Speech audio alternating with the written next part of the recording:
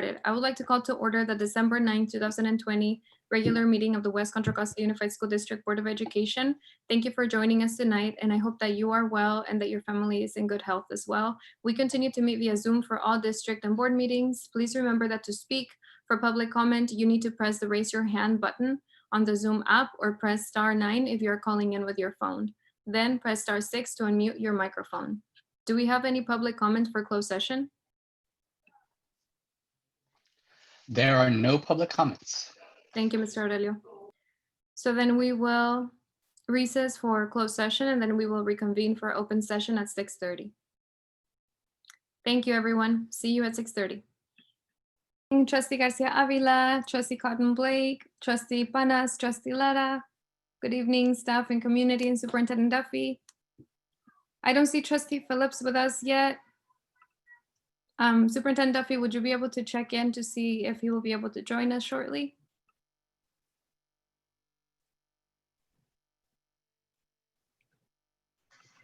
Thank you so much. So let's go ahead and get started.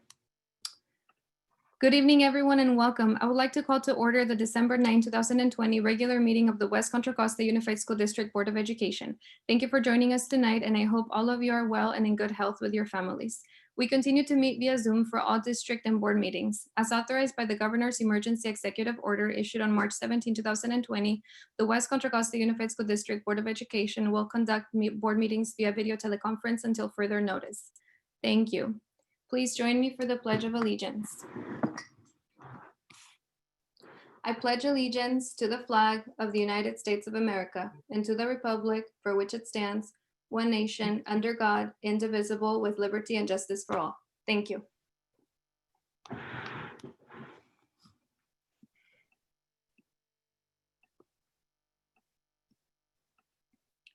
So we are currently in our opening procedures. We're going to go to item B2, and if we can have Mr. Jordan or Superintendent Duffy share the screen so that we can share the acknowledgement that is written on the B2 agenda item. And I want to just give a little bit of an overview of what this item is. So as an outcome of Trustee Garcia Avila's advocacy and the board presentation that she gave for Native American Indigenous Peoples Day in November, we have worked in partnership with Mike Kinney and Trustee Cuevas to craft an acknowledgement of Native American Indigenous peoples and land. Trustee Garcia Avila, if now it's a good time, I would like to turn the microphone over to you. Thank you. Thank you. And I believe, my bad. I'm so sorry, Trustee Garcia Avila. I forgot to make sure that I checked that Mike Kinney, I see that Mike Kinney is here with us. So I wanted to also let him know that when he's able to, he can turn on his microphone as well in video if he's ready for it. Thank you. Thank you, Trustee Garcia Avila. Please go ahead. Thank you. We recognize that we are presently on the lands of the Chichonio, Muwekma, Karkin, Ohlone peoples, and acknowledge them as the first inhabitants of the land we currently occupy. My spirit is with you. The spirit of the people have never left. As in the past and now in the present, moving into the future, we are still here. With our love and our prayers, we are still here. We shall walk forever in spiritual beauty until the eagle and the condor are reunited. And on behalf of the national level of the United Urban Warriors Society based out of Rapid City, South Dakota, our chairman, James Swan, wishes to pass on his deepest regards and deepest respects. This is a huge jump for more human and civil rights for Indian country.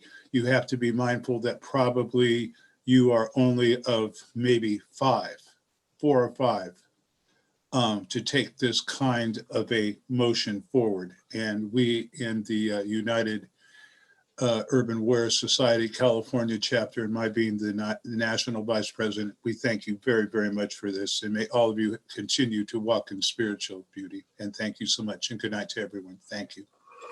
Thank you very much, Mr. Kinney. Thank you for your participation and for your words right now. We really appreciate your partnership and your leadership. Thank you. Thank you as well to Trustee Cuevas for her contribution and to Trustee Garcia Avila for your partnership to get this done and your advocacy to push our board and our community to bring more awareness and to really launch us and motivate us into action for greater equity in our communities and country. Thank you. Thank you again. Thank you. And we hope that the next board will continue on this and incorporate more voices to shape this and be reflective of the Native American and Indigenous communities of the Bay Area and California. Thank you. Superintendent Duffy, can we please have roll call? Yes. Thank you. Student trustee Garcia Avila, Present. student trustee Cotton Blake, Present. trustee Lara, Present. President Hernandez Jarvis. Present. I have word from Mr. Phillips that he is with us on the phone, so we're just trying to get him unmuted. And also, as we know, Ms. Cuevas, the last meeting was her last meeting. So I think we have everybody. We'll just make sure we can get Mr. Phillips on with us. Thank you, Superintendent Duffy. So We now, just tried to promote him, so he Great. should be joining. thank you, Mr. Aurelio. So now I will be sharing my long explanation at the beginning of every meeting, and this is the last meeting that I'm chairing as board president and as trustee. So I'm going to be as effective as I can with giving the long overview kind of shorter this time. I would like to share some basic instructions on how we're going to be using Zoom and involving members of the public. We'll be having live public comment via Zoom. It is our hope for members of the public to be able to participate and share their public comment with the board in a space conducive to a respectful public forum for all. During the meeting, all board members and the superintendent will be on video throughout the board meeting. Staff members are also present and will be on video when they present. Members of the public will not be on video and will be muted throughout the meeting except for public comment when they have raised their hand on Zoom and are unmuted. In order to comment on an agenda item at tonight's meeting, members of the public should raise their hand by pressing the raise your hand button on the Zoom app or by pressing *9 by telephone when the board reaches the item on which you want to comment. If you are calling in with your phone, when your name is called, press *6 to unmute your phone. When we get to the item, a member of district staff will call your name. Comments will be restricted to the amount of time allocated by board policy. Your hand must be raised before the first speaker is done with their public comment on an agenda item. After the first comment is shared, there will be no additional raised hands on Zoom accepted for public comment besides the ones already raised. In order to be recognized to speak, you must be using your first and last name. Thank you. Now we will share these directions in Spanish. Para hacer un comentario sobre un artículo en la agenda, se le pide al público que por favor levante su mano al presionar el botón de levantar la mano en la aplicación de Zoom, o al presionar *9 por teléfono cuando lleguemos al artículo para cual usted quiera hacer su comentario. Si está llamando por teléfono, por favor presione *6 para prender el micrófono de su teléfono. Cuando lleguemos a ese artículo en la agenda, un personal del distrito escolar llamará su nombre. Los comentarios serán restringidos al tiempo asignado por las normas de la mesa directiva. Su mano debe estar levantada antes de que el primer comentario sea completamente hecho en ese artículo. Después de que el primer comentario sea hecho, no se aceptarán manos alzadas adicionales aparte de las que ya estaban alzadas. Para ser reconocido para comentar, debe usar un primer nombre y un apellido. Gracias. Please also note that the meeting agenda can be translated on the webpage where it's posted by clicking on the button labeled English with a globe next to it to translate the meeting agenda into multiple languages. And we have interpretation services available via Zoom by clicking on the globe icon on Zoom as well. Thank you. And we just did roll call, so that wraps up item B2, and we actually did B3 as well. So our next item is B4. Superintendent Duffy, do we have a report out of closed session? There's no report out this evening. Thank you. Now we have agenda item B5, agenda review and adoption. Are there any board members that would like to suggest any changes to the agenda or pull any items? I do not. No? I'd like to move the agenda as submitted. And I second that. Motion made by trustee Panes to move the agenda as is, seconded by trustee Lara. Can you please take a vote, beginning with student trustees? Cotton Blake, yes. Garcia Avila, yes. Panis, yes. Lara, yes. Hernandez Jarvis, yes. Motion passes unanimously with trustee Phillips absent.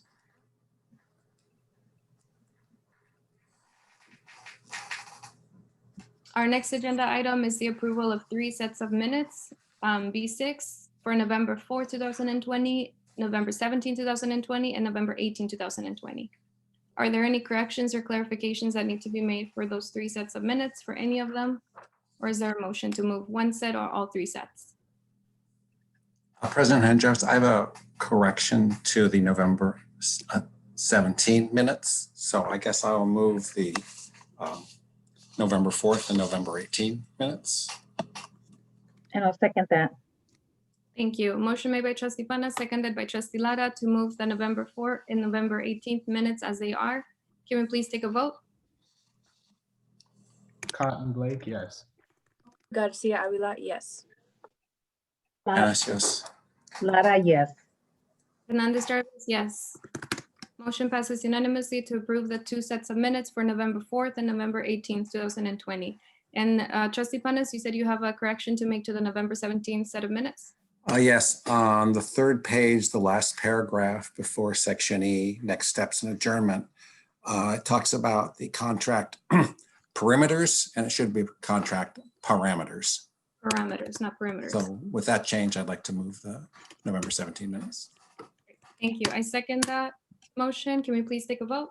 And the only change that is being made is to the set of minutes November 17th, changing the word contract perimeters to contract parameters. Thank you. Oh, sorry. Cotton Blake, yes. Garcia Avila, yes. Panas, yes. Lara, yes. Hernandez Jarvis, yes. Motion passes unanimously to approve the set of minutes from November 17th with the word perimeters changed to parameters.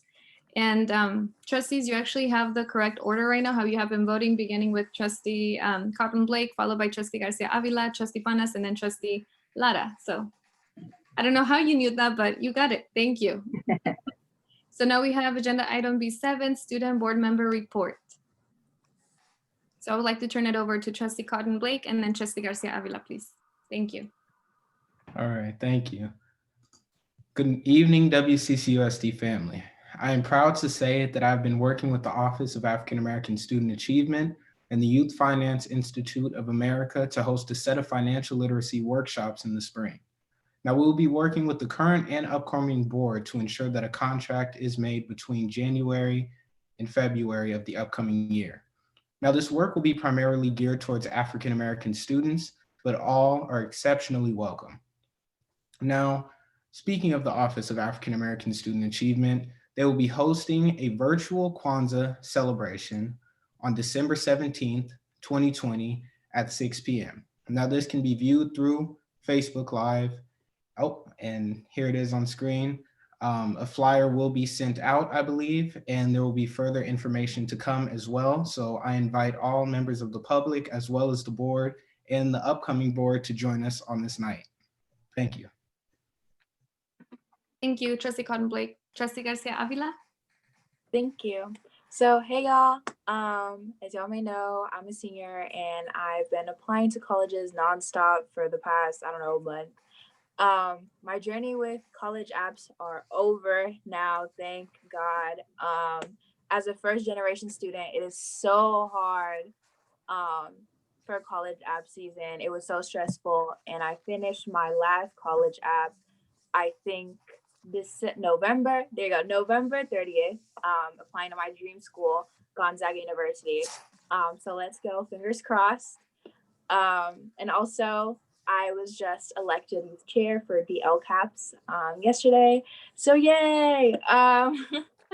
But yeah, that's all my report for today. And I'm continuing to do self-care as much as possible because we all need it, especially doing like this advocacy work. So check.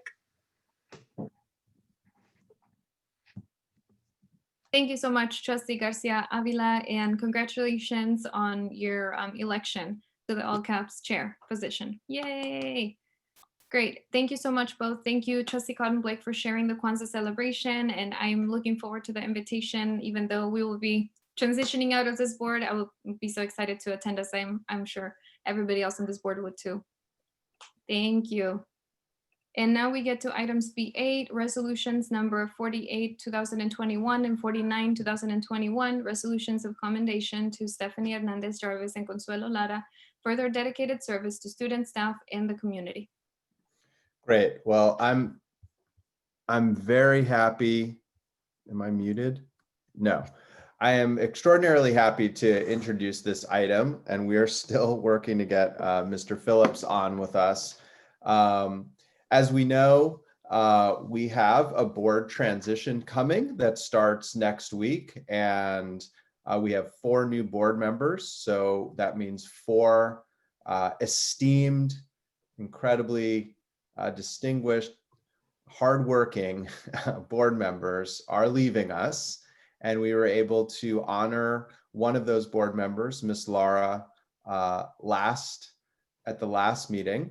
Ms. Cuevas. Ms. Cuevas, sorry. Thank you very much. Tonight, we are honoring Miss Laura, Mr. Panis, and President Hernandez Jarvis for their work. So we are going to start. I see Ms. Hernandez Jarvis's resolution has been brought up, and we're going to start with that one. And I'm going to ask Tom Panis to read this one for us.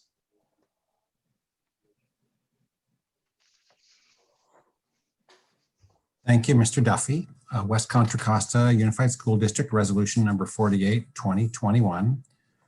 Resolution to commend Stephanie Hernandez Jarvis for dedicated service to students, staff, and the community, December 9th, 2020. Whereas the West Contra Costa Unified School District covers the cities of Richmond, El Cerrito, San Pablo, Pinole, and Hercules, and the unincorporated areas of Bayview, Montalvan Manor, East Richmond Heights, El Sobrante, Kensington, North Richmond, and Tara Hills. And whereas WCCUSD is a middle-sized urban Bay Area school district serving approximately 30,000 children, 75% whom are English learners, low-income and or foster youth students. And whereas in 2018, Stephanie Hernandez Jarvis became the first active teacher and youngest person elected to serve on the West Contra Costa Unified School District Board of Education. And whereas in 2019, she was chosen by her peers to serve as board president and led the district through the COVID-19 pandemic, including participation in school reopening task force and the distance learning planning team. And whereas as president of the board, she contributed to the effort to improve and strengthen the district's finances, budget transparency, and was a strong advocate for essential programs. And whereas as an immigrant who immigrated to this country with her parents and sister at age 10, and as a first-generation high school graduate, first-generation college graduate, first-generation graduate school graduate, first-generation U.S. citizen, and as a Mexican immigrant of predominantly indigenous ancestry and multi-ethnic heritage, and as a self-identified woman of color, Chicana and Latina. And whereas her love and appreciation for reading motivated her to be a strong advocate for early literacy, and she led the effort for WCCUSD's strong focus on the district's youngest learners.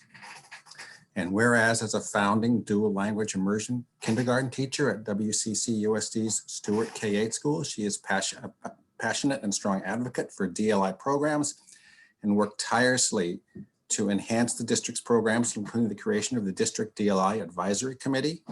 And whereas she voted in favor of important resolutions highlighting the barriers commitment to and solidarity with WCCUSD communities, the Sikh community, the Asian American and Pacific Islander communities, and honoring Immigrant Heritage Month. And whereas she led the board's commitment to diversity, equity, and inclusion and worked to create the WCCUSD's Racial Equity Community Oversight Council, and she participated in the 2019 Legislative Day with the Community Advisory Committee for Special Education.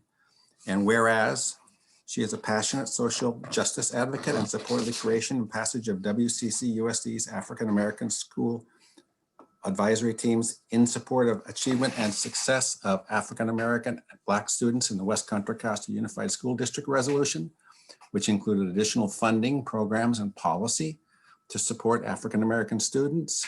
And whereas her belief in restorative practices resulted in WCCUSD eliminating its contracts for school resource officers and reallocating the funding to programs for African American student success by bringing to the board and passing the resolution condemning police violence and brutality against people of color. And whereas a policy and administration advocate, she led the district's governance committee, which discussed, advocated for, and crafted policies to help change and update WCCUSD's bylaws in efforts to increase diversity, equity, and inclusion, and supported the English Learners Roadmap Resolution identifying the importance of Proposition 58 from 2016 and pledging to provide the instructional opportunities language learners deserve and need to thrive in a multicultural and multilingual environment. And whereas a believer in transparency and accountability, she led 32 district board meetings and pushed to reform WCCUSD's board agenda process, requesting detailed data and transparency on academic achievement, progress, and opportunities in our schools, and advocated for more student voice through student board members, encouraged a more comprehensive range of community voices, took the initiative to use her biliteracy and bilingual skills to welcome Spanish-speaking communities in public meetings, and listened to student board members in their request to begin opening procedures with a recognition of the local indigenous peoples and land in the district and Bay Area. And whereas she is a proponent and believer in students' voice with a deep commitment to racial and socioeconomic justice and a believer in the equitable, transformative, and robust effect education has on a lifetime of opportunities for students, especially African-American, Indigenous, and Latinx students. Now, therefore, be it resolved, the Board of Education, students, faculty, parents, staff, and community extend to Stephanie Hernandez-Jarvis our sincere appreciation for the last 2 years of dedicated service. Thank you so much, Trustee Panas, for reading that resolution. And so thank you so much too for everybody who worked on it. I really thank you. I know that you diligently print everything very early as soon as everything is printed, Trustee Panas. And I wanted to just note that there were some changes between the time that things were posted and that the actual resolution that's on there. And I just wanted to clarify those so that I can give credit where credit is due. And so one of the whereases that says, whereas the policy administration advocate, we changed that to make sure that we reflected it, that it's to increase diversity, equity, and inclusion, because we didn't actually pass a policy on diversity, equity, and inclusion, but we worked on bringing more as part of the governance committee. And the other section was another, whereas a believer in transparency and accountability, I wanted to include that I also wanted to be true to my bilingual and biliteracy communities and skills, and bringing that into the board meetings as a Spanish speaker, and also increasing accessibility. And I also wanted to highlight in the whereas she led the board commitment to diversity, equity, and inclusion, I wanted it to be added, and it's added in the current version of the resolution, that we worked in partnership with Healthy Richmond, with community members and student trustees to be able to propose the WCCUSD Racial Equity Community Oversight Council, because I definitely did not do that on my own at all. And I wanted that to be reflected on the resolution. So that's the one that it's posted, because it was definitely something that Healthy Richmond made possible. And the other last part too is that for WCCUSD African American School Advisory Teams, for that one, I wanted to make sure that it did not say create, that it's advocated for and supported the passage of WCCUSD African American School Advisory Teams in support of the achievement and success of African American and Black students in the West Contra Costa Unified School District resolution, because they created it and I supported it. And I wanted to make sure that that credit is given exactly where it belongs. And I thank you so much for reading this. You have been an amazing ally, and I really appreciate your support and that you read this resolution. Thank you. Well, thank you for those clarifications. I think we'll continue to honor our next two board members, then we'll through the resolution, and then we will allow public comment and board member comment. So I'm going to go ahead and read the resolution for Trustee Laura. And because the first two whereas clauses are the same as the last resolution, I'm going to dive right into the third whereas clause. So, whereas after a 30+ year teaching career, including 17 years in West Contra Costa Unified School District at Helms Middle School and Richmond High School, voters elected Consuelo Lara to the WCCUSD board in 2018. And whereas as a champion and passionate supporter of the arts, she led WCCUSD's effort to pass the Arts Equity Resolution, making the district an art equity district. And whereas as a fierce advocate for WCCUSD and public education, she led the effort on a charter school oversight resolution that resulted in a moratorium on new charter school expansion and helped create support for successful statewide legislation that allows districts to consider the financial impact in approving charter petitions, which supported changes at the state level and was adopted by the Contra Costa County Democratic Party, then by the State Democratic Party, and is now part of state policy. And it was also used throughout the state as a model resolution and was adopted by many local districts, and was a small piece that led to the advocacy of AB 1505 and AB 1507. And whereas connecting the lessons and work in the classroom to the workforce is an essential part of preparing students for the 21st century, she authored and helped pass the Career Technical Education Resolution, helping to lead to the creation of the CTE Task Force to collaborate and partner with businesses and trades to further prepare students for their future. And whereas the students in WCCUSD, especially African American and Latinx, need to see and learn about their culture and heritage, she wrote WCCUSD's Ethnic Studies Resolution that was inspired by California Ethnic Studies model curriculum and led to more ethnic studies classes offered in the district designed to empower students. And whereas partnerships are the bedrock of education and WCCUSD believes in the whole child, whole community, she participated in the district solutions team that strengthened the relationship between employee groups and management, creating a stronger bond between the adults and students and leading to better outcomes for students. And whereas recognizing that students and staff need safe and modern facilities, she advocated for funding to improve school facilities and help pass Measure R, a $575 million bond that will update, modernize, and build school facilities. And whereas trust in public agencies is key to a healthy democracy and society, she served on the district Citizen Bond Oversight Committee to enhance and build more transparency and accountability related to WCCUSD's bond program. And whereas safety is a crucial component for students, staff, and families to thrive at school, she chaired the district's safety committee. And now, therefore, be resolved that the Board of Education, students, faculty, parents, staff, and community extend to Consuelo Lara our sincere appreciation for the last 2 years of dedicated service. Thank you very much, Trustee Lara. Now, I want to say that Trustee Panis explicitly asked us not to do a formal resolution, and we could not convince him otherwise.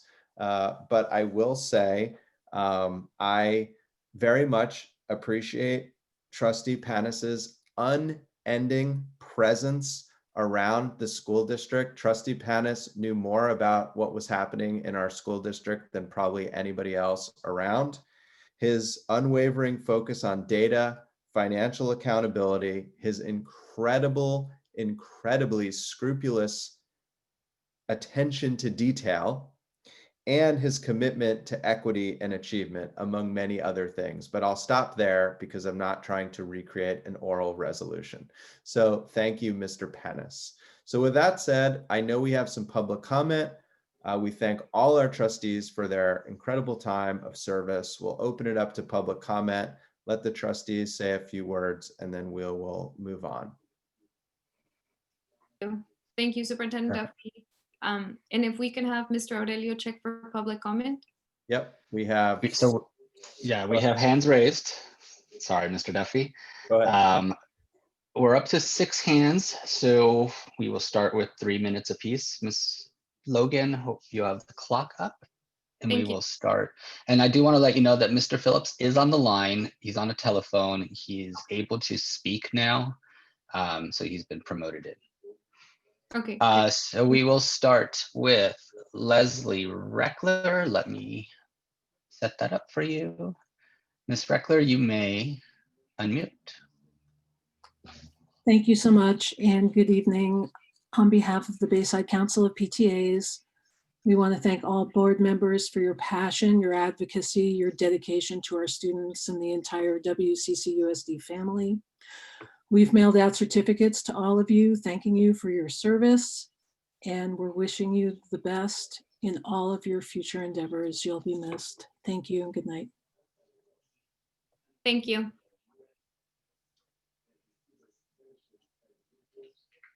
Our next speaker is Roxanne Carrillo Garza. You may unmute. Good evening, board members. I want to start by thanking Trustee Hernandez Jarvis for her leadership. She led discussions about the district developing a DEI district-wide policy and Office of DEI. And I just want to say in my conversations with her, I felt that she leads with integrity and compassion.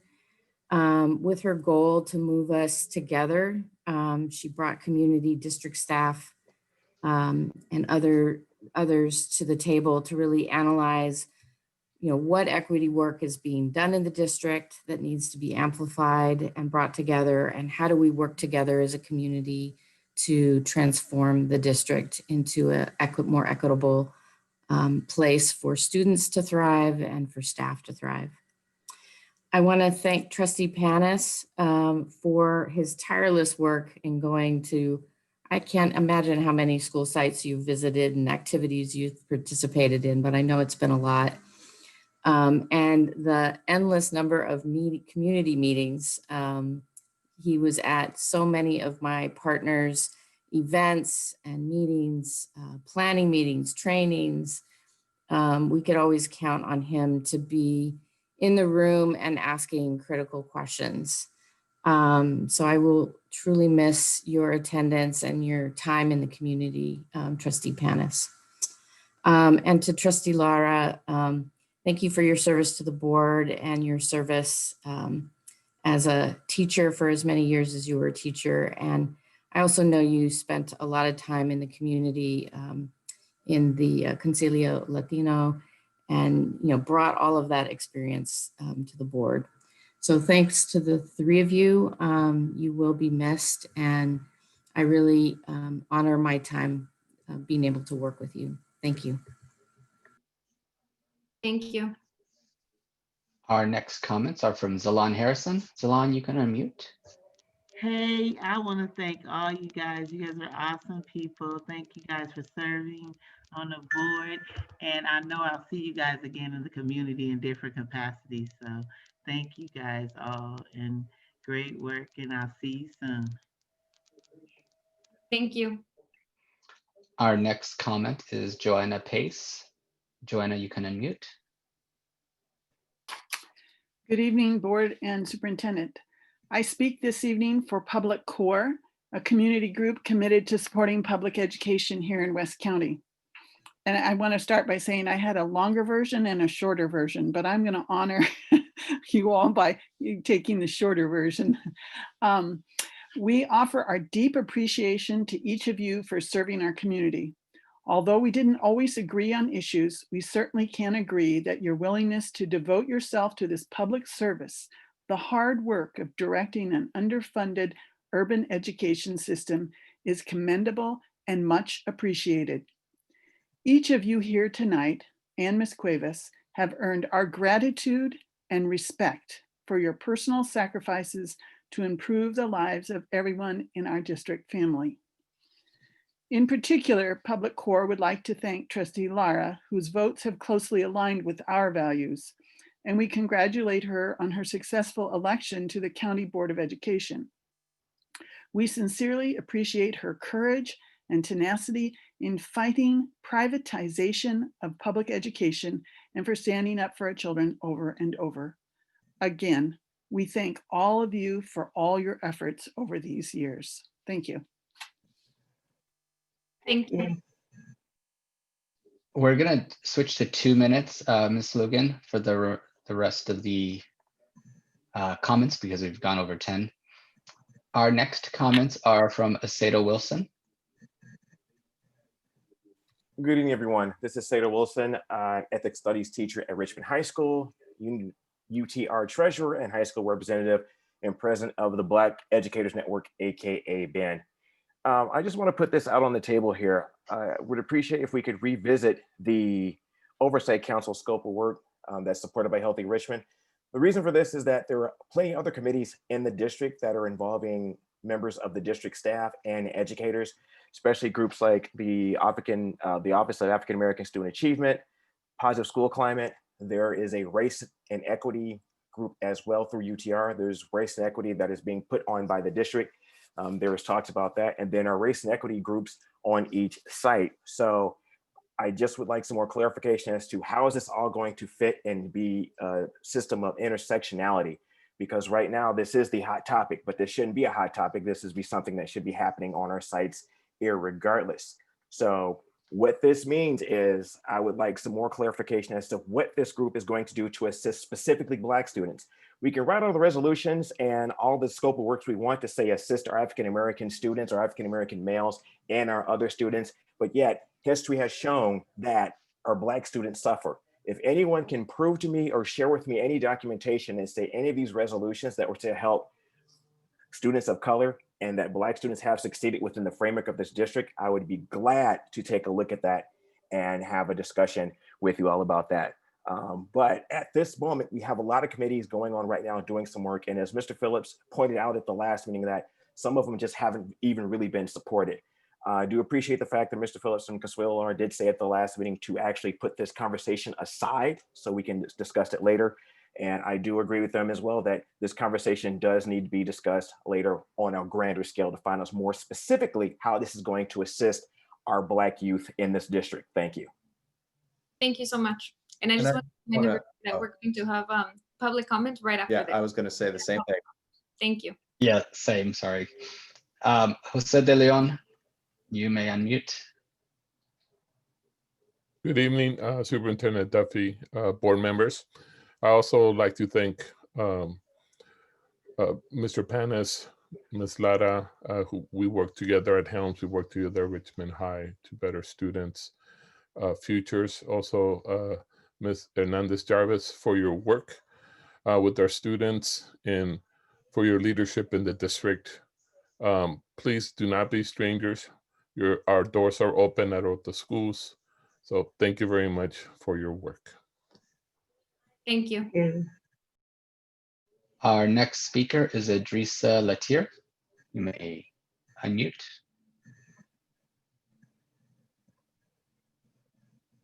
Good evening, board members. I am Idrissa Latir, and I do, before I start, I want to thank you all for your service. Thank you for all the times we've had to go back and forth and fight, and you've been there for us, supported us.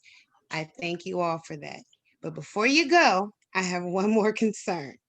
And this is regarding my son, who's a senior at De Anza, and he's been a part of the Rising Scholars program since he was a freshman. And now that he's a senior, the services aren't being utilized to help him. As a senior, I think my son should have access to a counselor for college planning, services for graduation, making sure he's on track to go to college. But we're told the counselors are too busy. There are too many kids to service. And then you contract with an outside company to do these things, and then we still don't get the support of the services. Where does that leave my child? I grew up in this district. I know how it's supposed to be. When I was in school, they were called guidance counselors. They provided guidance to students, helping them through high school and getting them to college. But now we hear the counselors are so overwhelmed. But with distance learning, I question, what are they really doing? They're not meeting with students. And I understand there's a union issue, that's fine. That happens in business. But where does that leave my students? You still have a responsibility to make sure these kids get these services. And although we're in a pandemic and this is all new for all of us, that doesn't mean our kids should be tossed aside. That doesn't mean the counselors and principals can opt out and not be a part of a program that's here to help our students. 2/3 of the students don't even know who their counselors are. So how are they so overworked and so overwhelmed with what? Everything they should be doing with my child, I do or have to hire outside entities to do because the district has proven to not care about children of color. So my question to you is, what are you going to do and when are you going to stop being okay with providing mediocre services? Our children's. Thank you so much. We will look into this as well, Ms. Latir. Thank you. So just a reminder, public comment is the next agenda item. We do have 2 more hands raised. We're currently on the resolutions honoring the trustees. Next is Willie Robinson. You may unmute. Yes, good evening, Board President Hernandez Jarvis, the other board members and the superintendent. This is specifically for Willie Robinson from the Richmond branch of the NACP. Would like to extend my appreciation and in regards for the branch for the hard work those who are leaving have put in this district. We know that you've made a difference over the time you've been there, and we look forward to the new board members coming on board. But to you who are leaving, we appreciate you, and we most certainly want you to know that as we cross paths in this community, we are looking forward to stay in touch with you as a branch for the betterment of all people of this district, all the students of this district. Thank you. Thank you. Next public comment is from Ivy Winston. Ms. Winston, you can unmute.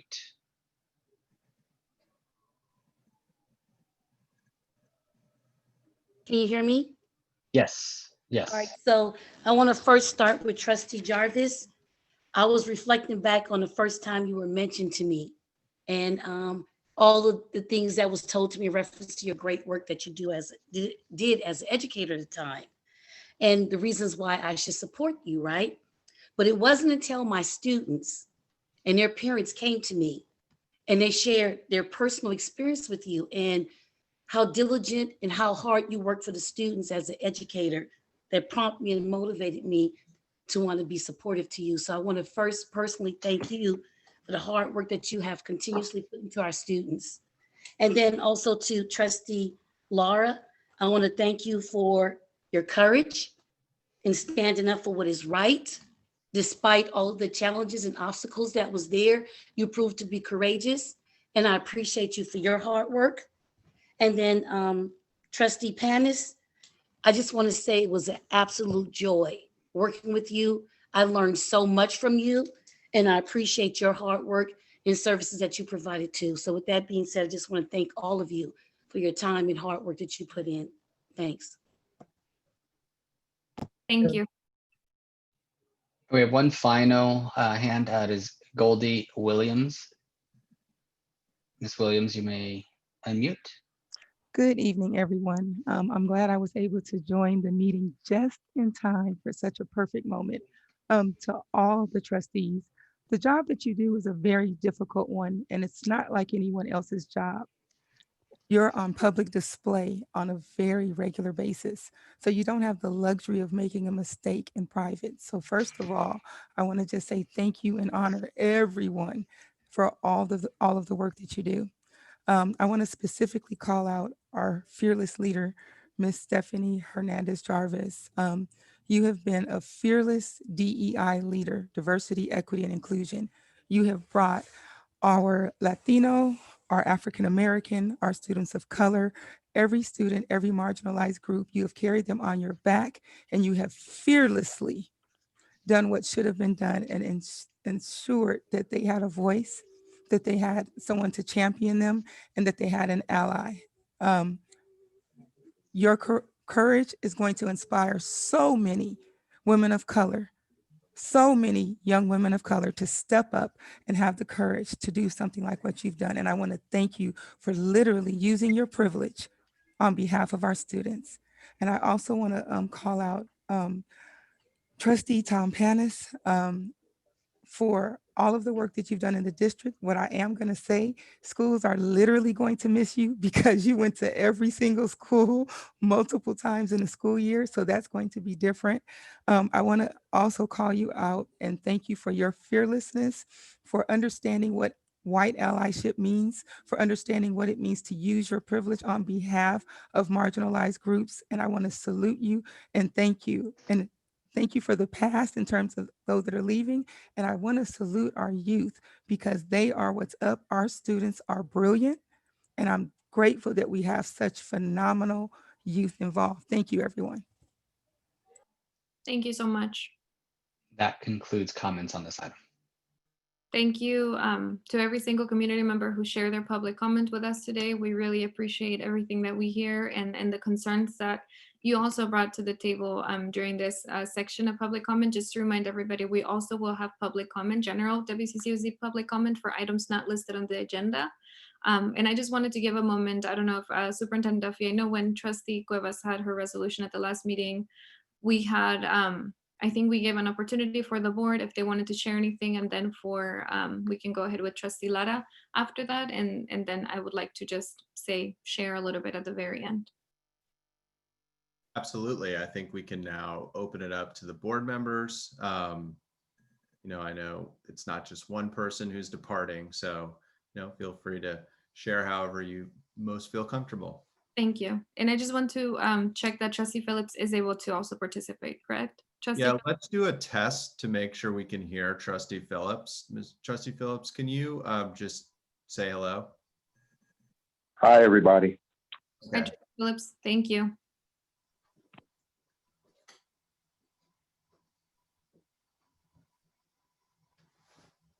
Do you want to go by your order, Trustee Hernandez, or how would you like to do that? We can do that. If anybody wants to go first, that's fine. So Trustee Cotton Blake, Trustee Garcia Avila, Trustee Panas, Trustee Lara. I'll leave it up to you for this one. All right. I'm happy to go. I'd like to thank Trustee Lara for her dedication to this work and for her service to the board as clerk. And I want to wish her well in the upcoming months and years, particularly in her work on the county board. President Hernandez Jarvis, usted ha sido lo mejor que le ha pasado a este distrito escolar. Todos los días que usted estuvo aquí como líder fue un buen día para nuestros estudiantes. Usted siempre mantuvo a los jóvenes de nuestro distrito en el centro de nuestro trabajo y en cada momento. Usted siempre trabajó diligentemente para que el resto de nuestra mesa directiva hiciera lo mismo. Nos ha mostrado a todos nosotros lo que significa el liderazgo. Me ha asesorado y enseñado más en los últimos años de lo que alguna vez pensé que podría aprender. Gracias. Servir con usted ha sido uno de los mayores honores de mi vida y espero que algún día usted pueda regresar para servir en la mesa escolar de nuestro distrito. Gracias y buena suerte. Muchas gracias, Trustee Panas. No estaba esperando eso. I was not ready for that. So thank you so much. Thank you for your allyship and for your leadership as well, and for really just being a partner in this work and really, you know, just showing what you know about the district, and just you're at every school literally. So I think that was something that I really looked up to, and I was like, how can I be like Trustee Panas and literally make it from one side to the other and build community with people and really just push for the work. And I'm going to miss, you know, serving and being able to partner with you to serve every child and student and parent in this community. Thank you for your diligence. Muchísimas gracias por su apoyo siempre. Muchas gracias. Voy a llorar si sigo hablando, so I'm going to stop. I'm going to cry if I keep on. I'll let Trustee Cotton Blake, Trustee Garcia Avila, Trustee Lara have a turn right now. Thank you. All right, thank you. I don't really know where to start. I guess I'll start with Trustee Panas. I've been able to watch not only you grow as a trustee, but to grow as an individual from the time when I first met you when I was working in youth commission a few years ago, and you would come and you would reach out and you would always work with students. You would always teach me something. I would always learn when I would speak with you. And I got to watch your not only allyship, but you sharing that same knowledge with the community, making sure that we were staying on the up and up as we should. And I believe that that is the integrity that you don't see in very many people nowadays. And I'm very proud to say that I was able to watch you serve in that manner as a servant of the community, of the students especially, and always open to learning just as much as you were teaching. Now, I would also like to say to Trustee Laura, I was able, in this short period of time that we worked together as well, I was able to watch you advocate and stand up for the students that you believe in as well. And I feel like that is a strong stance to take in this time, and the importance of understanding what students are going through is something that you showed, and I'm greatly appreciative of that. Now, when it comes to Trustee Hernandez Jarvis, I don't know where to start as well when it comes to how much you are advocating for the students, how much you care about the minorities within the minorities, those underrepresented students that need the most representation. And you were that representation during the time that you worked here. And over the years, unfortunately, I was not able to watch your whole career, as I've heard many even in public comment here on the board discuss. I wish I would have been there to see it, but in the short period of time, I've seen you do so much, and it makes me so proud that I was able to know you and work with you. So I would like to say thank you to the entire board, and I will miss working with you all. Thank you. Thank you, Trustee Cotton Blake. And I want to make note that Trustee Phillips, when I was doing the rotation order for speaking, you are right after Trustee Panas. So Trustee Panas, Trustee Phillips, and then Trustee Lara. So I want to make sure, I can't see you on the screen right now, but if you are ready to go after Trustee Garcia Avila, please feel free to, if you would like to share any comments. Thank you. I guess I'm next. Wow, I don't know what to say. I'm gonna try my best not to actually cry because, yeah, but I want to start off with President Hernandez Jarvis. I am very blown away. You are so amazing, so inspirational. Thank you for our check-ins. Thank you for supporting me in everything that I do. You are, once again, such a motivation to me. I really look up to you. Unfortunately, we don't know each other for so long, but it feels like very long. I don't know, it's just, I really trust you as a person. And I'm so glad that I'm on the board and that I know you.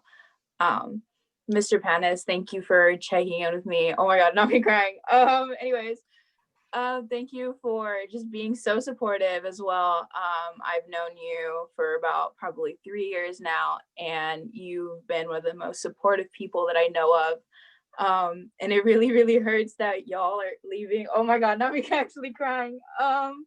Anyways, my bad, y'all. I'm so bad at emotions and being so emotional, but it really, really hurts seeing all of y'all go. But I know that y'all are gonna do so much outside of here.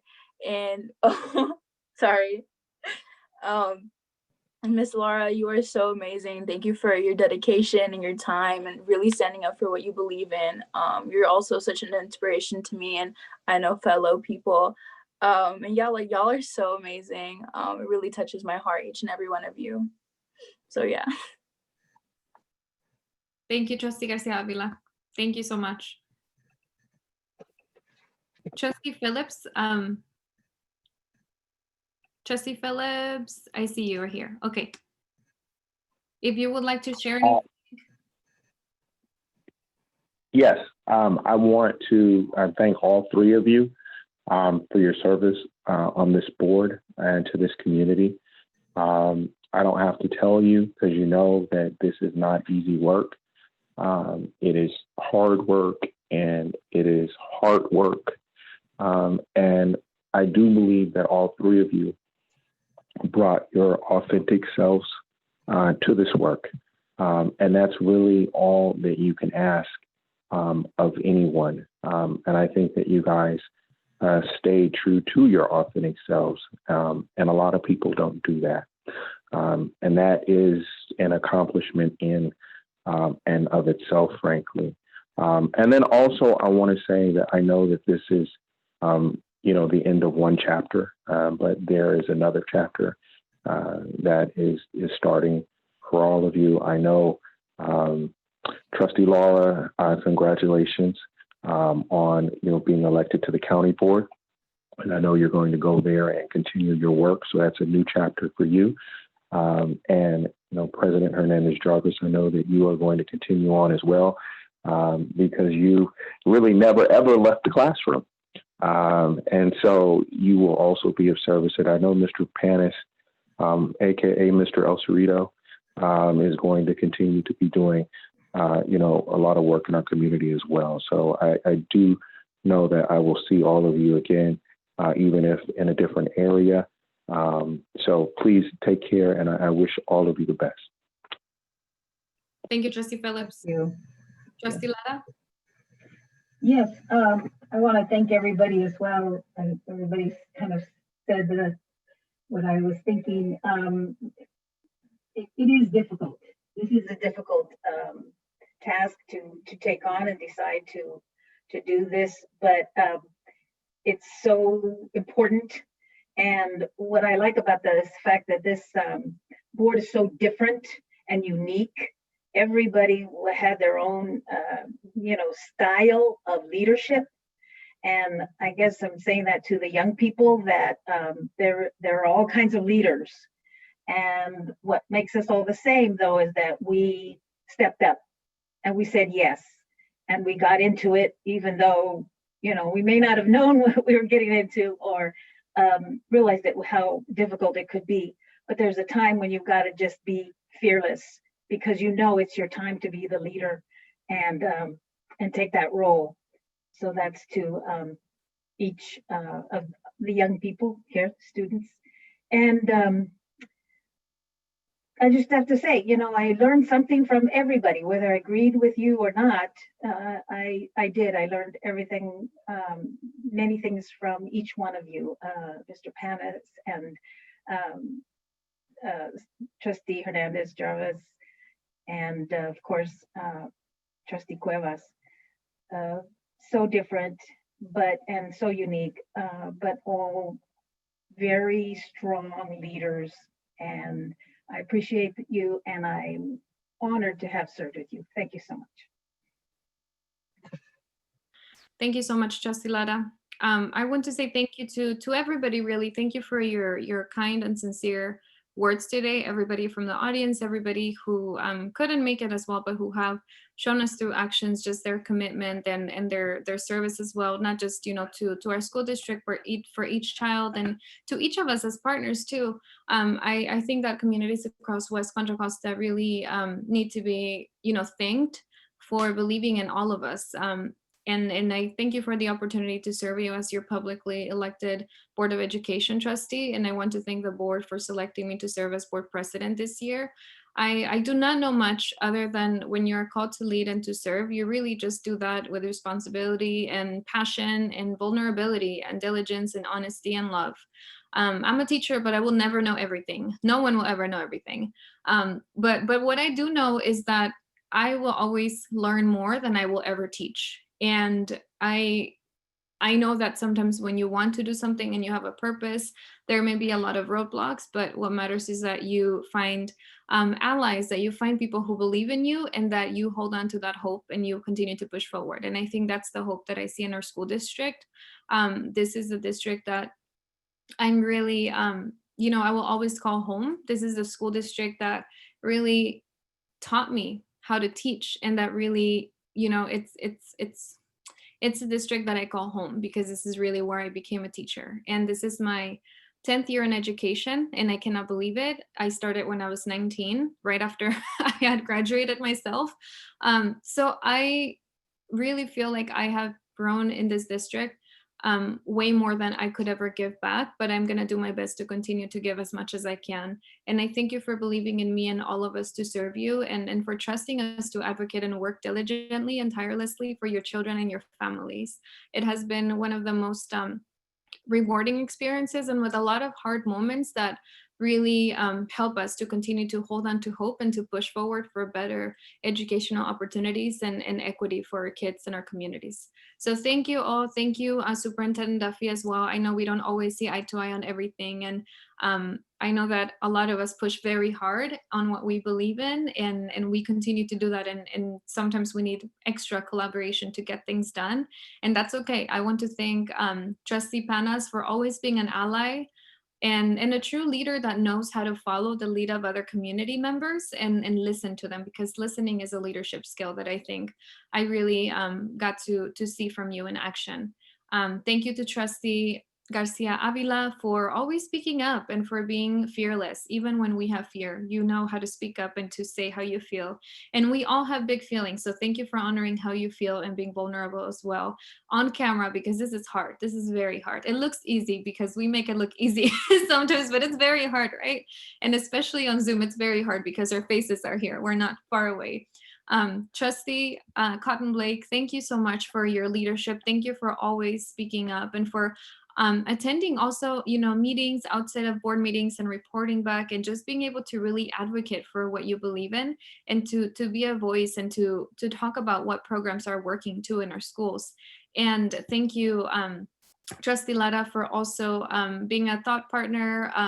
Thank you for always advocating as well for what you believe in and prioritizing that as well. And thank you, Trustee Phillips, for also being a thought partner and really just making sure that you're advocating and prioritizing what you really see as bringing more equity to our district. I want to also thank Trustee Cuevas, even though Trustee Cuevas is not present right now. I want to thank you for sincerely believing in me, for being one of the first people who really just extended a hand at the first forum and really taking me seriously as a young parent and not seeing me as somebody who was not ready for this position. And I think that you were one of the first people who gave me that validation outside of my immediate family. So thank you so much, everybody. Thank you for all of your patient staff. Thank you for the late night meetings. Thank you for preparing everything. Ms. Haney, thank you everybody for your support. I really appreciate all of you. And I'm going to stop because I don't want to cry. And thank you to every parent and child in our community. Thank you to everybody who has had a conversation with me and who has collaborated and helped us all as a board. Thank you for you. All right. Well, So- thank you. Thank you. Superintendent Duffy, please go ahead. No, I was just going to help transition us to the next item, but it sounds like you are there. Yes, so we do need to pass these resolutions if we would like to do that. Now, if we could have a motion to pass these resolutions.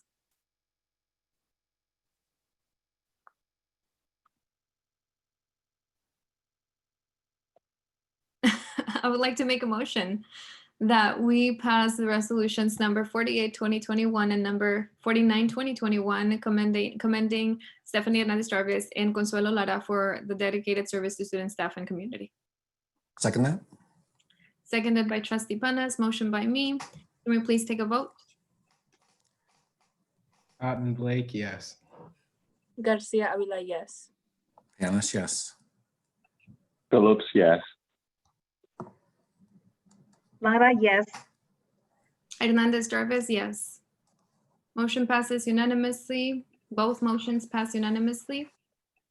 Thank you, everybody. Thank you for your comments. Thank you for your time right now. And let's continue on with the rest of our meeting. We have a lot of business to get to as well.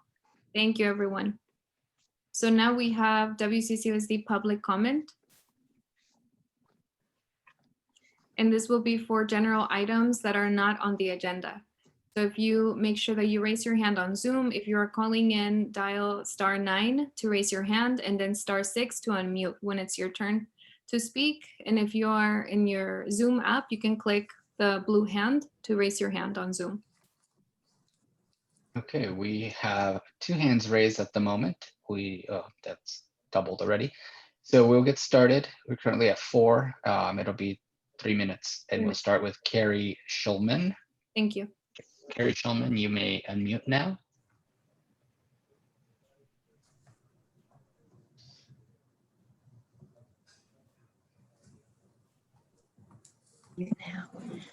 Hi. Yes, we can hear you. Okay, Yes, we great. can hear you. Thank you. Hi, so I realize that we're currently experiencing a surge in COVID cases, but there is hope in our future. They've started making concrete plans for vaccination distribution, and Gavin Newsom said that teachers would be considered as one of the priority groups. However, even after the vaccine is available for teachers, it could be months before our community COVID levels are low enough to meet the unnecessarily strict reopening criteria that our district has set. Many school districts across our country have been able to successfully open with much higher levels of COVID in their community. I have a second grader and kindergartner in the district. Both of their teachers are working extremely hard, but there's only so much they can do from a distance. There are so many days where one or both of my children become completely overwhelmed with distance learning, break down screaming and crying, and we decide that the best thing for them is to skip school for the day. I wish we could find a better way to get through those tough days, but we just haven't. This seems to happen at least once a week with distance learning, but it never happened when my kids were in the classroom. However, what is much more alarming than the lack of learning and meltdowns is that due to school closures, child abuse is going unreported and children are stuck at home with their abusers. My sister-in-law works for the San Francisco CPS hotline, and she told me that the frequency of calls is significantly down. But this isn't because child abuse has suddenly stopped. On the contrary, family stress and child isolation are significant risk factors for child abuse. But because classrooms are closed, most people who usually report abuse are no longer able to see it. So these children are stuck at home with very few opportunities to escape. Another alarming consequence of distance learning is that children's mental well-being. According to Oakland Children's Hospital, the percentage of children ages 10 through 17 who reported recent thoughts of suicide rose from 6% to 16% between March and September. And these are just the most severe cases. The rates of children experiencing less severe depression, anxiety, and isolation must be skyrocketing. According to the CDC, compared to 2019, the proportion of mental health visits for children ages 5 to 11 have increased by 24%, and ages 12 through 17 have increased by 31%. With our district's current MOUs, it is extremely unlikely that our schools will be able to begin reopening anytime this year, or possibly even next fall.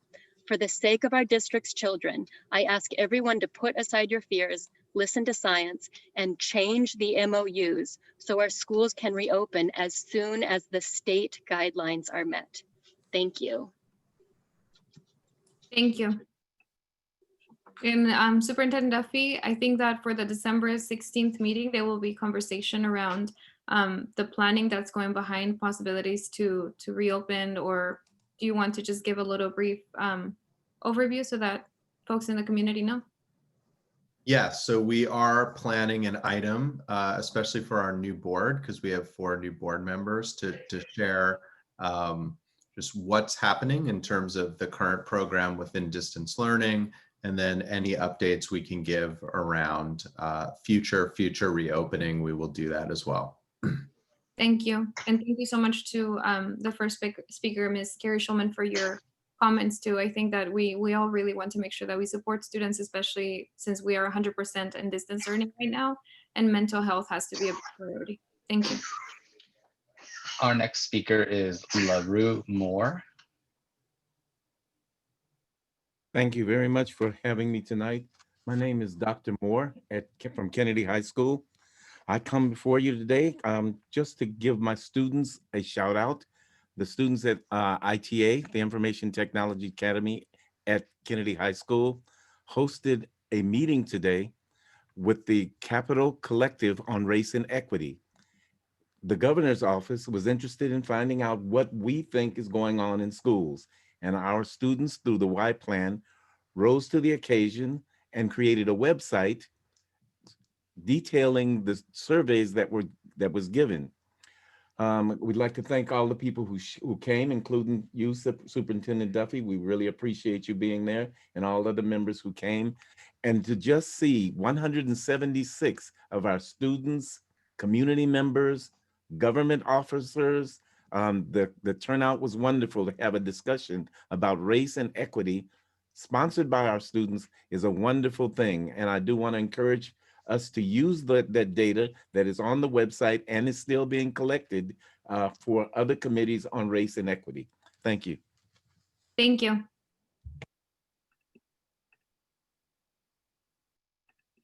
Our next speaker is Seda Wilson. Mr. Wilson, you can unmute.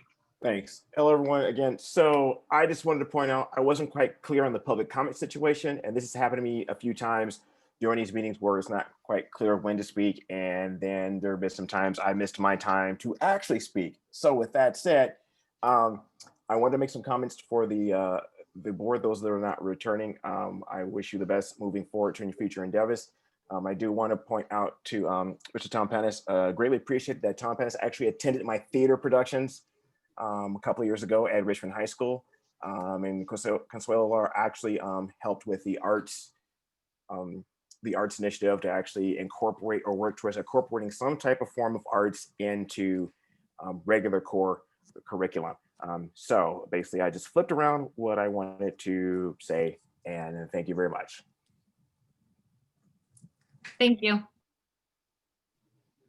Our next speaker is Maisha Harris Gash. Good evening. So I saw Mr. Duffy in your presentation that you were going to speak about the Y plan, and then Dr. Moore showed up to speak about the Y plan. So I'm not going to spend a lot of time on that because he said it all. And just Dr. Moore, you are fabulous. The kids call him Grandpa. If y'all don't know him, you need to get to know him. And I love and I respect Dr. Moore.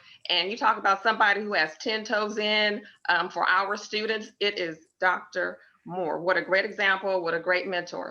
So I'm going to take the rest of my time just to talk about we as teachers, and let me just speak for myself. Let me speak for myself. And this is in response to the parent and her concerns and us getting ready to go back into the building with our students. I know I would rather be in front of my kids. I love my kids. I tell them the only difference between them and my own daughter is that I did not give birth to them, but I love them. I want the best for them. I give them 110%. Also, I care about my life. And this whole thing about reentry and what it looks like. I have concerns about safety of buildings, safety of the communities in which we teach in and live in and coming back to the building. So what I would say is we got to find a balance. I don't know what that looks like, but we got to find a balance that we can come to agree, even to agree to disagree on, so that we can meet the needs of our students pre-K through 12. We're all not going to get everything that we want, but I think if we start thinking of terms of where is the balance to meet the needs of the students upon the re-entry. My Nana, who is 85, she told me, Maisha, get a good union job, get a good union job. And yes, I did. And I'm not gonna apologize that I have a good union job. But I do know about UTR that we do some good work for teachers, for students, for the community, and this whole thing around the MOUs about re-entry. A lot of it is some good stuff because it's about safety.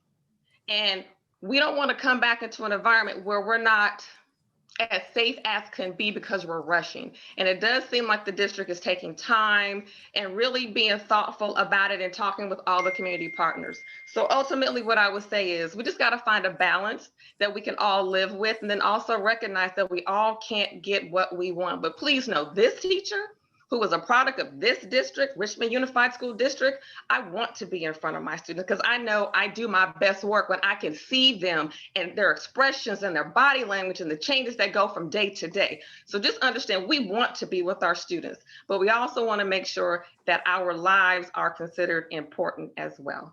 I love you all. Everybody have a blessed night. Thank you. Our next speaker is Idrissa Latir. And Ms. Latir, let me apologize. I think I might have cut you off the last time you were on. This is a public comment now. You may unmute. That's okay. I apologize for making a comment at the wrong time. So again, thank you all for your service. But I wanted to be clear because I think there's a little confusion and I want to make sure it's on public record. I am not complaining about Rising Scholars. It is an awesome program that the district decided to continue to sign this contract for these services. We parents fought for the services. My issue and concern is that the schools individually are making the decisions not to utilize this service. And my issue is that my son is missing out because counselors are too busy, everyone is so overwhelmed. But what are seniors to do when you have a program that you signed a contract with saying that They have this information for you. It's all put together for the counselors or whoever is going to give the information. And no one has time to give 45 minutes to an hour a week for a group of students. That's too much to ask. The Rising Scholars is doing the work that the counselors should be doing. They should be happy to have the Scholars Program who've done all the legwork. All they have to do is pass the information on to the students. And I understand you have issues downtown, but now the kids are missing out entirely. As parents, we have to continue to work around you and get our own services. Then what do we need you for? I'm starting to believe that we all should just pull our kids from the district altogether. We keep getting these meetings, these resolutions, these committees, but then when you have a contract, you don't honor it. We have students who have missed a month long of college programs to help them get through this process during the pandemic. But you have principals and counselors who said that they're opting out because they're too busy. There's no accountability whatsoever. They ignore phone calls, ignore the organization, ignore the parents. Our kids continue to be disenfranchised as if they don't deserve a quality education because of the color of their skin. I believe if this program didn't prioritize minorities, there wouldn't be this much pushback. So what I'm asking of the district, it's up to you, the board, who we voted for.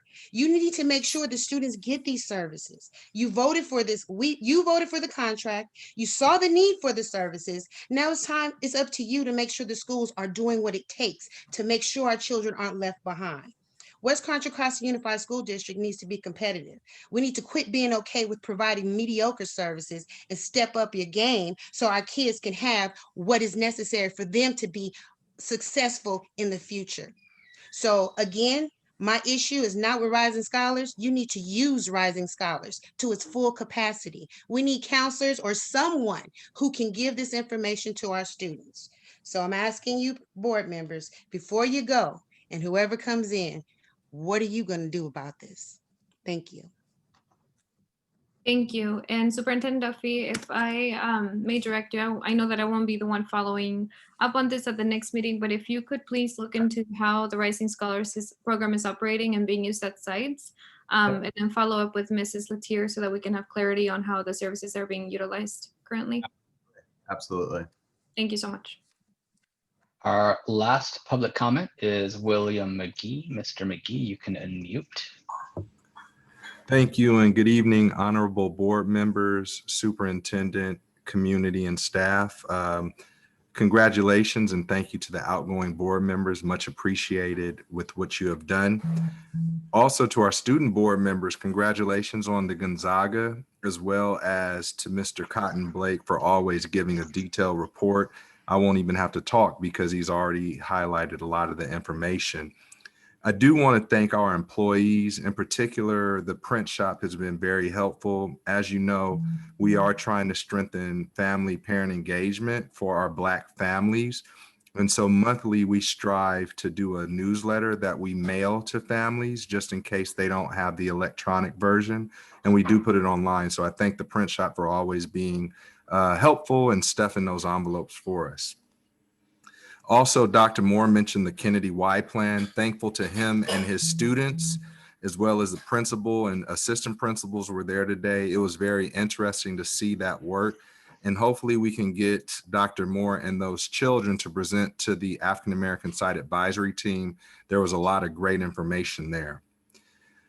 As Mr. Cotton Blake mentioned, the Mafanikio program is actually going to host a Kwanzaa celebration, again, trying to strengthen family and student engagement, as well as inform our West Contra Costa Unified community about the contributions of Black history, and not just in February, but all around. And that's what a lot of our families and some of our teachers have stated they wanted.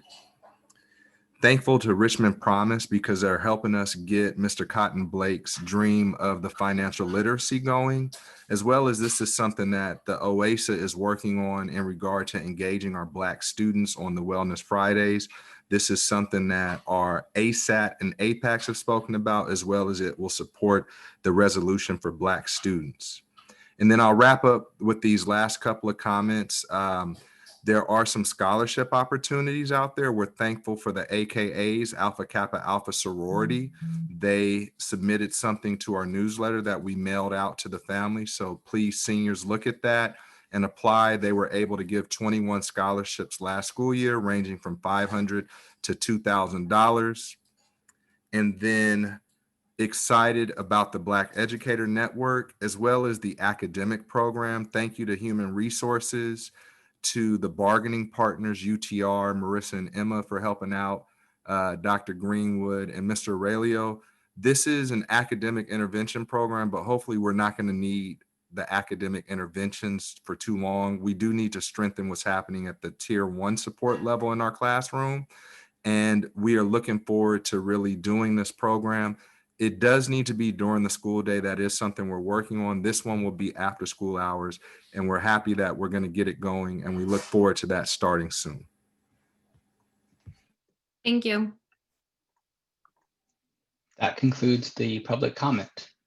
Thank you, Mr. Aurelio, and thank you to everybody from the public who shared their public comment with us. Our next agenda item is the consent calendar. Since no items were pulled or tabled, we can have a motion to approve all 6 consent calendar items. I'd like to move the consent calendar. I'll second that motion. Can we please take a vote? Garcia Avila, yes. Annis, yes. Yes. Trustee Phillips?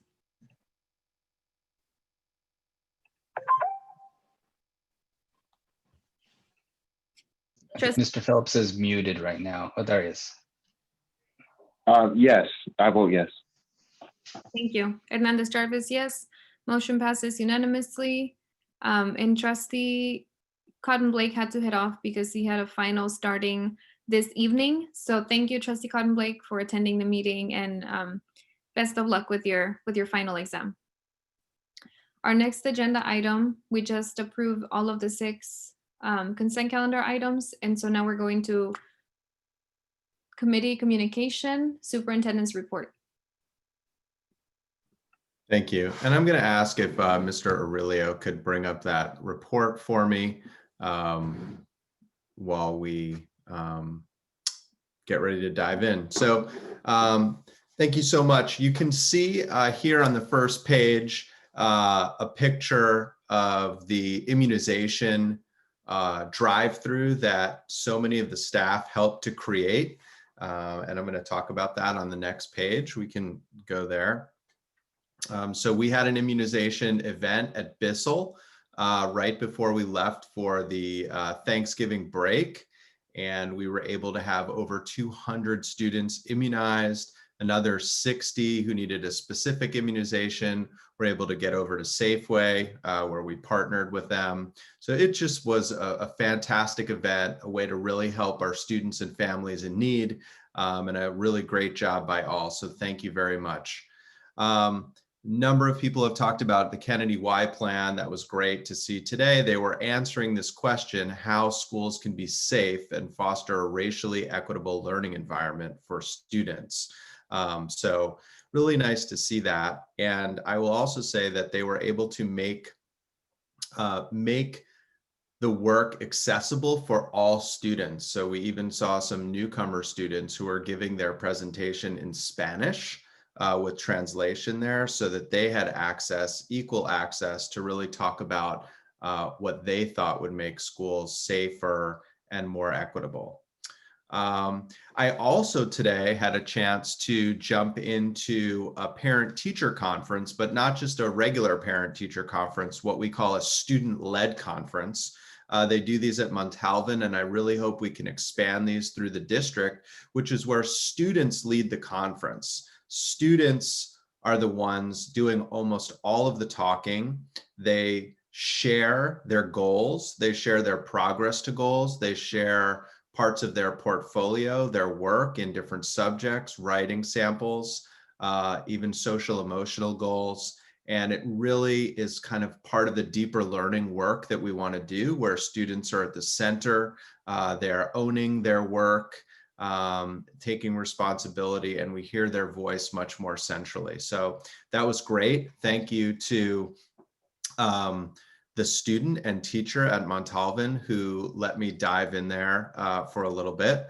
Last weekend, there was an English Learner Parent Summit. So thank you to the English Learner team that put that together. A few hundred folks there, which was fantastic.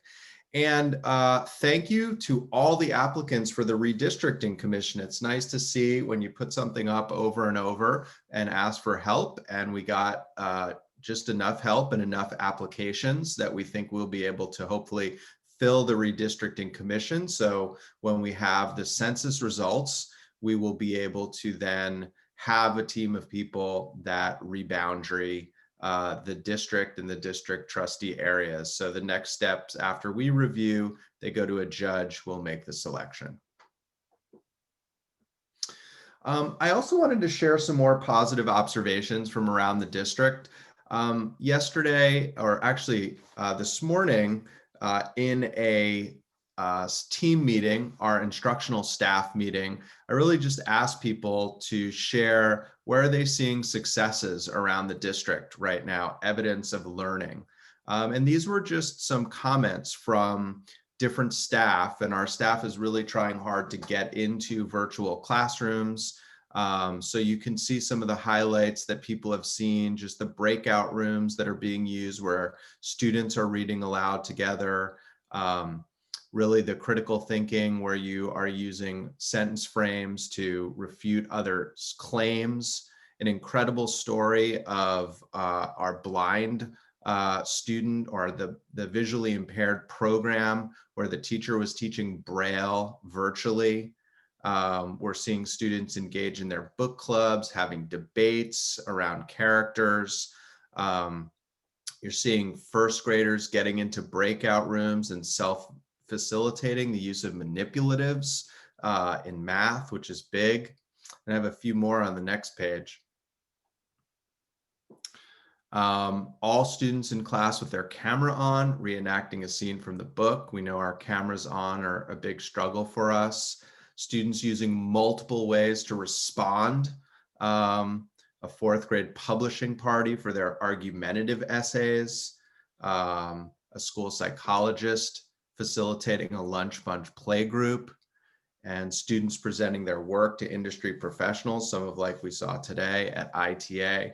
So I just wanted to share that as tough as it is out there, there's a lot of good things happening. And when I asked our team, it didn't take them long to start listing them out. So I'm really proud of all of our teachers and staff out there helping to support our students as best they can. So wanted to share a little bit of that with our board and community. I also want to share, we are doing a final push these last 10 days or so for the multi-purpose family income form. And many of us know what that is, but just worth a reminder so that anybody listening can share with their networks, any family that hasn't filled this out, we still need it. We have over 5,900 families who haven't completed the form. We're trying to get everybody, even if they don't wish to receive a free lunch, we still need the form because it is tremendous funding for our district. And you see some of the numbers. Even if a quarter of those families of the 5,900 are eligible, we'd see over $4 million, as this is money that really goes towards our supplemental concentration dollars. That is now the new state funding formula. So it is very important. Let's go to our next slide. This shows you a little bit, and we'll have a budget presentation later. But just again, the money we receive, you see the base grant in blue, and then you see what we get per student supplemental grant. So if they are eligible for free and reduced lunch, or the concentration grant if 55% of our students are eligible. So our count's about 67%. We're down a few percent from last year. And so that will have some financial implications. We are working very hard with the state advocacy groups to get a hold harmless provision on this. This is happening to districts all across the state, just like the immunizations have been a challenge. Getting all these forms in has been a challenge. We've done a lot. But I just wanted to, not to scare anybody, just to share, like, any way we can help get that word out. It continues to go up a little bit each day. Folks are working really, really hard, but we wanted to share that again. You can go to the next slide. So coming up, obviously the multi-income forms. We do plan to get together some type of school survey questions that would come out next week that ask a little more information from families about a return to school, to get some idea from our community. When we are allowed back to school, do you plan to come back? Or will you not come back only if there's a vaccine? Just to get that kind of information so we know what we may be planning for. More to come, and possibly more on that next Wednesday at the December 16th meeting, which is our annual organizational meeting. We'll seat the new board members, we'll decide on a board president and a clerk, we'll decide on the calendar for the year, some other formalities, and get moving with our next group of trustees. There's a governance meeting tomorrow. A few of our team, including Trustee Cotton Blake and Director Will McGee, talked about the Kwanzaa celebration on December 17th, and of course the winter break, December 21st to January 1st. So a lot happening. Thank you so much to all staff. We know we have a final push these last 10 days or so. It's been a good long haul, so we thank everybody for their work. Thank you so much for the report, Superintendent Duffy. And now we have standing reports. Item D2. So if you have a standing report to share, please make sure that you raise your hand on Zoom so that we can call on you. Thank you. All right, I see a few hands raised. We're gonna start with, it looks like Don Gosney, then Salita Hunter, and then Jose de Leon. We put typically 5 minutes on the clock. Mr. Gosney, you can unmute now. Thank you very much. Since I was elected to be the chair of the Citizens Bond Oversight Committee, I've vowed to take advantage of every opportunity to reach out to the board and senior district staff to keep them informed of important issues regarding the bond program. Even more important than the reports to the board and district staff is that these reports are one of the very few ways we have to reach out to the public, the same public that the board was elected to represent and the public that the CBOC is supposed to represent. In some months, I was given 5 minutes once each month, and some months I was given 5 minutes twice each month. I've tried to keep the public, the board, and senior staff informed about things that the CBOC is working on, but also about issues that have been brought to the attention of the CBOC by the members of the public that we're all supposed to represent. It can often be difficult to reach out to our elected officials and also to senior staff. For whatever reason, many members of the public feel disenfranchised because the lines of communication have built-in firewalls that block communication. Many members of the public, though, feel they can reach out to the CBOC and maybe be heard. I worry, though, about efforts to ask the board, senior staff, and the public to seek other avenues for their bond program updates. I've been seriously guilty of letting board members and senior staff know of my displeasure at the length of the board meetings and the length of the discussions on agenda items that extend the meetings into near midnight. One plan being discussed to come up with more time at the board meetings for the board members is to redirect agenda items to other venues.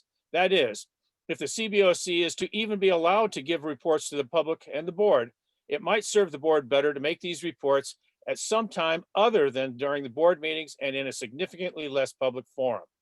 The CBOC would like to have a discussion with the board and senior staff before they are shunted into silent oblivion. The future of the CBOC is up in the air right now and will be in the hands of the board that will be sworn in next Wednesday. The working relationship that the CBOC has had with the board and some staff members over the past couple of years has been fractured. It's as if there's a belief that any oversight of the bond program by the public is a bad thing. A compact was made between the board, the staff, and the public. That compact clearly stated if the district wants bond money from the public, in this case it was $2.4 billion, the district had to accept oversight from the community. We have parts of West County where the 8 lines on their property tax bill that say WCCUSD is nothing more than a mere inconvenience. In most of West County, though, it means that parents are taking food away from their families so the district can use that money to rebuild or restore our crumbling facilities. The voters have made it clear that they want community oversight, and the CBOC would like to make sure they get it. We'd love to have the buy-in from the board and the staff. The CBOC will meet next Monday afternoon at 2 p.m. to receive the standard reports on bond program work over the past month. We'll also be reviewing the finances of the bond program. You all don't know what you're missing when you miss these meetings. We also expect to finalize the 2019 annual report. We routinely make the annual reports available to the public and, of course, the board. For those members of the board and the public starting their terms next week, this is a great resource of information that can fill in the gaps you've been craving. I've been criticized for reminding the board and the public of our need for more volunteers to serve on the CBOC. I would offer an apology, except I'm not apologetic. I've asked at almost every board meeting for the past couple of years, asking for the help of the board to utilize their networks to help entice the public to serve on the CBOC. I've written letters to you all and I've emailed you as well. If you're willing to speak with me, I've begged for your help. And now I'll do the same for the new board members because it's one of the things I've been tasked with. Yesterday, I received a letter of resignation from Cameron Moore. Mac has served the community well and has done a great job serving as a CBOC recording secretary. Mac's wife was recently elected to serve on the board, and there's a concern that with Mac serving on the CBOC and his wife serving on the board, the perception of impropriety would taint her ability to do her job. I disagree with Mac, but I respect him too much to push the issue. This means that when we meet on Monday, the CBOC will be down to only 7 members, the bare bones minimum required by Prop 39. Several members of the board and some senior staff have advocated for a CBOC of only 7 members, and this throws a tremendous amount of work in the laps of those 7. Some people have day jobs, they have families, and maybe commitments to the schools their kids attend. There's only so much that a few CBOC members can do. We need more volunteers serving on the CBOC. Any effort to keep the CBOC downsized like this would surely be seen by the community as an effort to subvert the oversight this bond program has been known for. In January, we're optimistic that the new board will look favorably on the application from Jason Lindsay. Jason is a business representative from Ironworkers Local 378 and has volunteered to occupy the seat dedicated to the building trades. Even though he is not yet an official member of the CBOC, he's attended and participated in our last meeting. Jason will be of great benefit to the CBOC, the district, and our community. Once again, I extend an invitation to all members of the community willing to serve. Bear with me, please. At this moment, we need 1 El Cerrito resident, 1 Pinole resident, 1 San Pablo resident, 1 parent or guardian serving on PTA, 2 from the several unincorporated areas, a WCCUSD student, a representative from the solutions team, and 1 from Richmond. Thank you very much. Thank you, Mr. Gosney. And if I can just update everybody. So if Trustee Garcia Avila could give a little brief report to after we are done with the last speaker that raised their hand, that would be great. Thank you. So our next standing report is from Salida Hunter. This is the ASAP report. Ms. Hunter, you can Hi. unmute. There you go. I'm unmuted. Hi, Salida Hunter. Good evening to the board. My best to the outgoing board members. I come to you as the new chair for ASAT. I'm submitting this report on their behalf, our African American Site Advisory Team. ASAT, let me start by saying that ASAT does not support the current initiative for West Contra Costa Unified School District by Healthy Richmond, the Racial Equity Community Oversight Council, nor the resolutions affiliated with it, as it does not speak to the authentic strategic support of African American student achievement. We ask that any inclusion of ASAT in the initiative be removed, as we do not support the initiative or its resolutions at this time. We are a united community that believes in solidarity and truth and partner with those who reflect those same beliefs.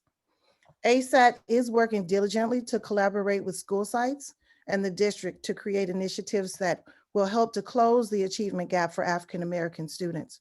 We are aligning with community organizations and groups who will support in promoting cultural competence, combating bias, and bringing attention to the overrepresentation of African American students in special education programs and the academic underperformance of students in campuses throughout the district. Every day, our African American students struggle to stay afloat with minimal support from our district. We continue to stay aligned with goals and initiatives that reflect our resolution. We ask the community for patience and support as we navigate through politics and bureaucracy to find a path for African American students within the West Contra Costa Unified School District. Student member Caden Cotton Blake filled my heart with pride. He is a bright spot in our district and an example of who African American students are. Unfortunately, the most current SBAC report shows almost 80% of African-American students within the district did not meet the ELA requirements, and only 10% met the math standard, the lowest of any English-only speaking student group in the district. African Americans have been disproportionately over-identified for special education services and remain the highest diagnosed with emotional disturbance as a disability. The pathologies of these African American students create revenue for school sites, but continue to leave African American students and their families struggling. Yet the money to help these students is disappearing. African American students, as well as parents, are under fire within the district. African American elementary school students have been made targets of explicit racism, with students of other ethnic groups using the N-word towards African American students. Instead of support from the school's administration, students and parents are being criminalized and threatened with punitive actions. African American students, as well as parents, are under fire within the district. Schools with dual immersion are not telling African American parents about the program's existence at school sites, which has resulted in the decline of African American student enrollment at many campuses throughout the district, further contributing to the lack of support and underperformance of African American students.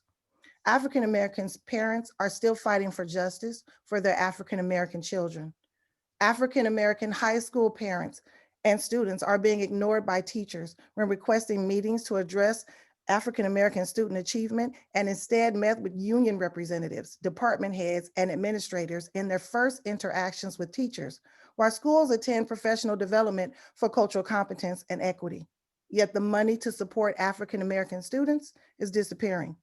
Counselors are currently not actively recruiting African American young men for the Rising Scholars Program that supports African American male matriculation, academic success, and closing the achievement gap for students. Students are receiving D's and F's in class with no support, and yet money continues to disappear from the ASAP budget without oversight. We are told that the program is functioning when African American students do not even know their counselors and have not even been told about or recruited into the programs. African American parents are still fighting for justice for their African American children. The response from teachers has been harassment and defamation. The response from counselors has been fraudulent accounts of support, while no report for African American young men has been offered, tracked, or reported. The response from administration is bureaucracy and obstruction. African American families remain marginalized and economically disadvantaged due to low literacy and graduation levels. African American students, as well as parents, are under fire within the district. African American parents are still fighting for justice for their African American children. We are looking for support and transparency from the outgoing, incoming board to make changes.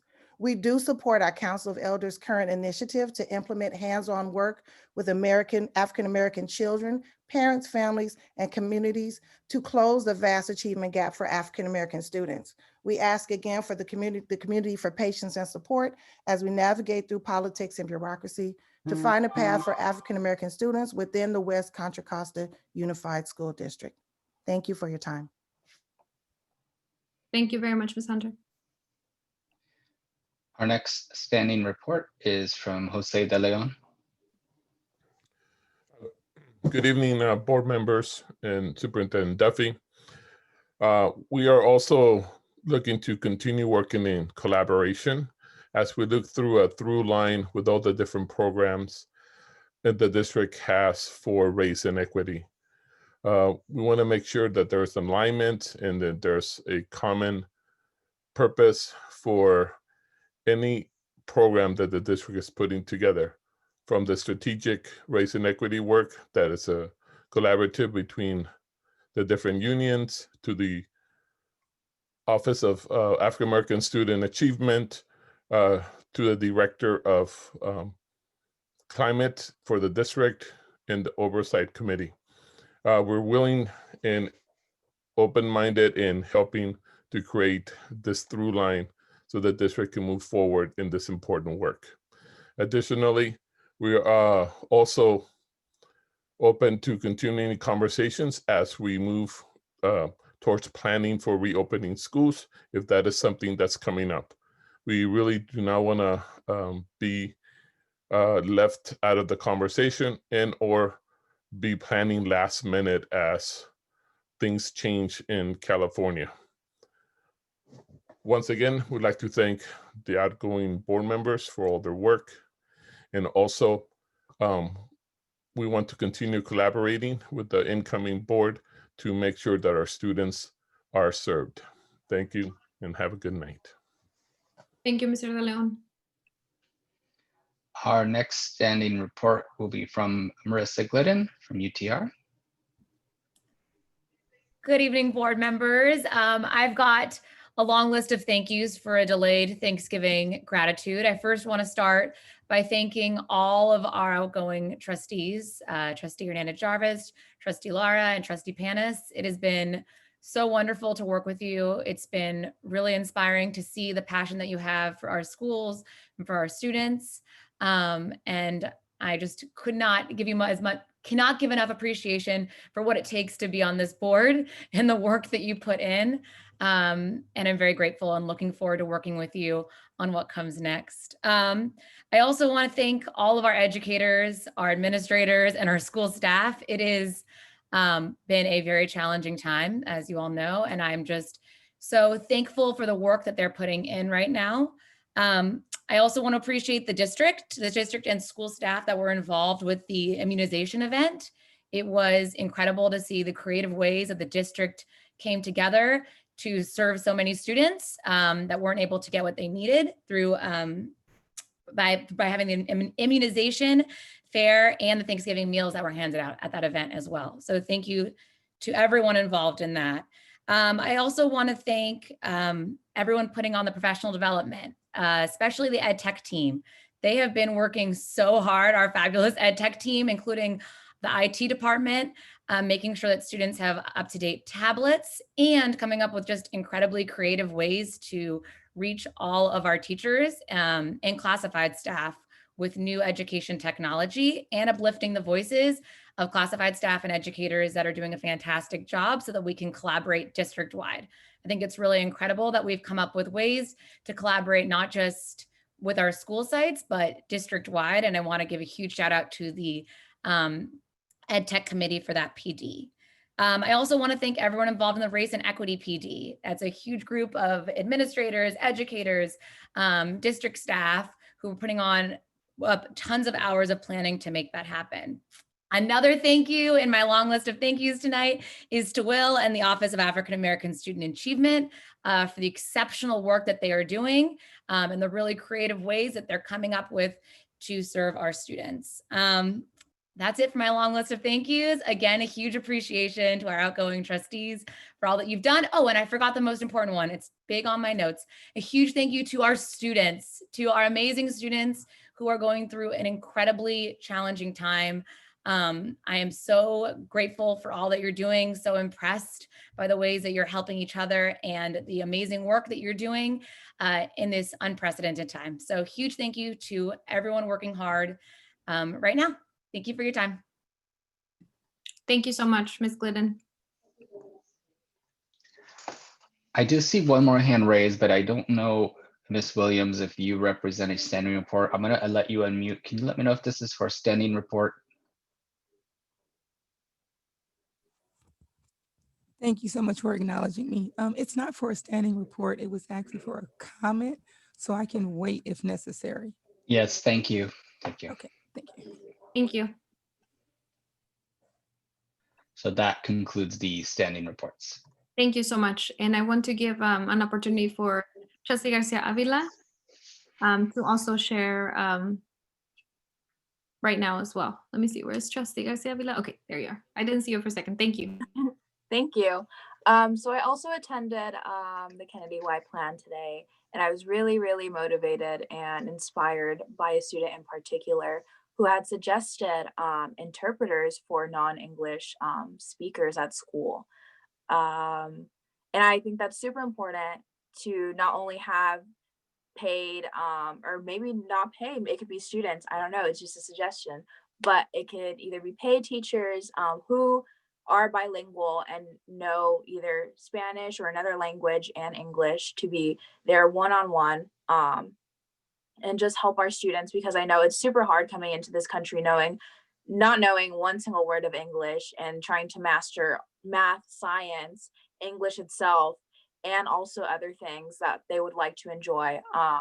And by having this, also you would just decrease the language barrier that we have in this district. So that's just my suggestion, and I was super motivated by those students today, and it was super cool to attend. Thank you so much, Trustee Garcia Vila, for sharing on this and the idea too of having interpretation services available in classrooms as well. Thank you. So that concludes our standing reports. The next item is D3, in memory of members of the school community.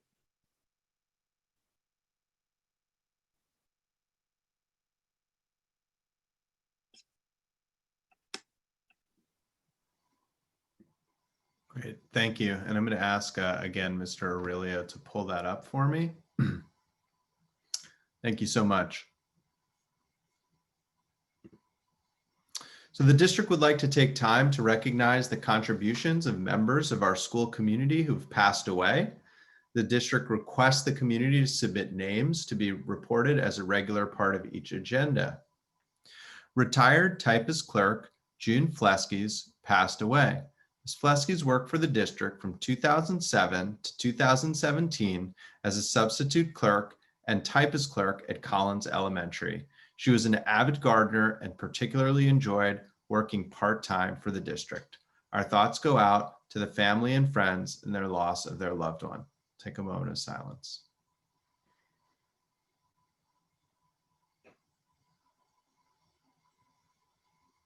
Thank you. Thank you so much, Superintendent Duffy. And our thoughts and condolences go out to the family and friends that lost their loved one. Thank you so much. Our next item is discussion item E1, Comprehensive Coordinated Early Intervening Services Plan. Great, and I'm going to turn that over to Kristen Hardy, who's going to lead this, but it's a team effort this evening. And we have been talking over some of the past meetings about the disproportionality issues facing African-American students in special education. And now we have come to the point where we have put together our plan to address that. And I'm going to let Ms. Hardy and team dive right into it. So thank you, everybody. Thank you so much. Welcome, Ms. Hardy, and welcome everybody too. Great. Thank you so much. Good evening, President Hernandez-Jarvis, Secretary Lara, board members, and thank you all so much for your service. It is an honor to get to be part of this district and to have heard the testimony for all of you tonight. Thank you for having us here. I want to introduce and thank a few individuals who are joining me to present this evening. Sonia Neely Johnson, our Director of Secondary Special Education, Will McGee, our Director of Office of African American Student Achievement, LaShante Smith, our Director of Culture and Climate, and Martine Blake, our Director of Community Outreach. So they'll jump in a minute as we share slides.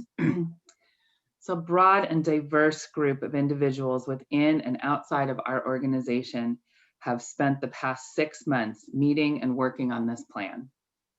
There were 8 focus groups and interviews of stakeholders, followed by 4 formal meetings lasting over 10 hours. At each meeting, the group began by grounding ourselves in our why. The why of focusing on creating brave spaces to have conversations that challenged us to reimagine the status quo and commit ourselves to the equity and educational excellence for every student in our district. These priorities resonated deeply and drove our work. This is from my first presentation that was sort of an overview, but again, just to sort of ground us in this.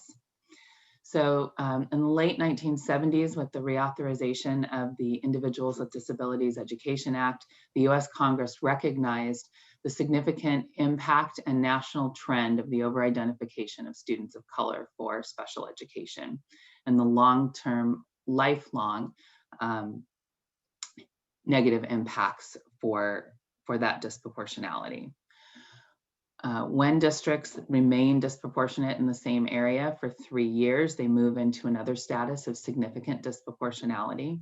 This year in California, 180 districts were identified significantly disproportionate, and we are one of those districts. So there's a relationship between being disproportionate and being significantly disproportionate. And we are over-identifying special education students in a number of areas, and we are working diligently to address each and every one of these areas.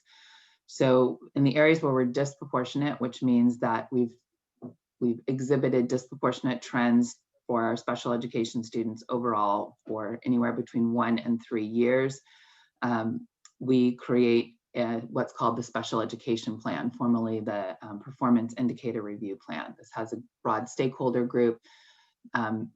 Most, if not all, of the same people who participated in our significantly disproportionate work participated in this group, as we found that there were tremendous overlaps, as you'll see this evening as we look at our root causes. And so to support our students who are already in special education, we have developed the Special Education Plan, which addresses each of the areas that you see here. And then for related to our status as significantly disproportionate, the state requires us to sequester 15% of our federal grant funds through the Individual with Disabilities Education Act to spend on general education students, to disrupt the factors we identified that lead to our areas of disproportionality, which is African American students identified as emotionally disturbed, and African American students already in special ed who are suspended for 10 or more days. And so tonight what we will be presenting to you is the findings and recommendations related to the Comprehensive Coordinated Early Intervening Services Plan. So as you can see, this little placemat comes from the Sonoma County Office of Education, who sort of organizes and develops the process for the state of California and all of the districts. So you can see there are many steps related to creating this plan, and the check marks reflect the work that the district has already done. And so this is even despite COVID. The work has moved forward with intentionality. And we are getting ready to gain board approval and then submit our plan to the state so that we can begin the implementation process. And so with that, I will turn it over to Martine Blake. And Martine, if you want to just let me know when you're ready for me to move forward, I will manage the slide deck for us. Certainly will do. So as Kristen shared, over the past 6 months, the district has brought together and sought out an array of community voices to conduct the root cause analysis in partnership with us. Those voices include members of our parent leadership, community members, school site staff, as well as district staff to analyze and review our quantitative and qualitative data and to identify the patterns of significant disproportionality across our system and inform the action plan that's being presented to you tonight, that we believe will lead to broad and sustainable changes over time that will ultimately eliminate disproportionate outcomes for specific racial, ethnic groups, and support every student in our district to achieve equitable, rigorous, and meaningful educational outcomes. Next slide, please. And so here you can see the data that we analyzed to inform our root cause analysis. We looked at our dashboard data, other local indicator and district data, including our climate survey, Renaissance survey, and the other items listed here on the left-hand side. And on the right-hand side of this table, you can see the quantitative data that we use.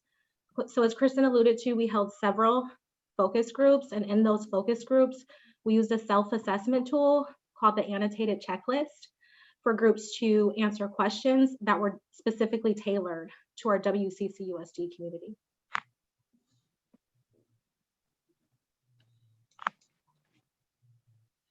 And I think it is, who's presenting the next set of slides? I think, is that Sonia? Yes, that's me.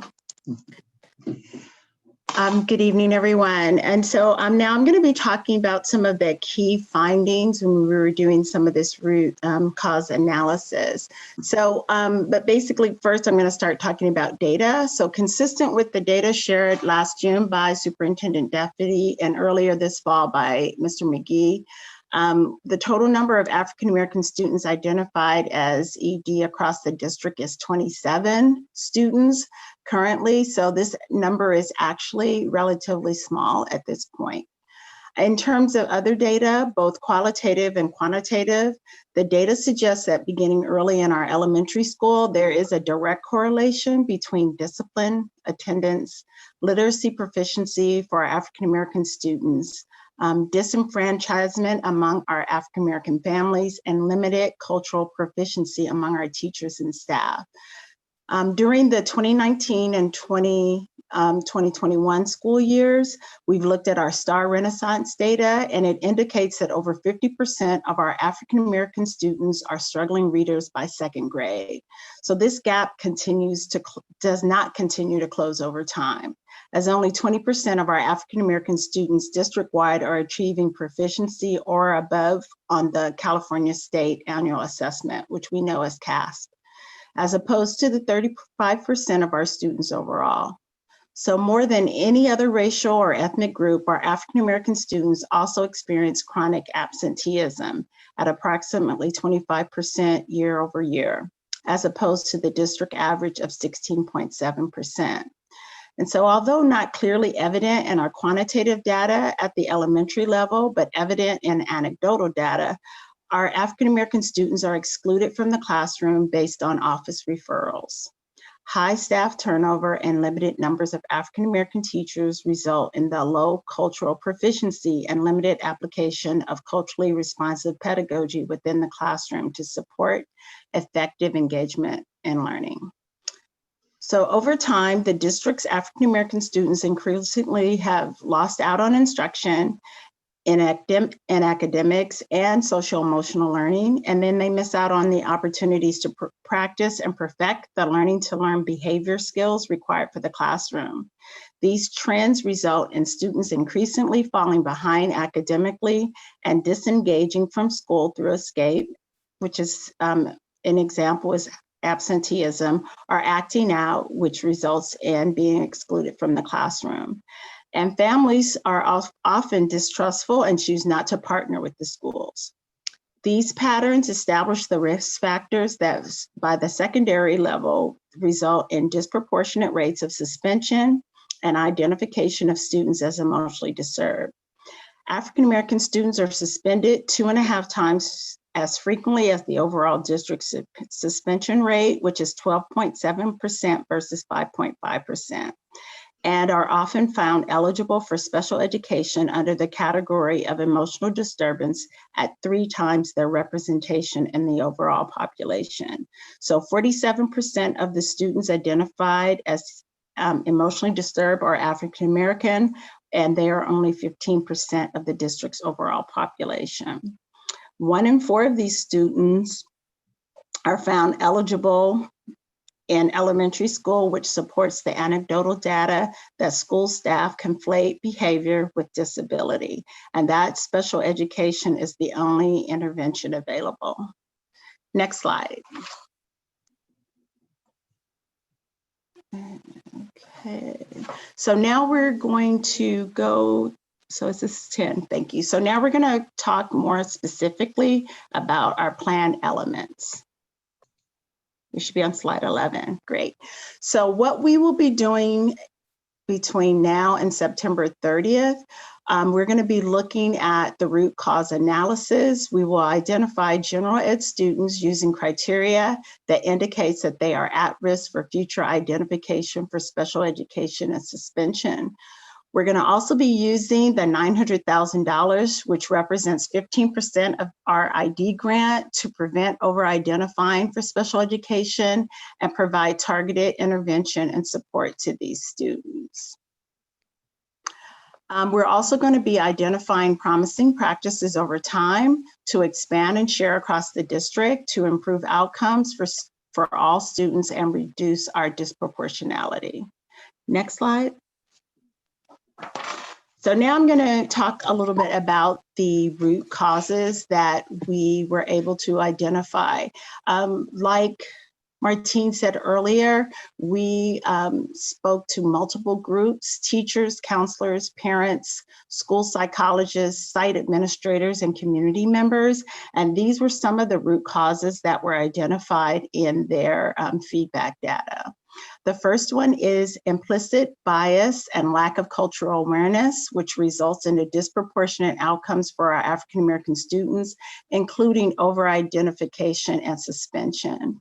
And so what we're finding is that implicit bias and lack of cultural awareness results in a disproportionate suspension of our African American students.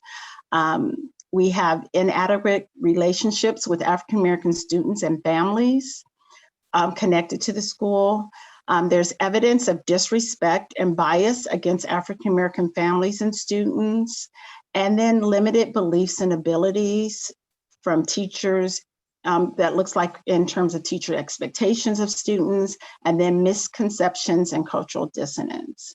Another root cause would be lack of consistency and practice across the district's multi-tiered system of support. So when we look at our performance for African American students and we compare it to other subgroups, we see that the differential access to resources within the communities and school related to racism and classism and other forms of bias that we have negatively influenced student outcomes. We also recognized and heard through the feedback is that outside agencies and counseling support is not always aligned with the needs of the students. The districts need to have student interventions that are aligned with school goals rather than the community agencies and the organizational goals. We also found lack of adequate time and funding to implement classroom tools for social emotional learning, lack of consistency and practice across the districts that support students academically and behaviorally, lack of access to literacy curriculum at the Tier 1 level, which is that first instruction level, and Tier 2, which is more of the interventions. We also found lack of first instruction in social emotional learning and lack of Tier 2 social emotional behavioral interventions and supports. And this results in the Tier 3, which is special education, being the primary intervention, which leads to over-identifying. And then lack of implementation of consistent discipline, which is another root cause, procedures and practices, including pre-referral strategies not being implemented to interrupt student suspension. So we found that lack of implementation of the consistent discipline procedures and practices, including pre-referral strategies not being implemented to interrupt the student suspension. Policies and practices around discipline were very inconsistent across our district. And even though there was an adopted behavior matrix, it was not accessed across the district. Lack of clear behavioral expectations at Tier 1 was also another factor. And then the last part of that is turnover in our certificated staffing and the limited targeted recruitment of African American staff. So right now we found that there was, based on the feedback, a lack of systemic hiring of adults that represent our student demographics and lack of recruiting highly qualified teachers who are representatives of the students that they teach. Next slide. So when we're looking at the outcomes that we'd like to see, and this is some of the work that we did over the 6 months, we really want to have outcomes that create anti-racist schools and communities. We want to increase the family engagement and have true partnership in educating our students, particularly for our African American families who report not feeling welcomed on campus and or perceiving that their students are treated differently. We want to have increased student voice and positive engagement in the classroom. We want to increase the emotional intelligence of our students so that they have the skills and knowledge of how to be safe and successful members of the classroom and school community. We want every member of our school community to be positive, physical, in a physical and emotional setting and intellectually safe place. We all have a responsibility to contribute to creating and maintaining that space. We also want to increase the diversity of our instructional teams so that they reflect our students and can form deep, rich, and brave collaborative teams that design culturally relevant and responsive instruction. We want to also increase the proficiency in reading and writing in order to meet the district's targets of 80% of all students are proficient in reading by 3rd grade. Literacy crosses all of our curricular areas, and we know it's the gateway to access to the classroom. So we want our data to show a deep connection between low literacy and social, emotional, and behavioral challenges. When we look at all of these things, these are the main things that we see. But lastly, I want to say we want to increase our teacher proficiency with culturally relevant, responsive instruction. And we feel that we are actually starting to look at this in our race and equity work. Next slide. So this slide actually was inspired by one of the principals that is actually on here. I see, is it Dan? I see you, Dan. Hi, Dan. So Dan really looked at, he's one of the schools that's going to be engaging in this work, but he looked at this as supercharging our current initiatives. And so one of the things that we want to make sure that we are starting with a strong template of action items based on activities that are already a part of our SIPSAs, our school site plans, our LCAP plans, and our learning continuity plans. And this CCEIS plan is designed to provide additional resources to sites to fully implement and track these activities. And as you're going to hear later on in this presentation, we're going to have some specific things that we're doing, and we're going to be frequently monitoring our progress. And the last thing I want to say is that we've heard from Dr. Shiraki Holly, and there was a quote that he shared: "A rising tide lifts all boats. When we become proficient at supporting our most at-risk students, we gain the skills and experience to better serve all students." And so the goal of this plan is to have systems in place across our system that we can spend more time teaching and less time responding to challenges.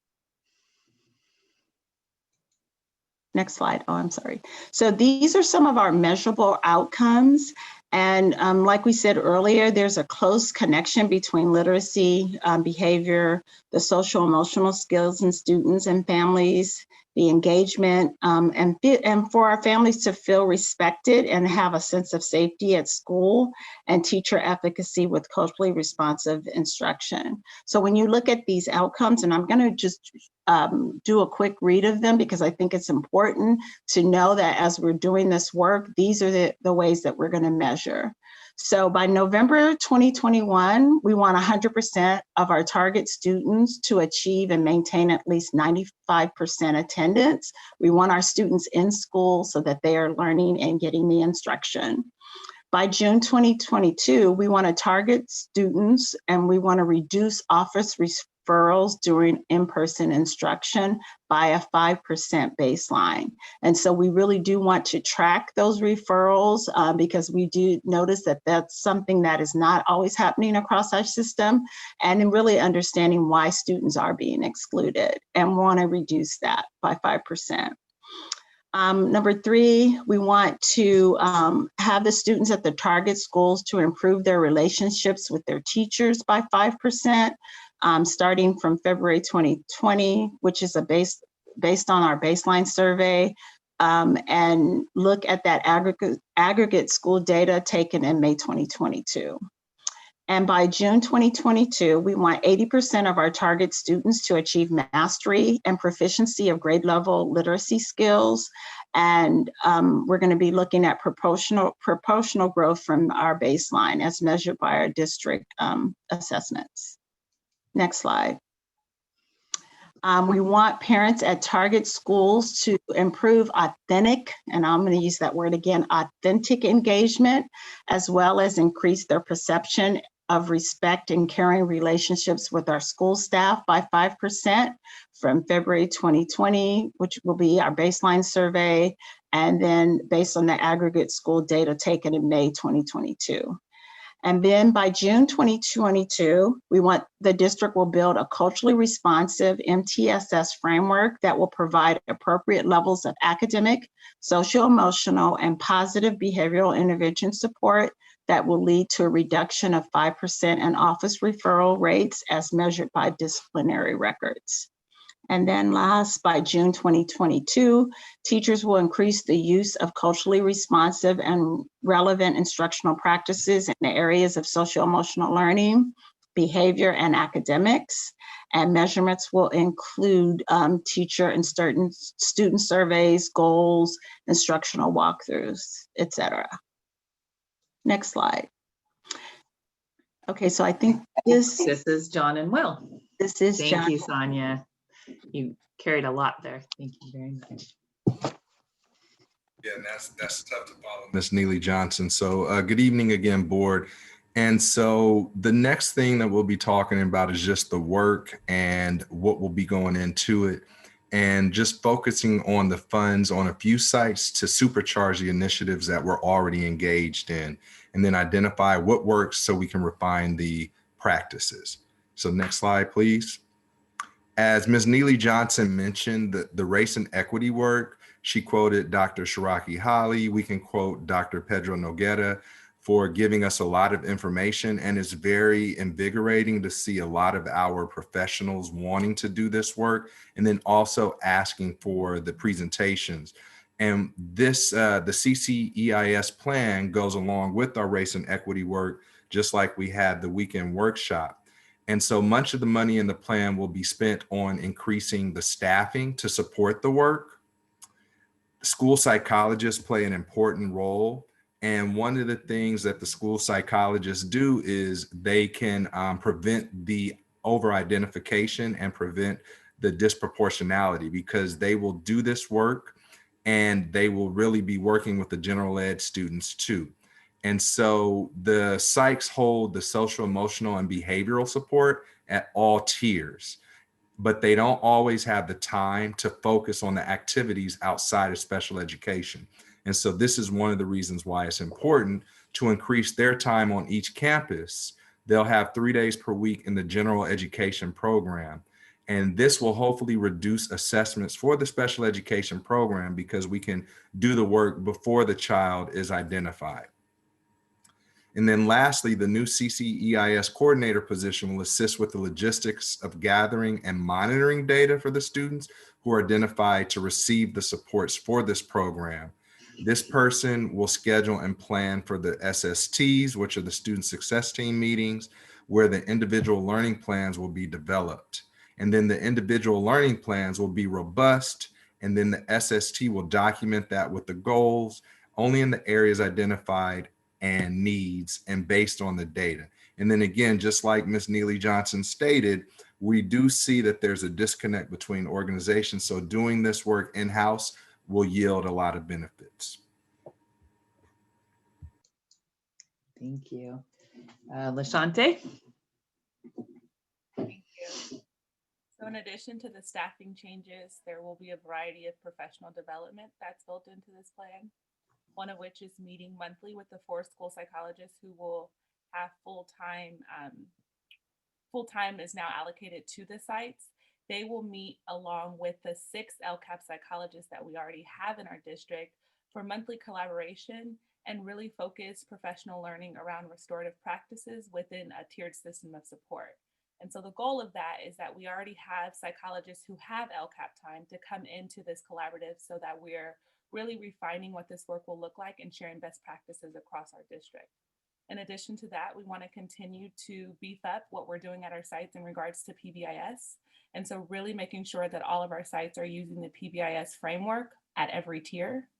We also want to do professional development from Ross Green, and Ross Green has a program called Collaborative Problem Solving or Collaborative Proactive Solutions. And with that program, it's really problem solving teams on sites that really elevate student voice. So we want all of our sites to be able to be trained in that model and really use that model to affect change. And then we want to ensure that sites are implementing social and emotional learning curriculum to fidelity, and we'll continue to offer training in that. The other training that we will continue is a Principals PLC on creating and sustaining anti-racist schools. And then we will continue site leadership kind of data reviews where school teams will come together to review student and school level data together. And then we will have PD for evidence-based reading intervention programs that our resource specialists at the school sites will be trained in to do targeted interventions with our students. Next slide. So other activities include a review and expansion of our Tier 2 interventions that we already have for literacy, and really target the research-based interventions for reading. As Sonia alluded to earlier, we really want to show the connection between literacy and behavior and the social emotional function of students. We want to administer and interpret benchmark assessments and then group that data or look at that data to then define what interventions we will have at the sites. Collect and interpret that survey data related to student and parent experience, develop and monitor consistent documentation of all of behavioral incidences through defining terms and really identifying what our students are being referred for. And so that system could be Swiss or it could be an internal system that we create, but we really want to define what's happening at our sites when our students are sent out of the classroom so that we can determine the appropriate interventions. Then something new that we want to try to do is central monitoring of students who are not responding to interventions. So we know that our sites and our students can go through various interventions at the school site, but when students don't respond, it's important for us to come together as a team to really wrap around students and bring in other community-based organizations to help students who are not responding to site-based interventions. We want to continue to develop robust APAC groups at each site. And I know the Office of African American Student Achievement has already started that. And we just want to make sure that the sites, every site has a robust APAC and functioning group. We want to provide staff with continuous professional learning in race and equity at both the site and district level 3 times monthly, and then really emphasize the equitable grading practices and the culturally responsive pedagogy.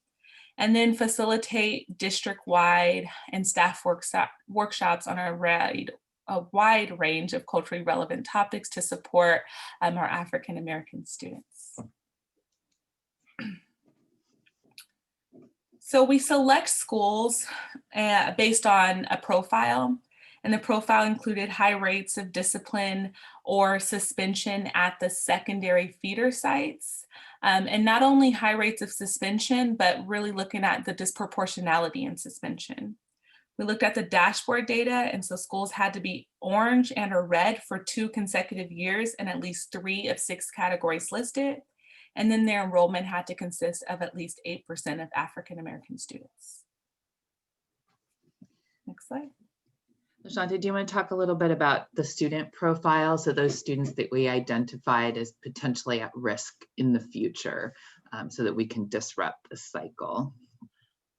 Yeah, I can do that here too. So we identified 300 students total, 200 of which are African American, 100 Latinx students, and then white students were 11%.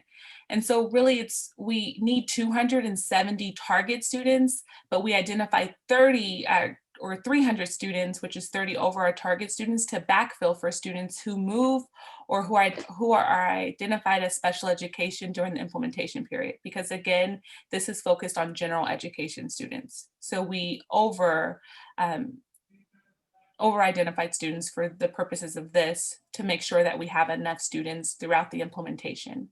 Each student must meet 3 of 6 categories, and those categories included chronic absenteeism, students with STAR and or early literacy reading scores in the below standard range, students who've been referred to SST or CARE, students who have at least one out of school suspension, students who receive free and reduced lunch, and or principal referral.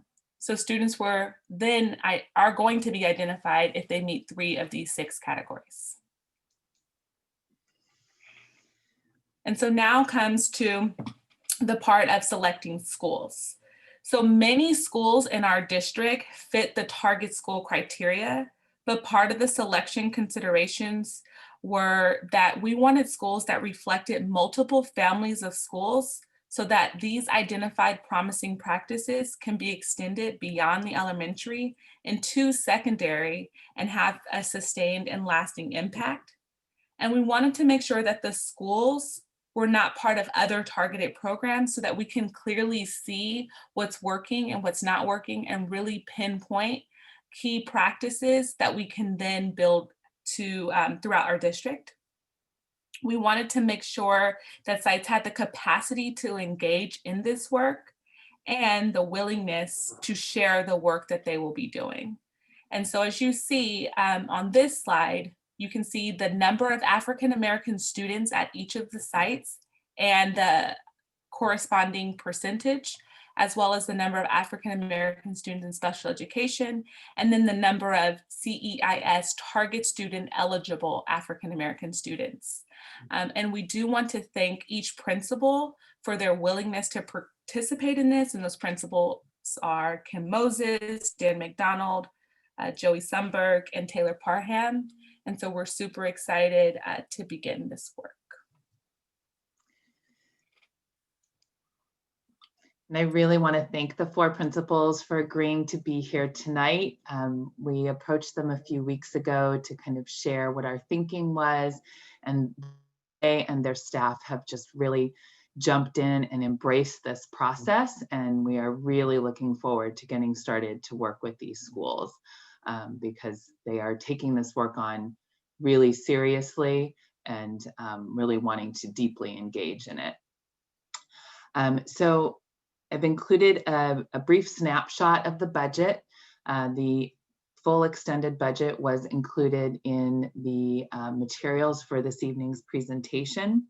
But as Mr. McGee said, a significant portion, and there is, as with all proposed budgets, there will be some flexibility as we move through actual implementation.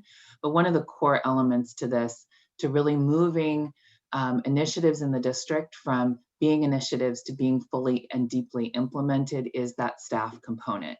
And so we did put a significant amount of support into this budget to really staff it appropriately so we can fully and deeply implement the strategies that we shared with you tonight. So you see $763,000 of the $989,000 is set aside for budgets and for salaries and benefits. We will be using some contractors in specialized areas to support our professional development. That'll be about $45,000. Services and operating costs, another $35,000. And so again, that does reflect some of the partnerships that we'll be wanting to create to bring expertise into the district. Materials and supplies for things like implementing PBIS, implementing reading intervention programs. We anticipate costing in the neighborhood of $54,000. And then indirect costs are included in every budget item. The state estimates that cost of like our secretarial staff and other office staff at the school sites at about 9% of the overall budget to support the implementation. On the left-hand side, you can see the 2 federal special education budgets that this is drawn from. So on the far left is the K-12 special education budget, and on the right is our preschool special education budget. So the combined total of those 2 budgets is where we get our total funds, anticipated funds. So this is currently based on last year's funding. And again, this will be adjusted slightly as we get our the January actuals.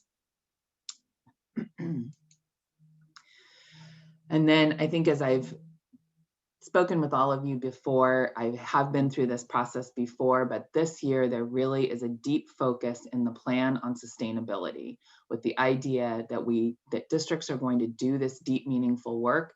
And once they're no longer held accountable to the funding, how do you ensure that the things that you find that work to correct the disproportionality remain? And I think, there's a few pieces of the plan that really will guide us in that direction. I think the most important is the fact that, as we continually talked about, the action items that we're engaging in are really already part of our district's initiatives. So these can and will extend out beyond these target school sites. We really refine our practices and figure out how each of these items works at different schools. We will be collecting and reporting out on quarterly progress reporting to the state. And again, as you looked at the plan, there's some very, very specific data that we'll be looking at and collecting and reporting to California Department of Education and back out to our stakeholders and to this body through the Friday bulletins. And our core implementation team, our presenters tonight, in conjunction with our community stakeholder group, will be meeting quarterly to talk and continue to refine our planning. I believe that is the end of our report.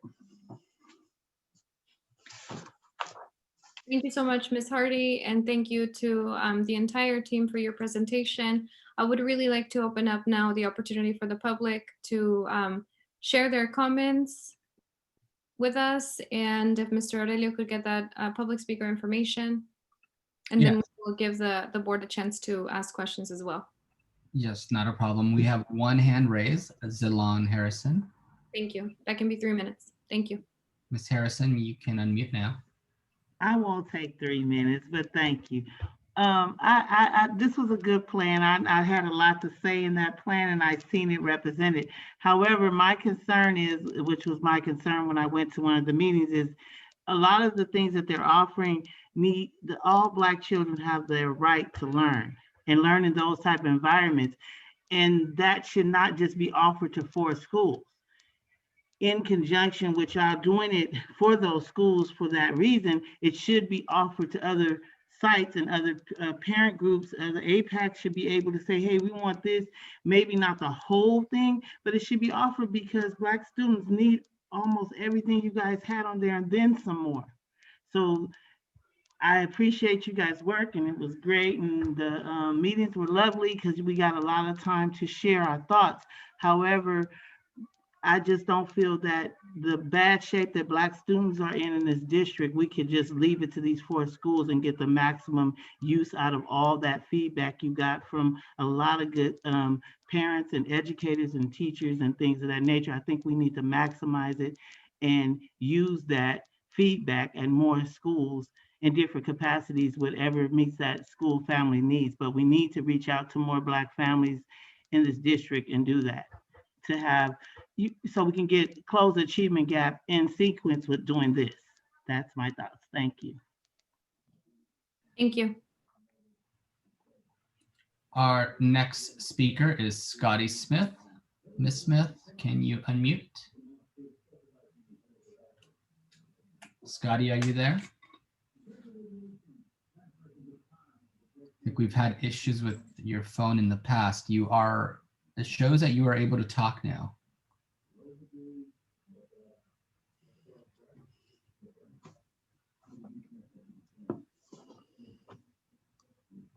We can come back to Ms. Smith after. Okay.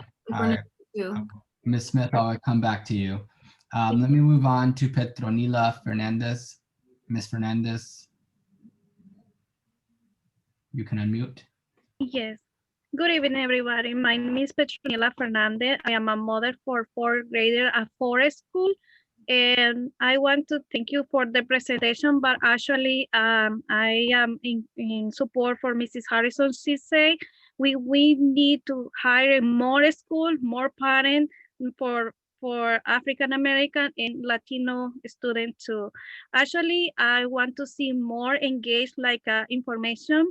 Is unfortunately that the communication is not good. We know we are facing during this pandemic, but for communication is the key. I need to see more parent engagement, more spreading out the word about those meetings, especially for resources for the parent need. And we need more spread out the word. Example, like this board meeting is very impossible to hide in where is the link. Why this is a special board meeting it is not accessible for the parent. We need to engage them that way. And please, I encourage everybody, school principal and community engagement to do that. And this is the good thing. We have to get more involved, more aware, and actually getting more bond for the parent, student, and all the school community. Thank you for your work and have a great night, everybody. Thank you. Our next speaker is Deborah Schlegel. Ms. Schlegel, try to unmute. Hi, good evening, everybody. Good evening. Couple of things, just really quickly. One, I hope as this group continues to do the work, that they provide a full comprehensive list of all of the data that they will be taking, just to give parents and community stakeholders transparency in what's being reported and what kind of data has been taken on the students. Secondly, one of the things that stood out to me with the 80% of African-American students not being at standards being met is that I did not hear, or maybe I missed it, any partnership with general ed instruction, and to pair that literacy instruction based in the science of reading. And so I'm wondering if there has been conversation or discussion with the person who's in charge of curriculum and instruction to really take a look at the core curriculum in that way. And I guess my last question or comment is, I hope that in addition, you guys take a look at, in terms of the core curriculum instruction, making it culturally sensitive and representative of the students that are in the classroom. So those are my concerns, especially in terms of the getting some better core curriculum at base instruction and core curriculum that's representative of the students. Thank you. Thank you. So I'm going to try this phone number, which potentially is Miss Smith. So let me see. Phone number 22, is that Miss Scotty Smith? Are you able to unmute? Hello, can you hear me? I can hear you. Yeah, that is you. Great. Okay. Very you are good. on. Yes, thank you. First, I'd just like to say I really appreciate the work that the community, the staff, and special education have done. You have brought forth an excellent starter plan in terms of looking at the whole problem of disproportionality from starting in the general ed classroom and how these students are ending up in special ed and particularly classified as emotional disturbed. I think in order for this district to move forward, it is this type of work where you look at what is happening in the district from the bottom all the way up to the top and find out what is causing these problems for our kids. And when you have students who are not achieving, rather than labeling them, you have to find out what the problem is. If a student can't read or write or do their math, they're going to have to act out some way or the other to get that attention. And it is the responsibility of the school, the parents, and the leadership is to have in place interventions that are going to help the students. This plan will do a lot in terms of trying to deal with the gaps that we are faced for our kids, and particularly African American kids. So I would like to thank you again for doing something that I have looked forward to seeing for a long time. That means starting from that gen ed class and then see how these kids end up where they are and put in place the necessary tools and interventions to support them. Thank you. Thank you. I think there's one last hand remaining. Ms. Harris-Scaff. Good evening. I am a special ed teacher, have been a special ed teacher for over 20 years. I've been in this district for, I think, about 13, 14, or 15 years now. What I want to say is that this work that we're having to address in relationship to disproportionality, that this is a marathon and is not a sprint. And so the presentation and the work that those of you in the special ed have done, excellent, very transparent, and greatly appreciated. A lot of things that I see in here, I've seen since I've been in the district. I'm at Kennedy right now. And just to share, like, you know, a parent, well, several parents have spoken. One, I don't want us to blame students. Well, I don't want us to blame anybody, because in part, we're a community.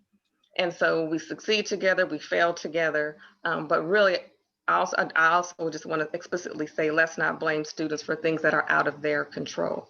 With our African-American students, for me to have a 16-year-old not know that they're, who had at that time matriculated through the district, but did not know there were Black scientists and inventors and mathematicians. It hurt my heart. So what is that saying? When young people are empowered, and especially, you know, Black students are empowered to know that their footprint is everywhere throughout this world, imagine what we will get from them, their interest, their engagement. And granted, I've said this at my site time and time again, so my colleagues, this isn't new to them. But we have to show our Black students where they are in history, because in essence, we can't deny it from the moment that we hit these shores. So it should be in what they read. It should be in what they have to research, because Black people are there everywhere. And to see a young Black person, especially a Black male, his eyes light up when I showed him on the computer, these are Black scientists, these are Black, you know, inventors, all these things, the stoplight, the gas mask, you know, to see his eyes light up like that at 16, imagine what a 5-year-old would feel. They might want to read more. They might want to engage more, like, give me more, give me more. And as an educator, in part, that is our duty and our responsibility to have our young people thirst and yearn to learn. So once again, this is a marathon. It is not a sprint. And great job, special ed. Thank you. That concludes comments for this item. Thank you so much, Mr. Aurelio, and thank you to everybody who spoke right now, share their public comment with us. I would like to open it up right now for an opportunity for board members to ask any questions. We have Trustee Panas, Trustee Phillips, Trustee Lara, and then myself. Thank you. Thank you, President Hernandez-Jarvis. I'm looking at slides 21 and 22, which talk about element 3 and student profile and school profile. And on slide 21, it says 300 students, 200 Afro-American, 100 Hispanic. And then I don't know about the number of white students or Asian students. And I'm trying to understand how that ties to the numbers on the next page, where it looks like there's about 275 or so CEIS target student eligible African-American students. Are you going to somehow pick among those students to get, I'm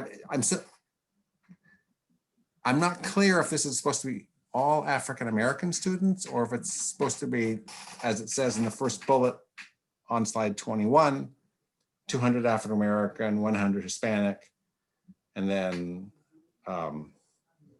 maybe 20 white. Maybe I can explain that a little bit. Again, you're right, it's tricky. So bottom line is, now that we have the target schools, we're going to work with those school staff to actually identify the 300 students, which will reflect 200 African American students, and then 100, that second bullet is mixed population of students to reflect percentage-wise the rest of our district. So okay. District-wide, we're 53% Hispanic, 11% white, and then 21% other mixed ethnic groups. So that last 100 students will kind of reflect that other percentages in the district, to make sure that, how we're implementing these strategies positively affect all of our lowest performing students. And so when you look at the criteria, the goal is to, yes, identify our African-American students who are potentially at risk, but then allow other students who are potentially at risk for the same outcomes as well to be included within that group. And then so the reason that one of the criteria in determining the schools was to make sure that the target schools we chose had enough African-American students who were eligible to be selected, right? We haven't gone through the process yet of seeing, are they chronically absent? Are they low performing specifically, right? So we're going to have students within those schools who don't meet those criteria and wouldn't be appropriate. But the criteria for the school selection was designed to ensure that we have enough students to meet our first, set of criteria around the percentage. And then we're going to work with the school staff. They know their students best. And so each of the 4 principals have now been given kind of their breakout of students and are working with me, with Ms. Neely Johnson, and with their staff to actually identify the students that will be, These are all general ed students, not special ed These are students. all general education students, exactly. Okay, Yeah. so like one thing that stood out to me here, like, there's no schools here with high proportions of special ed students, like Richmond Which High was isn't here exactly what represented we, here. yeah, which is exactly what we wanted to select. Okay. With low percentages of special ed students. Okay, so we're going to spend, close to $1 million on this. What's the duration? I mean, you're going to be doing this work for how long? And is that $900,000 a year, or is it $900,000 one-time cost, or? It's per cycle. So the full cycle is 27 months from the month that a district is identified until the time that they spend and submit for reimbursement, right? Because this is a reimbursement process. So CDE actually sequesters these funds, and then quarterly we do our progress reports and we submit for reimbursement against the approved parts of the plan. Only funds that were approved will be reimbursed, and we have to expend all of that or file for reimbursement by September 30th of 2022. So that's the end of the cycle, and that's where you see those like June 2022 dates for a lot of our target goals. There was June and there was September. Yes. Okay. That's like the end of the regular school year, which is when we'd be assessing our progress. Okay, and so after cycle 1, we're going to decide if we were successful or unsuccessful. And CDE will be letting us know what our disproportionality is again in January. So it's most districts that fall into disproportionality, significant disproportionality, it's more than one cycle because you don't get notified till January of your year 1, right? And that's for the prior year's data. So you're already midway through the cycle before you even know that that's where you are. I want to go back and ask some questions kind of from the start of the entire presentation going forward. And first of all, thank you very much for this. It's all very useful and very interesting. The key findings described on slides 8 and 9 are what came out of our research as opposed to the official report about disproportionality, right? The disproportionality data from the state is simply drawn out of CalPads, and they punch it through a formula that's approved by the federal government for determining that. Then it's up to the district to sort of flesh that out and explain what that means. And so those key findings sort of our flesh on the bones, if you will. Okay. And you talked about this a little bit. The first bullet under discipline on slide 8 says that we're not keeping track of office referrals at the elementary level. You know, our school climate resolution a few years ago had a specific section called regular and accurate data reporting. So basically, we haven't been able to successfully implement that because we don't have this data. We don't have it consistently. Lashante, would you feel comfortable responding to that? I think I'm too new to respond to it. Sure. In short, it's not consistent across sites. Part of it is because we were trying to build a system in PowerSchool, and some of our sites were using Swiss data collection, but the integration between Swiss and PowerSchool wasn't up yet. So it was hard to get the data from one system to another, but we're still working on creating that data system. And so in the CCEIS plan, we are going to make sure that we have that data system consistent across our elementary sites. Okay. The last bullet on slide 8 notes that 25% of the African-American students evaluated as needing special education services under the category of emotional disturbance are identified in elementary school.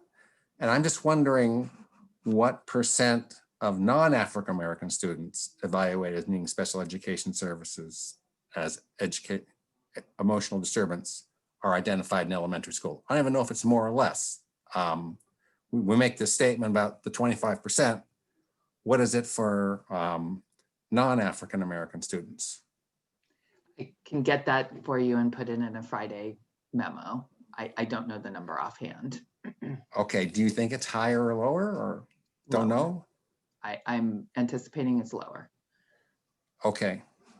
And then I notice on page 33 of the CCEIS report, it says that 45% of our ED eligible African-American students are identified while in grades K to 3. So 45% are identified in grades K to 3. And I'm trying to reconcile in that mind with this 25% that's cited on slide 8. I think are those part different of that kinds of numbers or what? I mean, yes, it seems like the because same thing, but it's because a certain percentage of our African-American students come in already identified from outside of the district. So I think what's in the report is the overall percentage of students just by grade band. What we put into the presentation removes the students who move into district already identified and just looks at what our practices are inside the district. Okay. On slide 9, key findings, we talked about the Youth True Survey. Is that only responses from African-American students or is it responses from all students? I was able to disaggregate it. So I compared our overall district response of 2,200 or 2,525 students overall, and then disaggregated by African-American families. Okay, great. So slide 14 talks about supercharging our work. And there's some of it's pretty general, like roadmap. The other things are very specific, whether it's, the equal opportunity schools or Seneca unconditional education, et cetera. Is that 900,000, does that wrapped into this as well? Because I mean, like a couple slides before on slide 11, it says utilize 900%. So I'm trying to understand this supercharging our current initiatives. How does that relate to the plan we're implementing? So it cannot. The CD will not approve the plan if it supplants things we already have in place. So because we're actually have a lot of things already in place, it actually frees up a lot of money to not, if you look at a lot of districts' plans, they actually have to build the infrastructure, right? Identify the programs, start building materials and professional development. A lot of this work already resides within work that we're doing. So this is on top. So that's assuming that these things are already there.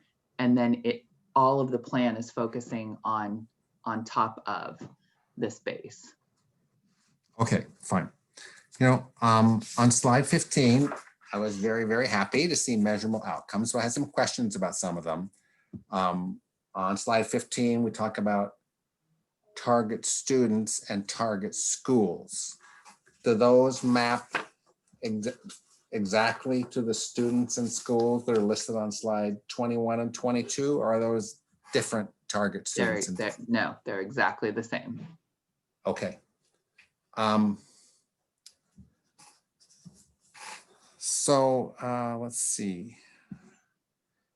So the second bullet point on slide 15 says we'll reduce office referrals by 5% from the baseline.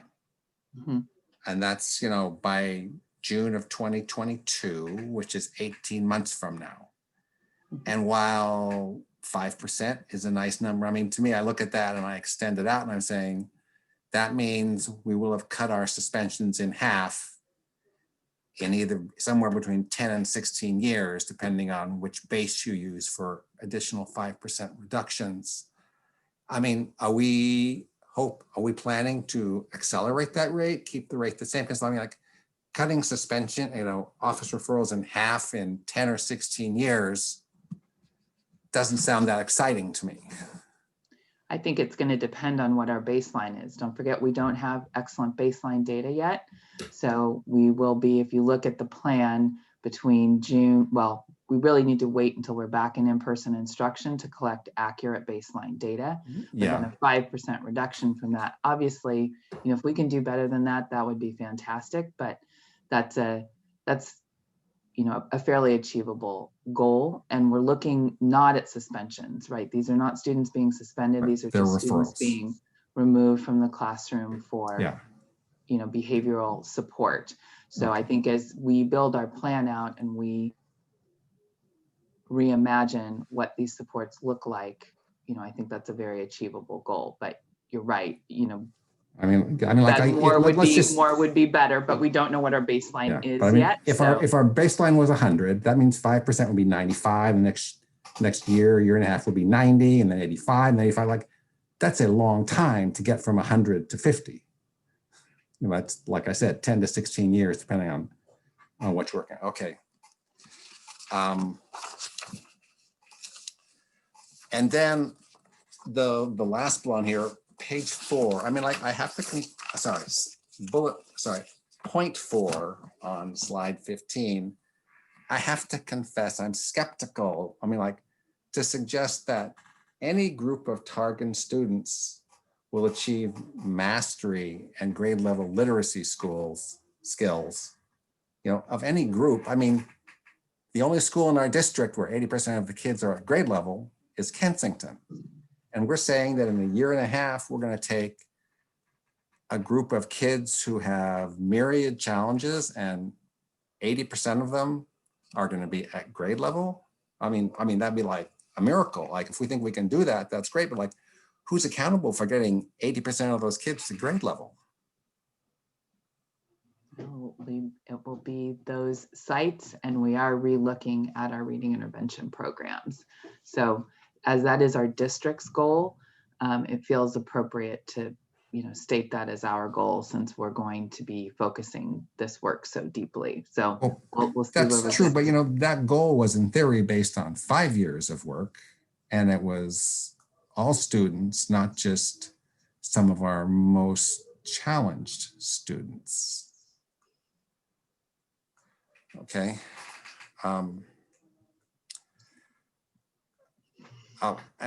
I just got a couple more questions here. You know, item number 6 on slide 16, it seems to indicate that our current multi-tiered system of support is not culturally responsive. And I just feel like when I see the MTSS in place at Helms or Verity or Grant or Ford, those seem to be quite culturally responsive systems. So what are we actually trying to say here? Are we saying like, as we roll it out to new schools, we want it to be culturally responsive? I think well articulated and culturally responsive, yes. Okay, but like, and are we saying like our current system at those schools is not? Or we just want to continue that work?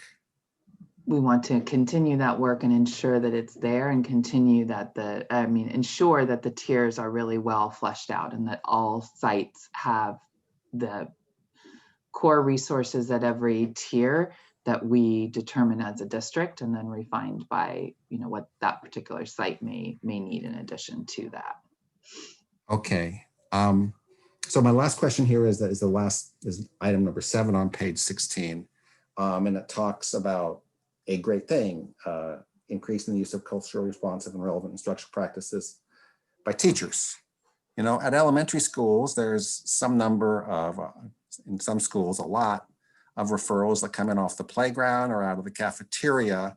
I'm wondering why there's no focus on classified staff. Only teachers, only certificated staff.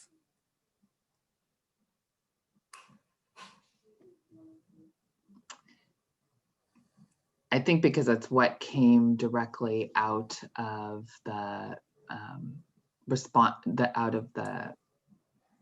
out of the work with the schools and communities But the hope would be that as we do this work in the classroom, classified staff are part of that classroom community and are benefiting from this work as well. And so across our system, we're all improving our skills at doing this work. Okay, well, those are my questions. Thank you very much for this work. I mean, I have to agree with what Ms. Smith said. Like, it's really exciting to see us trying to attack this problem in the general education classroom rather than waiting until the kids are either ready to be classified or classified as special education. So thank you very much. Thank you, Vanessa, and thank you, Ms. Hardy. Trustee Phillips. Thank you very much, President Hernandez-Jarvis. I think that the work around disproportionality is exciting work. I'm glad that we're embarking on that work, hopefully in earnest. But some of the things that I'm hearing are things that I've heard before. Some of the solutions to the problems that are being presented are solutions that I've heard before. Some of the work that I'm hearing, sounds like the work that was supposed to be done under the positive school climate policy. Some of the work that I'm hearing sounds like work that was supposed to be done under the resolution that came out of asset.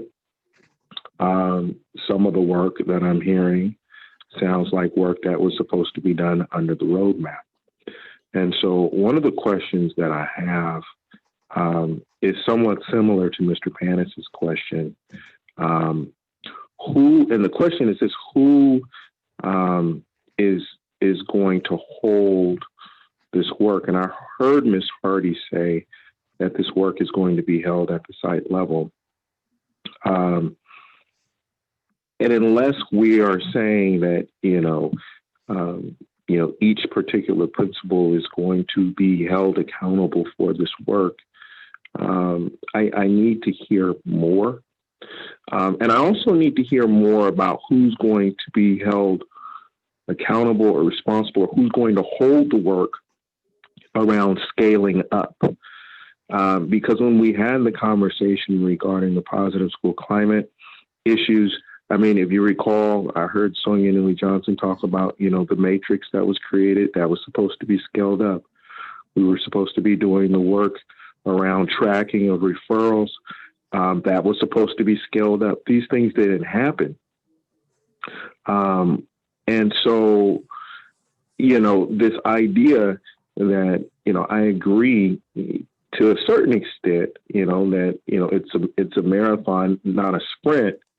But when we keep adding additional years on the back end, the race is never over, because, some of this stuff was supposed to be done, some time ago. Some of this stuff was supposed to be scaled up, some time ago. And I think one of the reasons that we find ourselves in the position that we're in right now is because we did not do the positive school climate work to fidelity. And we're here. So, of course, we want to get out of, monitoring, but we wanted to get out of program improvement too. And we had schools in program improvement for 20 years. So, I'm going to stop for a moment because I'm really asking the question of who is going to hold this work, because I don't want this to be another PI. Sorry for the acronym. I don't want this to be another program improvement thing where we got schools in program improvement for 20 years. So can someone speak to that? And I can't see any of you. So, I'm just listening to voices. So I'm going to stop and then someone can talk and I'll just listen for a moment so I don't talk over that person. Well, thank you, Trustee Phillips. And I'm sorry, excuse the interruption, Ms. Hardy. If I can ask Trustee Lara to facilitate very quickly, I need to step away for 2 minutes and I will be right back. But in case we have to facilitate any kind of direction while I step away, I'll be right back. Thank you, everybody. Ms. Hardy? I think Mr. Duffy was going to jump in. Yeah, I was just going to say, that there has been good work to get certain of those items that you mentioned, Trustee Phillips, to scale, like the behavior discipline matrix that all of our schools have from us, especially the high schools, and also the pilot of the Swiss referral system that we learned a lot from and learned that was challenging in many ways, and are trying to build that module in Power School so that sites are not flip-flopping between two systems. So I think we have taken those very small pilots and continued to increase them system-wide. And I think the accountability goes to all of us. I mean, it's a team that we all have part of the responsibility and accountability, from your superintendent all the way to your principals and teachers and even Board of Education to help, grow and increase the work. So I think it's certainly a shared responsibility. And this is an initiative that's clearly taken on between general education and special education. And that's why you see so many people here tonight. We didn't hear from our principals, but there are 4 here as panelists, and we heard from different offices: Positive Climate, African American, Special Education, me, and others. So, I do see it as a shared responsibility of all of us. Okay, and I will say, I'm sorry, because I can't see you, so I don't want to talk over you. Were you done? I'm finished, yeah. Okay. What I want to say is this. I agree 100% that everything that happens in our school district is a shared responsibility. Everybody who comes in contact with a child, directly or indirectly, from the custodian to the superintendent and everybody in between, is responsible, shares in that responsibility. But there has to be a point person for everything, because when everybody is responsible, in some ways nobody is responsible. And so I'm going to stop, because I don't know if there's the answer, if we have the answer, but this idea that it's a shared responsibility, which I agree with 100%, but this idea that it's a shared responsibility, that's not good enough. There has to be someone, even if it's 3 people, but there has to be 3 people, 1 person, 2 people. There has to be somebody that where and I'm talking about at the staff level right now, people who are actually going to be implementing. There has to be somebody that is responsible. One more quick thing. Sometimes when we do project planning and project management within all of these complex projects, we name owners who we say are accountable, and we name helpers who we say are responsible. And the absolute owner for this right now is Ms. Hardy, who reports to me. So it is our ownership in terms of the final accountability with lots of others who are helpers and are responsible. So that's how I would see that division of labor. That is very helpful, and not to take away from anything that anyone is doing, because I know that Ms. Hardy or yourself, that no one person can do all of this work, but identifying who, I think you used the word owner, identifying who the owner is very helpful to me, because otherwise it's this amorphous thing, and that hasn't worked for us very well. So thank you. I am done with my questions about this for now. Thank you, Trustee Phillips. And I guess it's my turn now. So I do have some questions, actually more comments, I guess. I've seen a lot of these strategies. I've seen actually successful programs that have addressed these things, over the years at different schools at different times, where there was real commitment and buy-ins, usually by site, at a site where, you can see real change and progress and improvement and get to the goal. But I've also seen when it falls apart. And that is, it's like that sustainability, and it's usually because the money ran out and or the turnover of staff that were trained, that were part of the team, and that were collaboration. So that's always an issue for me, is like, how do we sustain this over time, considering everything costs money, and if the funding dries up, and then the turnover of teachers and staff that you've took all this time to train, and then they leave. So that's always an issue. Another thing that I'm concerned about, outreach to families, the parents of the special ed students specifically, because my experience is they often need help as well. So it might have been in there. There was a lot of things there and I might have missed it, but reaching out to the families, because they also need that help. And I did see it mentioned about the implicit bias, but professional development, well, like I said, the training of teachers and staff and staff at different levels, the implicit bias training is really critical. And I know we're doing that at another level. So I do see some collaboration with other services that we are providing, and I think that's, this looks like a very long range plan. And I also see that there could be parents who are frustrated because they have a problem now and okay, this sounds good for years to come, but then what about my child right now? And the frustration, what if my child's not in one of those selected schools? So somehow those issues are going to have to be dealt with, I think.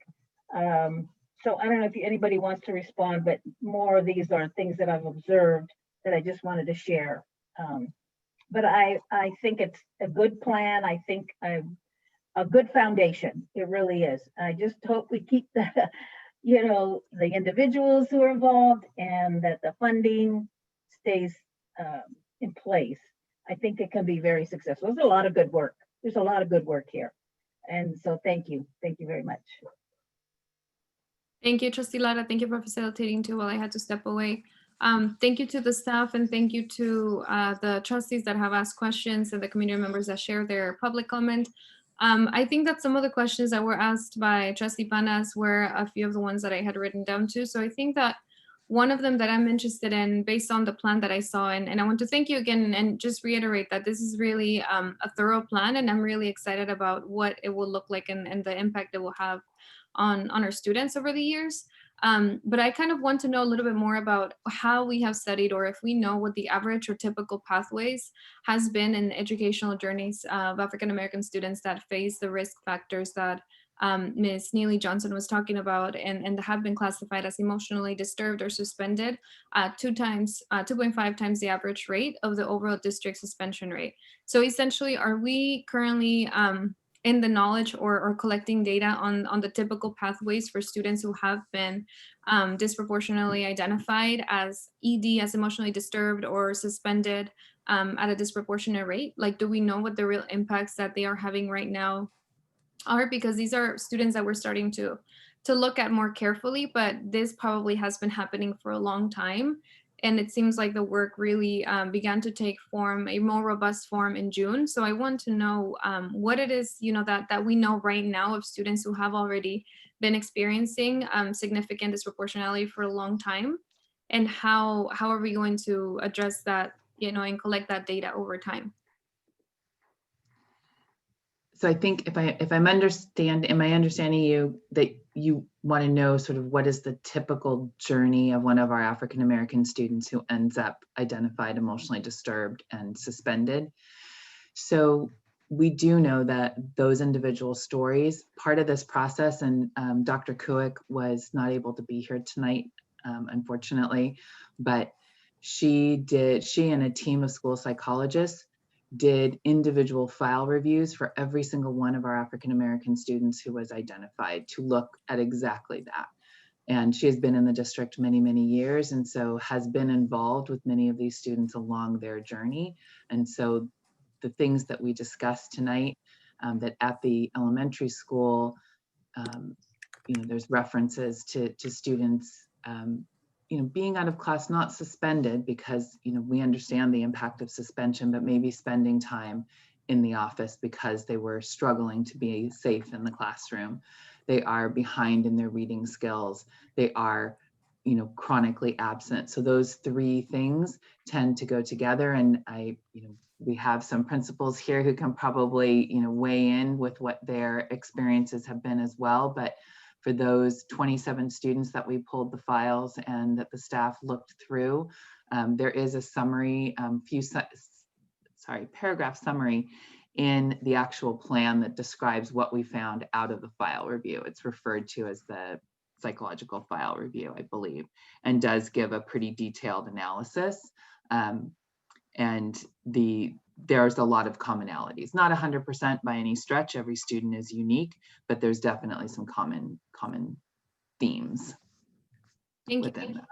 And is kind of the hope then also, or an overarching goal of this, to have a more longitudinal understanding so that we can then have some more systems or structures that will prevent this type of disproportionality to affect African American students specifically?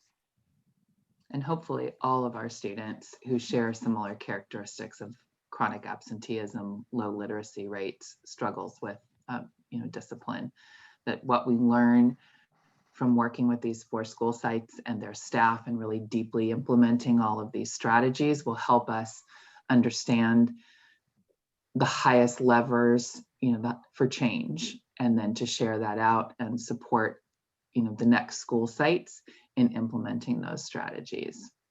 Thank you. So one of them is the principals PLCs, and I spoke to all 4 principals. They were really excited to continue to, really dig into this work as a team and to think about and talk about and share time and how to engage in this work. So I'm hopeful that, we will. My expectation is that what we learn here will get shared. Thank you. And I think that for the next board, I think that one of my, requests or advice too, if I may, would be to have a system where, I don't know if it would be quarterly or biannually, to really just have like a system of communicating what the longitudinal understandings are for these students and give that feedback, right? Not just to see how we're doing with significant disproportionality, but actually to let the board know how things are working and to track these pathways so that then we can implement more robust systems to prevent any pathways that lead to academic inequity and less opportunities for all students, but also for the specific students identified and for African American students. And so I think my last comment on this would be that I was listening to what Trustee Phillips, Trustee Panas, and Trustee Lara were saying in terms of having measurable goals that are attainable, realistic, and timely, and also having long-term accountability and funding, and ensuring that we put structures in place not years from now, but that we take this as a marathon and not a sprint.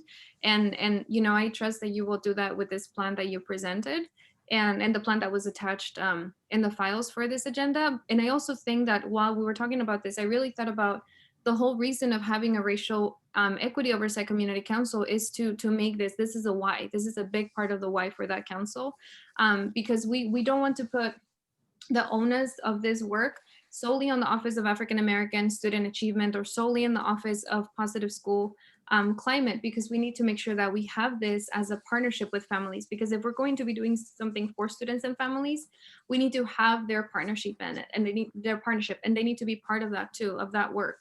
Not just from us to them, but all of us together. So I think that this is really a big purpose for supporting the work of the Racial Equity Community Oversight Council. And I can really see how this whole thing binds together to bring more equity for students, and not just, having parents as stakeholders that are consulted, but as parents who are actively involved in shaping the ways that the pathways for their students are shaped in their education WCCUSD.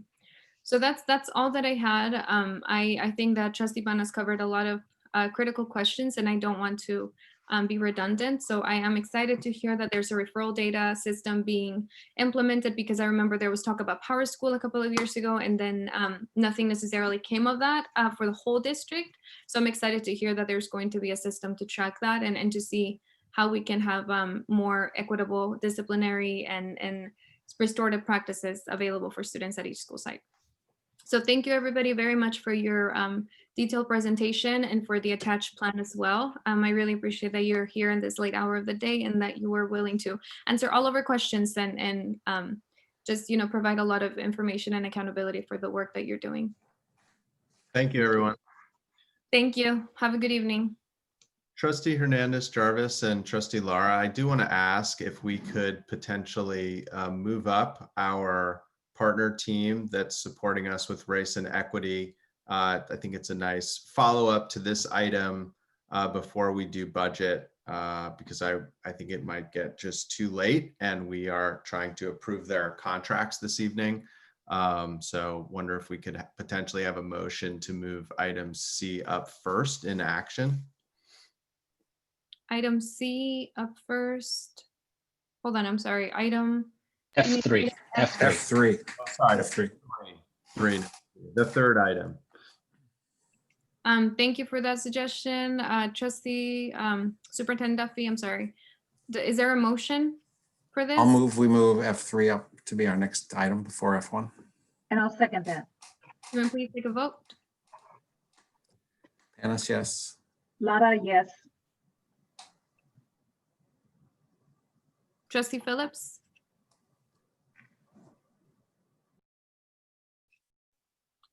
Trustee Phillips, yes. Thank you. Yes. Hernandez Jarvis, yes. So motion passes unanimously to move up item F3, approved contract for Dr. Rochelle Rogers-Ard and Dr. Christopher Noss. Great, thank you so much. So as the board knows, we began a pretty ambitious plan to dig in with the entire district on our system and making our system a more socially just, a more anti-racist, a more equitable system. And I want to thank our planning team, because early on they pushed us and said, we think we need a little bit more support. So we have leaders working and teachers and Millie Burns, of course, and others. And they said, we think we need some more support. And so we started reaching out to a number of folks, a number of partners. And after reaching out to a different groups of people and interviewing them and talking to them, we're really happy to partner with Rochelle Rogers-Ard and Christopher Knoss, two educators and authors who come to us most recently having written Black Educational Leadership, a text that we hope some of the board members will get a chance to look at. And so tonight we have their contracts for approval and wanted to make sure board members and community had a chance to hear from them, hear a little bit about the work they will be doing. I'll also be happy to answer any questions. And so I am going to turn it over to Rochelle Rogers-Ard and Christopher Knaus to introduce themselves, share a little bit about the work they'll be doing. Thank you guys very much for hanging on till this late hour with us. And it's been so far a real pleasure to work with them and talk with them. They've been great thought partners so far, just to help us with some of our early thinking about the work we're doing and how we can do it better with our leaders, our equity leads, senior leadership board. So again, really excited to have them partner with us, and I'm going to turn it over. Thank you, guys. Thank you. Thank you. Can you all hear us? Hear me? Thank you and welcome. Yeah, thank you. It's nice to be here. I'm Chris Knaus, professor, educator, and author, and all that kind of stuff that Superintendent Duffy just laid out. You'll get to know more of that kind of stuff later. Both Dr. Rogers-Ard and I like to lead a little bit more with our content rather than who we are within that. So you'll get to hear a little bit about us in a second. So thanks again to the team for bringing us in. What we always like to do is start with a context of reality, and I think the context that we would start with connects with the previous conversation very well. So thank you for moving it up so there's actual continuity. It's almost like we're in a district or something trying to teach in schools. And the first piece is really to pull back, and if you can see the slide, recognize several pieces about the context we're in. You all know this is the world we live in. We are in a hyper anti-Black violence space. This is not new. This is not something that all of a sudden started happening, but the publicity of and access to images of violence against Black folk in particular, and often young Black people and school-aged Black people, is increasingly normalized as a visual, and what that trauma and context of trauma does to young people, to educators of young people, and then people within our extended communities as well. And in addition to that, we're also wrestling with what the previous conversation was: drastic, ongoing, stubborn disparities across race. So as you all modeled beautifully, there's extended efforts to try to address continually. We've been trying to address structural inequalities in schools since we've had schools, so for hundreds of years. And we'll get to that piece in a second as well.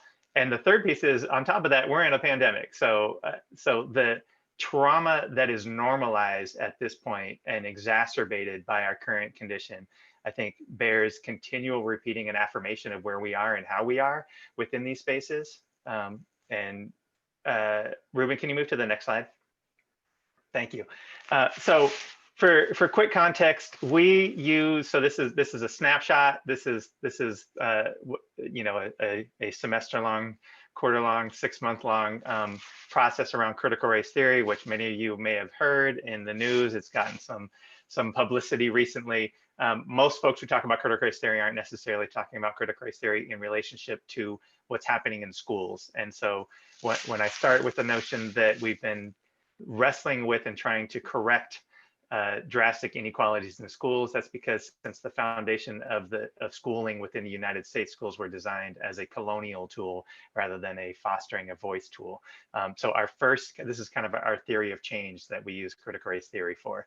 So the first part is that we presume that racism is everywhere and all the time, always operating. There are no infrastructures that are not shaped by our US kind of context of racism. There's nowhere where we can be where those are not also happening. That doesn't mean everybody's intending to be racist, but it does mean that the structures that we're operating within are framed by a context of racism. The second piece is that since schools are within this context, schools, essentially the design of schooling silences critical educators, students of color, and essentially performs a silencing conversation and impact on students of color, particularly Black students. And that was, I think, evident in the previous conversation as well. So again, not that educators are intending to silence, but that the structures of which we are given to do some of this work are silencing. The third part is that if we want to address that, we commit to fostering voice and storytelling and experiences, particularly of youth of color, children of color, students of color, but as well as educators of color, so that we have a much more robust understanding of what racism looks like, tastes like, feels like within the structured context. But we also kind of changed the focus of what we do in schools to think about how do children leave authentic, comfortable knowing who they are, speaking their multiple languages, and prideful of who they are. The fourth piece is, especially at 10 p.m., a disheartening reality that essentially because racism is everywhere and all the time, systems, schools in particular, autocorrect. So every time we try to address some form of disproportionality, for example, unless we're addressing all forms of disproportionality at the exact same time, we end up doing all these piecemeal solutions to systemic problems that, while we need to do those piecemeal solutions, they're not going to address the larger systems when we're operating within this larger piece that knows how to autocorrect, regardless of the intentions of all the educators. The final piece on this slide is that Dr. Rogers-Ard and I like to model a multiracial, multi-ethnic collaboration, partially because we move as a society so firmly racially segregated, and many of our teams are not cross-racial, especially when we're trying to challenge systemic racism. We have to learn to model and embrace how we operate across racialized and gender barriers in these contexts. Dr. Rogers-Ard. Next slide. And next slide, thank you. So thanks so much, Chris. Hi, I'm Rochelle, and super excited to be with you this evening. Although I must be honest and transparent, this is past my bedtime. So I appreciate you pushing me a little bit. My son was like, "Are you still up?" So thanks so much for that. In addition to the fact that we lead in a way that is collaborative and cross-racial, our theory of change is that we focus on employee leadership development. So as you heard Chris said, you know, we've done some of these initiatives. Why have they seemingly not taken hold? It's because we cannot miss what happens when we try and affect change for adults and the supporting staff that take care of the schools and the children who attend there. We often focus on the systems, right, which is obviously built on a racist background, but we must do something to shift what happens with the people who are actually making up those systems. So our theory of change is that we focus on employee leadership development. We challenge staff members to actively develop their own anti-racist lens and policies, while also creating the conditions needed at all management and community levels. And I think that's key there, that we're not just looking at, maybe if we do some sort of work with the principals, that then we can shift perspective. But the reality is we must include all staff across the school district, especially our most often overlooked staff members, who are normally where you find our longest tenured staff and who are also folks of color, so that they can help create community levels to support an engaged, diverse, locally responsive, and anti-racist workforce. Next slide. So here's what we offer. Technical assistance, first off, having been in school districts and in communities of color, and having done a tremendous amount of work pushing and creating leadership and creating spaces that are anti-racist in their vision.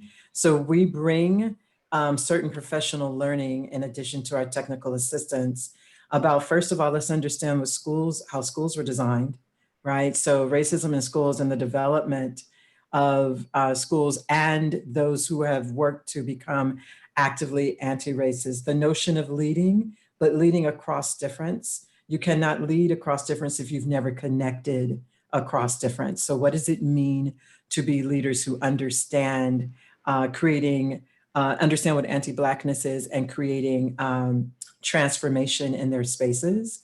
The reality of teaching for liberation, where we are looking at how we actively are different in our classrooms. And then the work that we've both been in for the last 15 years, how do we make sure that we are moving hiring practices and thinking about who we are placing in different roles across the organization so that we can ensure the diversification of all educational staff. Chris? So underneath kind of our professional learning conversation is that we often challenge educators to think about their work continually as an anti-racist, not just stance, but a series of actions. So we push on the notion that somebody's just anti-racist. It's actually anti-racism is a thing that I do and ensure that my actions are. So part of that is thinking about every single thing that I lead from, every single way in which I move, every single interaction that I engage with the student, with staff, with families, with communities, being anti-racist and naming the context of racism in which we live are concrete strategies to essentially choose and model anti-racism and challenging anti-Blackness. And the flip side of that is, and silence around that, especially as a leader in this context, the silencing around that is actually choosing to sustain that. So we push clearly on naming and positioning yourself within that conversation. Next slide, please. So towards that end, this is where this is, you know, it's after 10 p.m. And yet we're educators, so we always like to ask questions. And so this is actually questions thinking about how you all collectively lead. So we realize you may have some questions for us, of course. Much of what we did, our book came out several months ago on Black educational leadership, where we spent time with Black educational leaders, mostly throughout the Bay, talking about their experiences, the traumas that they face, the coping that they must deal with, and kind of navigate to be okay within their own skin and context within the racism that they navigate, as well as trying to support and create anti-racist spaces. And going back to the initial slide, thinking about the context of hyper violence against Black folk in particular, and our, you know, vicarious hyper anti-people of color context in this country, how does the district lead with racially healing energy and indeed and center that energy? And so the question that we would ask for the board is, what is the board's role in modeling that racial healing that I would argue, it's probably not debated whether or not we need racial healing in this country, or certainly within districts. But what is the board role in modeling racial healing across, the district, up and down, right? So that's an actual question at this 10 p.m. hour. And I can try to answer a little bit and then open it up for trustees, or I don't know if Trustee Panas, Trustee Lara, Trustee Phillips would like to go first, and then I can say mine after, just to respect the I'm happy to go first. I mean, we should be constantly modeling the behavior that we want to see happening in our district, and that needs to be anti-racist behavior, and it means speaking out when we see racist things happening. We need to always have am I going to be silent and complicit, or am I going to be actively anti-racist attitude? And that's in everything we do. It's when we're at a school, it's when we're at a school board meeting, it's when we're on the street. That needs to be the way we live. Well said. Thank you, Trustee Panas. Trustee Phillips? I have a comment, and I don't know if it's a direct response to the question, but I think it is related. We're having a conversation right now, and I know that this conversation is about, you know, all students, but we're really having a conversation right now about Black students and the presentation. And I can't see what's being presented because I'm on the phone, but I'm listening. And we're talking about Black students. This board, expires in 2 days on Friday. And on Friday, a new board will be sworn in. That board will be majority African American. And we're having a conversation right now around Black children and what the board thinks. But in 2 days, this board's not going to be here. And the board that's coming is going to look very different. And based on the subject matter of this discussion, and it's not just the board is going to look very different, the board is going to come from a different place with very different perspectives that probably don't match the perspectives on of this current board. And that's why I'm saying, because you're asking this question about what does this board think? This board's not going to be here. There's going to be a new board in 2 days, and and that board is going to be very different from this one. And although I don't necessarily have anything negative to say, and not that I've heard anything that you said that's been negative or I've seen anything negative, so please don't take this the wrong way.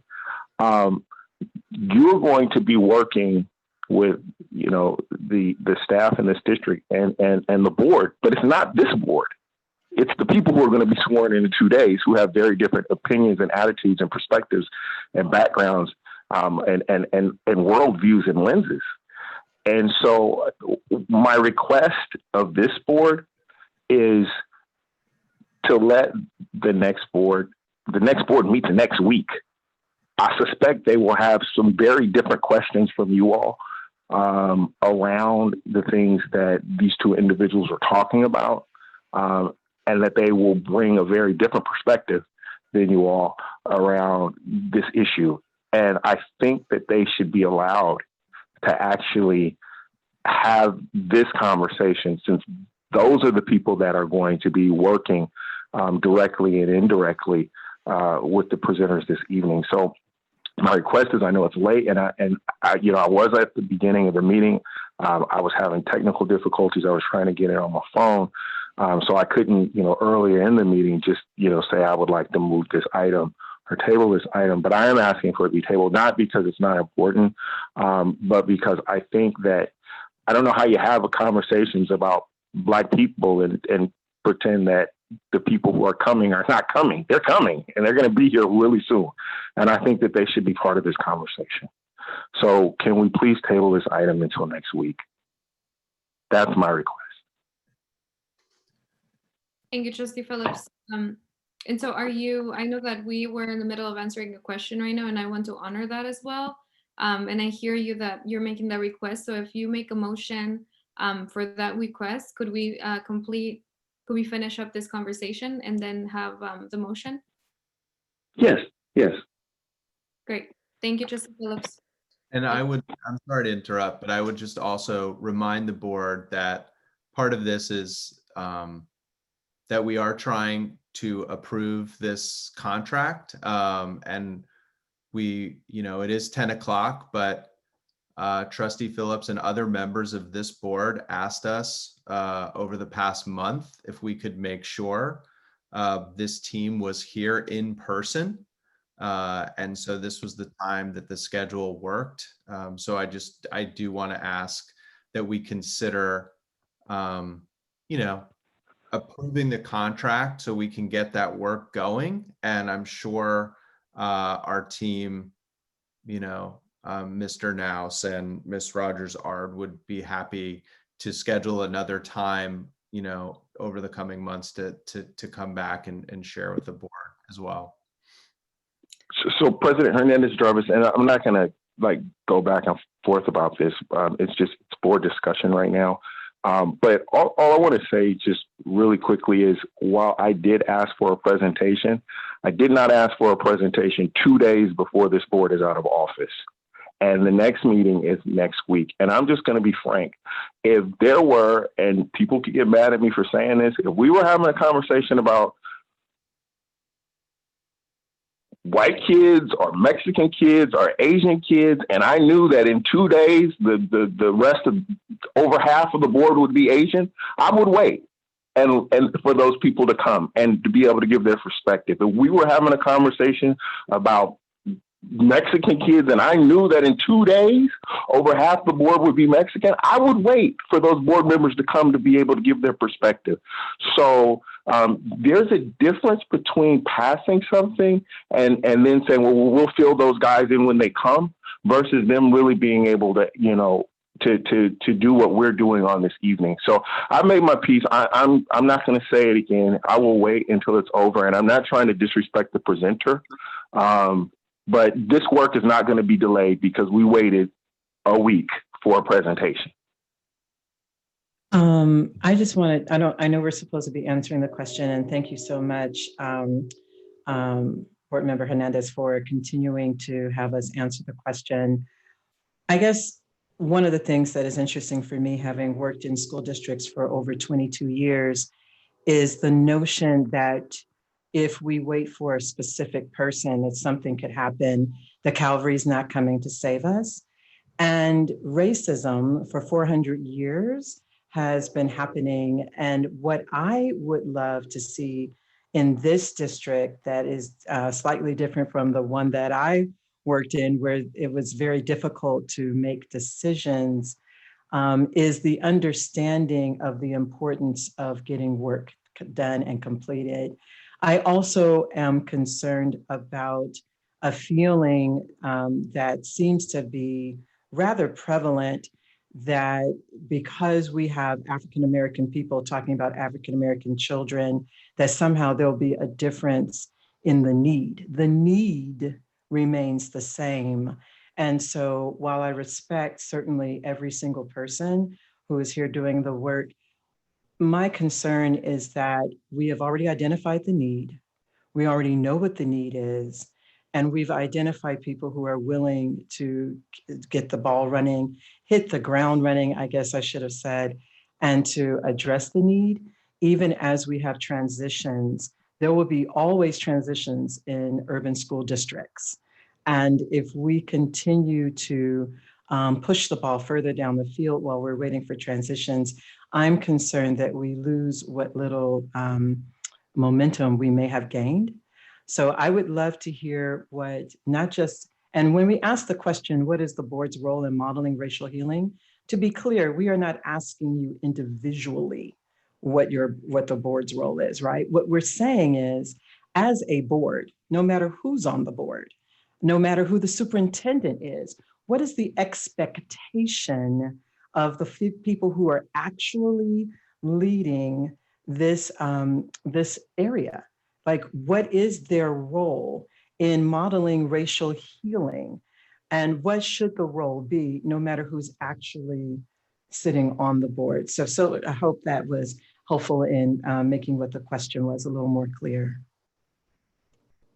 Thank you, Dr. Rogers-Hart. Thank you for that explanation and for clarifying the question too. I'd like to give an opportunity now to Trustee Lara to answer the question, and then I'll go at the end. Thank you for that, and thank you for this presentation. I think the role of a board is to lead, and right now these are critical issues, and we need this right now to get started as soon as possible. I feel we do want to address, to center on anti-racist authenticity. We do want to transform our schools, and I can't imagine the new board come in and say, oh no, we changed the way, we don't want that. That's not going to happen. They're going to say, okay, good, let's go, like you said, hit the ground running. And so I'd be very interested in us pursuing this and continuing this and be leaders and take it and move forward with it and approve this contract. I think that's necessary for us to do right now. There's no reason for us to stop and wait for anything. That's how I feel. Thank you. Thank you, Trustee Lara. I think that part of answering the question for, as I'm trying to think about this right now, and I feel like I should have a more ready answer specifically on this, because I know we've been having a lot more conversations. And last year, as part of the governance committee, we started to talk about what does it look like to have a district-wide diversity, equity, and inclusion policy, and then how does it look like in implementation? And we started to look at other school districts that have these policies, and Trustee Panas actually shared, one from Corona Norco Unified School District, and we tried to frame something from there, but we soon realized that we weren't going to be able to just make that come out of governance and bring it to the board and then run with it. because it seemed like it had to be a collaborative effort and that was authentic. And so when I think about the role of the board, regardless of if it's this board, the next board, or the following board in years ahead, I think that it has to be with really having a clear collaborative approach with the community and the very people that we want to benefit with these, right? With the practices in the classroom, whether it is the students, the parents, the families, the staff, classified staff, certificated staff. So I think that having a clear understanding of the intersectionalities and the roles that each of us has to play in being partners and collaborating. And so I think that I know that we're still in the discussion part, and I want to honor that the public hasn't had a chance to chime in and to give their public comments. So if anybody has any other comment or answer for this or response for this question, if we don't, then if we could continue the presentation, and then we can see if there's a motion made by Trustee Phillips as well, if that's what you would like to do to table it, or if there's a motion to approve once we hear from the public as well. Thank you.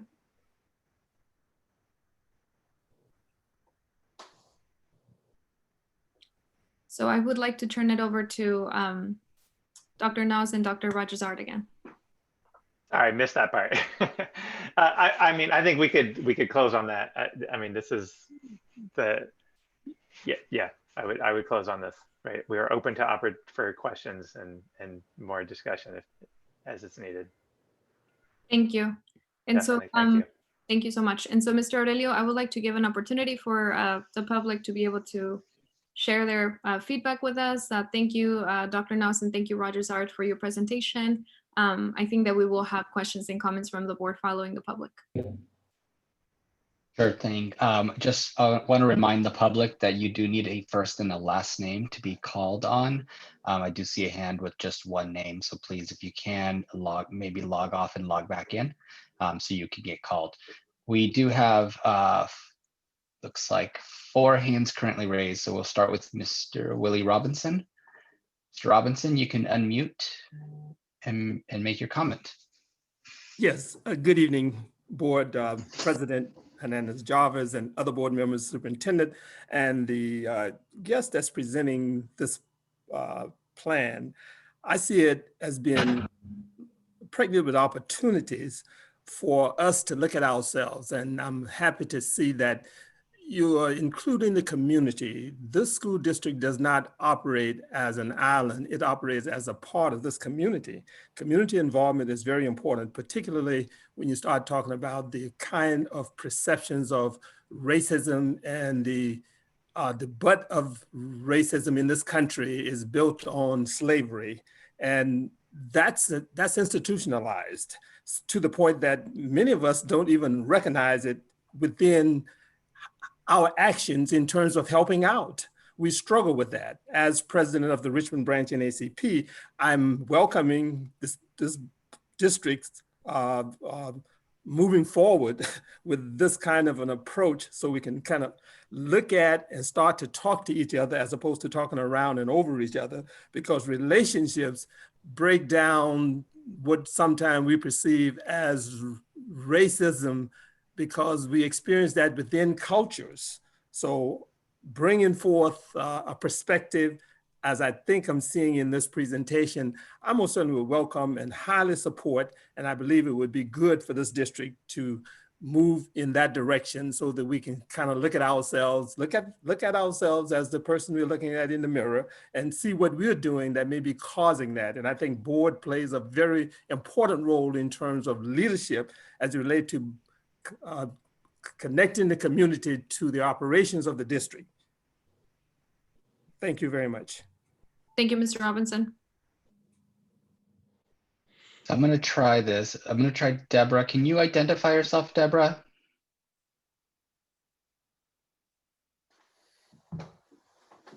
Hello, are you there? Can you identify yourself? I only see a first name, Deborah. Are you able to unmute?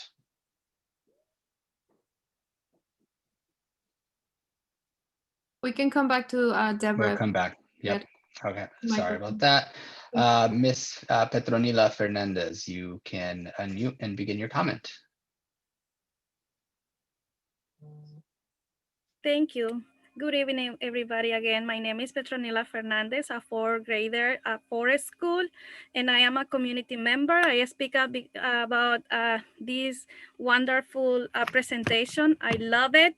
When I hear it, I'm very impressed, and I honestly, I want to say district-wide, we have to work on that. As a parent, I have a lot of struggling for particular these how build communication with the school community and parent community. When parents have facing a lot of things, it is not working in our school, especially, I don't want to say negativity, but I want to feeling in the hard way. I want to speak in the positive way. Each of us, we have a parent, we are supporters, we are someone we love, we caring. And as a parent, I want to work, see these thing changes. When I see your presentation, you are doing like working with the employees. That means a lot to me. Because honestly, in our school system, we are facing now, and not only for the pandemic, but before, we need to be very, very kind.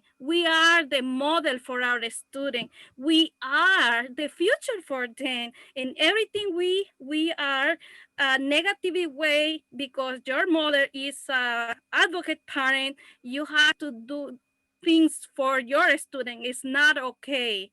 And other for the staff, they have to wait. There is nothing personal. This is for how can we bond, how we can work together as a team, because honestly, education system has to work a lot.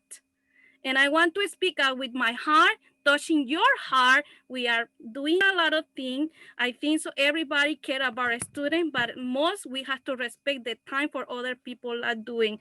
Honestly, I am very, very happy with that, because I want to share my my thought, and actually my suggestion we have to work in, because I am Latina, I consider I'm Latina, but I am multicultural, I consider mestiza. But one of the things is very confusing in our school system now, because we speak Spanish, I am speaking English a little bit, but also I speak Portuguese, but we have to learn each other culture, and we have to bond each other culture. We don't have to put in the school system, I want to be respectful, but like Dead of the Dead, I am very respectful, but we don't have to put these things just only for specific races. We are very beautiful culture. We are all multicultural, and we have to learn each other.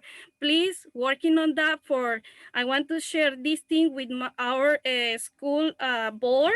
Actually, I want to share that. We want to respect that, but we want to know everybody culture to create more bond, respect, and honestly. Thank you so much for your presentation. Thank you, everybody, and have a great night. Thank you, Ms. Fernandez.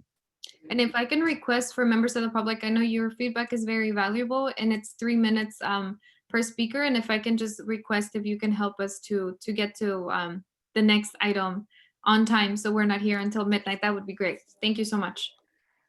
Our next speaker is Seda Wilson. You may unmute. Thank you. Hello, everyone. This is Seda Wilson, teacher at Richmond High School, Ethnic Studies, president of Black Educator Network, UTR officer, treasurer, and high school representative. Here's the thing that is not being mentioned, and just from an educator's viewpoint and lens, is that the educators actually need to get together and do this work. There's been talk about how Black students are treated and how they've been marginalized, but we cannot do this work until educators in this district and staff in this district actually sit down and have a conversations on how to interact with Black students.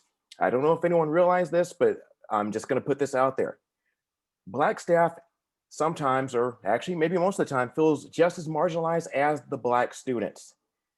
So there's no mention of educators and how they feel about this. You have to understand something. We have folks in this district who are against or are pushing back on race and equity, site trainings, PDs, and so on.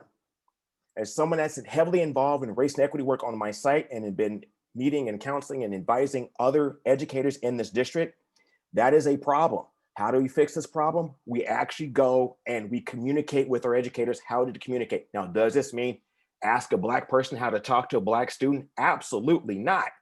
but you need the training, you need the information in order to move forward. We cannot teach these kids how to look at this systemic racist institution known as education unless we know the history.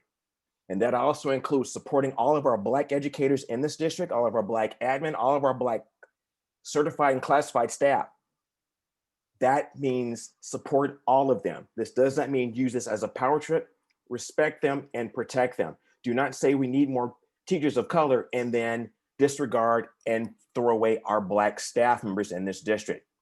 So moving forward, this is the work that needs to be done. We cannot do anything for our students until we actually take care of ourselves and have these conversations. You do realize that there are white educators in this district who do not contact their Black parents. They are scared of Black parents and they are scared of Black students. And some of them are actually saying that they support Black Lives Matter. That is 100% facts. This is happening right now. And the district needs to know this. Everyone needs to know this. And part of the work that Dr. Canals and Dr. Art are going to do is actually going to help to us communicate as educators, because actually, in addition to teaching, planning, and determining what is best for our students, we also need time to come together and discuss how to better communicate with each other as a staff. We are the minority. We are the minority. So either most of the majority of staff is white or Latino, whatever, but Black educators and everyone involved needs this training. Thank you. Thank you, Mr. Wilson. So our next speaker is Scotty, and I'm gonna see if it's Scotty's back on the phone. Scotty, can you unmute? Is that you, Hello? Scotty? Yep, there you are. Hello, Perfect. can Yeah, you I hear can me? hear you. Yes. Yes, go. You can. Okay. First, I'd like to say, I think the work is necessary in this district. I think it's something that should have happened long ago. And I just finished reading the origins of our discontent on the caste system. And I think that's something that every staff person should read in this district, along with your book. I haven't read that yet, but I will get to it. But in terms of what Mr. Phillips was saying about the new board, in order for you to do your work effectively, you need to have that buy-in. And knowing the people that are coming on as board members, the majority of them, I can tell you right now, I believe that they would actually support this and do this. I don't like to see divisiveness because in this district we have enough of it. So I think the board this current board should consider, and they should have been here. The new board should be listening to this, and I would love to hear what they have to say, but they have to buy into this, and you, as the presenters and the persons that are doing the work, need to know that they are just as committed as this board is currently. And but I do expect to see this work go forward. How the board decides tonight is up to them. But I'm trying to look at this in terms of for our kids' sake, and we have to keep these children as the center of everything we do and understanding how we can help our students. I think this is something that should happen, and I expect it to happen, because as a community member and as somebody who has worked closely with Petronelia, who spoke earlier, we will be advocating for it happening. Thank you. Thank you, Ms. Smith. Our next speaker is Zalon Harrison. Zalon, you can unmute. Hello, y'all. Good evening. This sounds really good, and I really like what I heard. I do have the concerns that other people have expressed and the board member have expressed about the new board coming in just to make sure that this gels right. I think that is definitely supported. It's definitely needed and supported. I'm just concerned if we don't wait for the ones that we're going to do the long haul with to leave them behind or out. I don't know if that will, I don't know. I just think we should wait until we get everybody, but I love the work and I like what you guys are presenting. It's awesome. Thank you. Thank you, Ms. Harrison. And our last public comment, Saletta Hunter, you can unmute. Good late evening to everyone. I just want to speak on behalf of myself as a parent now. I'm speaking as a parent and as a Black educator and being a student in the education system. I think that what I've heard from Dr. Rogers Art and Dr. Knaus, I hope I'm saying your name correctly, has been phenomenal. It's real talk. And I think that we've evaded real talk for so long. Working in the district that I worked in and hearing the caller say about pushback, yes, there is pushback. Parents are not being called because we're hiring white female educators who are afraid to make those phone calls. I know this because I've talked to them and they've told me that. So opening up this conversation and the work that they're going to be doing, I think is going to build a lot of bridges and mend some fences. I'm definitely for approving this because it's what the district needs. And in this time, in this climate, in this year, it could not be more correctly situated. And I think that if West Contra Costa does this, you will be the pilot district for what people are going to be trying to do all over. And so I commend you for bringing this to the board, and I recommend that we approve this. Thank you. Thank you, Ms. Hunter. That is all the comments for this item. Thank you, Mr. Aurelio. Thank you to each member of the public who shared their feedback with us during public comment right now. I would like to open it up for board members for any questions or comments that they have. But first we have to extend the meeting because it is 10:36. So we are going to need to extend the meeting. We have a big budget item for the first interim after this. So if there is a motion to extend the meeting, that would be the time now. President Hernandez Jarvis, I'll move we extend the meeting to 11:30. Motion made by Trustee Panas to extend the meeting till 11:30. I'll second that motion. Can we please take a vote? Panas, yes. Lara, no. Phillips, no. Hernandez Jarvis, yes. Motion does not pass. 2 yeses, 2 noes. Trustee Lara, Trustee Phillips voting no. I need to remind the board that we have a statutory deadline on the first interim, which is the next item. So we are going to need to do something unless we schedule a special meeting specifically for this item. So we can try to do it as quickly as possible, but it has to go. It has to be turned in by the 15th. By the 15th, okay. Both that item. President Hernandez Jarvis. Trustee President Hernandez Jarvis. Based on what Mr. Duffy said, I will make a motion that one item, the interim, that we do that one item and call it a night. It will also have to be the LCAP. Both are statutorily required by Ed Code for December 15th. We can do without the presentation. The board can accept those items and then the presentation can be brought back to the next board meeting if they would like, so that we meet the statute, because accepting it is the approval.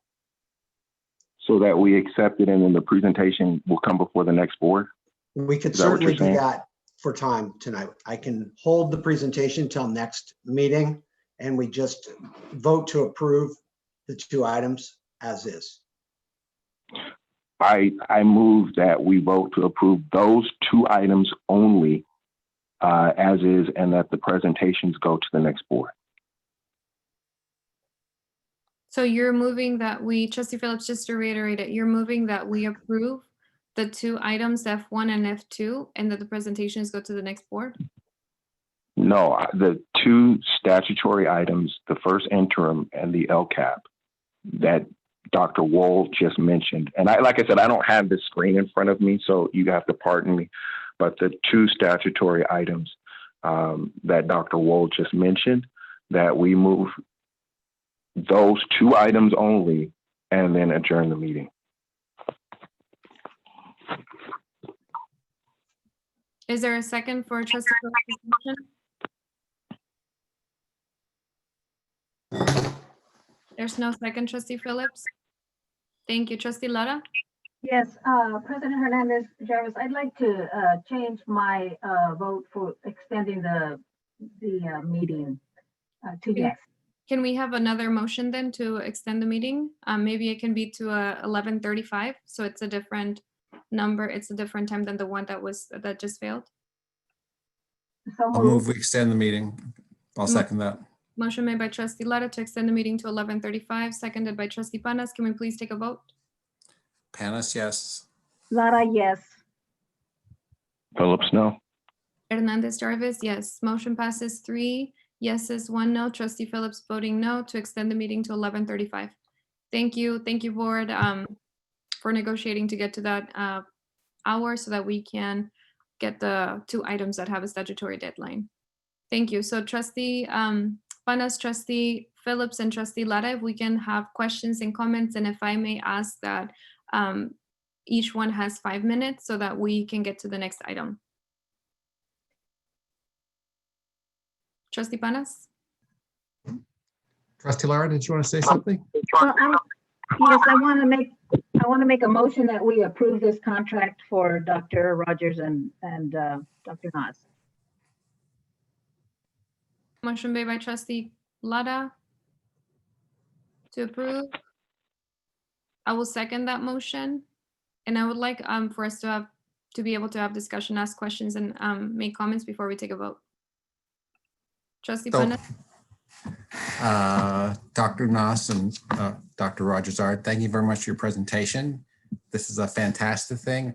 I'm the one who held this up the last time on November 4th. At the time I said, I love this work. It's what I've been trying to make happen here for 4 years. It's great work. However, the contract is drawn as in violation of one of our board policies that says there has to be annual measurable outcomes.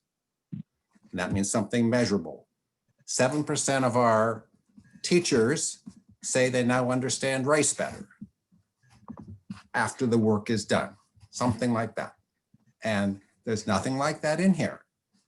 I want this work to go forward, but the staff's had since November 4th to put some annual measurable outcomes into the contract.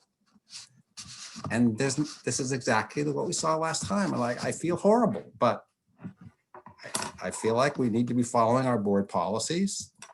And if staff wants to say, give us 5 minutes, we'll write annual measurable outcomes, we'll agree to them, I'd be fine with that. You know, I've talked to several teachers who are very active in this work. They say, there's no annual measurable outcomes here. So I would love to vote for this. We could have a special board meeting at 2 o'clock this morning. Sorry, tomorrow morning, Thursday morning, to approve this if we can get some annual measurable outcomes. So those are my thoughts. Thank you, Trustee Panas. So my comments, I'm sorry. It's my turn, right? I think President Hernandez Jarvis, it's my turn, right? Yes, but I think Dr. Rogers-Ard was going to answer to Trustee Panas's request for unmeasurable outcomes. I thought we were in board discussion, but it's up to you. I would like to give an opportunity for Dr. Rogers-Ard to respond very quickly, and then we will recognize Trustee Phillips. Your turn. Thank you. Thank you so much. I just wanted to respond that thank you for reminding us about measurable outcomes. Certainly, that is definitely something that we would love to provide for you. Was not aware that that was what the request was. And so definitely Dr. Knaus and I, having done years and years and years of evaluation, certainly appreciate that and would be fine to include that in a proposal. Thank you, Dr. Rogers-Ard. Trustee Phillips? So what I want to say is this. We are having a conversation about how African Americans are treated in many ways, about how African Americans are treated in this district. And I've never said this flat out. I've hinted at it sometimes. Maybe I went around the bush, but I'm just going to say it flat out tonight. What happens in these board meetings also influences how African Americans are treated in this district. So if you have Black board members and they're not being respected or they're being ignored, okay, what do you think happens to the Black principals? And then if you have Black principals who are not being respected and they're being ignored, what do you think happens to the Black teachers? So, and then if the Black teachers are not being respected and they're being ignored, what do you think happens to the Black babies? And so while I appreciate everyone wanting to do this work, and I swear to you, I want to do this work too. But what we just had happen tonight is I said, you know what? In 2 days, 2 more Black board members are going to come. And you know what? I know them. I know their passion around Black children and Black students and to be frank, Black employees, because both of them were Black employees in this district. And that they may have perspectives and that they may want to be part of this conversation. And I'm going to be frank, nobody gave a damn. Nobody gave a damn. And you know what? Don't think that the people who are watching on television or listening in the Zoom or who are on the telephone like me, don't think that they didn't catch that. Don't think that when they go back to their site, they say, you know what? Yeah, they coming, but you know, they won't wait 2 days for them to come. They won't wait 2 days for them. It's a meeting next week. They won't wait 7 days for them to come. Their opinion don't matter. And you know what? I don't have to listen to my Black principal either. I don't have to work with my Black colleague either. So when we talk about what happens in these board meetings and what we model for the public, what we are also modeling, to be frank, is you don't have to listen to Black people, even if they get elected to the board, even if they're the highest vote getters. And so, look, I don't think that anybody who is coming to the board next week is going to say they don't want to do this work. Matter of fact, I know them all. I think every one of them, the Black ones, the white ones, the Latino, all of them going to want to do this work because I know them. And I know where they're coming from. Tonight, I wasn't trying to stop important work from happening. Tonight, I wasn't trying to railroad something that we need. Obviously, we need to do this kind of work. But you cannot continue to say that you support Black children. You cannot continue to say that you support Black people and then turn around and say, but just not that one. I listen to Black people, but just not that one. Because what ends up happening is they say, well, you know what? If I don't have to listen to that one, then I don't have to listen to that one either. And not that me or any one person has the ability to make the decisions for everybody else. What I'm talking about is actually giving space for people to be heard. So we're going to do this work to create space for Black staff members to be heard, but we can't even create space, wait a couple of days for Black board members to be heard. This is hypocritical at the highest level. And if you can't see that, I don't know how you can lead this work. So I'm done. And I didn't want to go out on a bang tonight because this is the last meeting. But what we're talking about right now, this work is real. This is real. And you cannot figure out which of the Black people you are going to show respect to. You need to respect all of us. So again, I am going to ask you, I'm not trying to stop you from getting the contract, lady. I'm asking you to just wait a week so some other Black people can talk about what's important to them. Ain't that what this conversation is supposed to be about? I'm done. I'm done. Thank you, Trustee Phillips. Trustee Lara? Yeah, Trustee Phillips, I just disagree. This is a topic about racism and transforming schools and applying critical race theory This is a course of study that we need to get going. This is not about one single group. This is about a concept and an idea and a practice that we need to get started. It's about racism. And there's a lot of racism out there for all kinds of groups. And we just need to get this conversation going. It's a difficult conversation for sure. But I made the motion that we approve this contract, and I hope that we do tonight.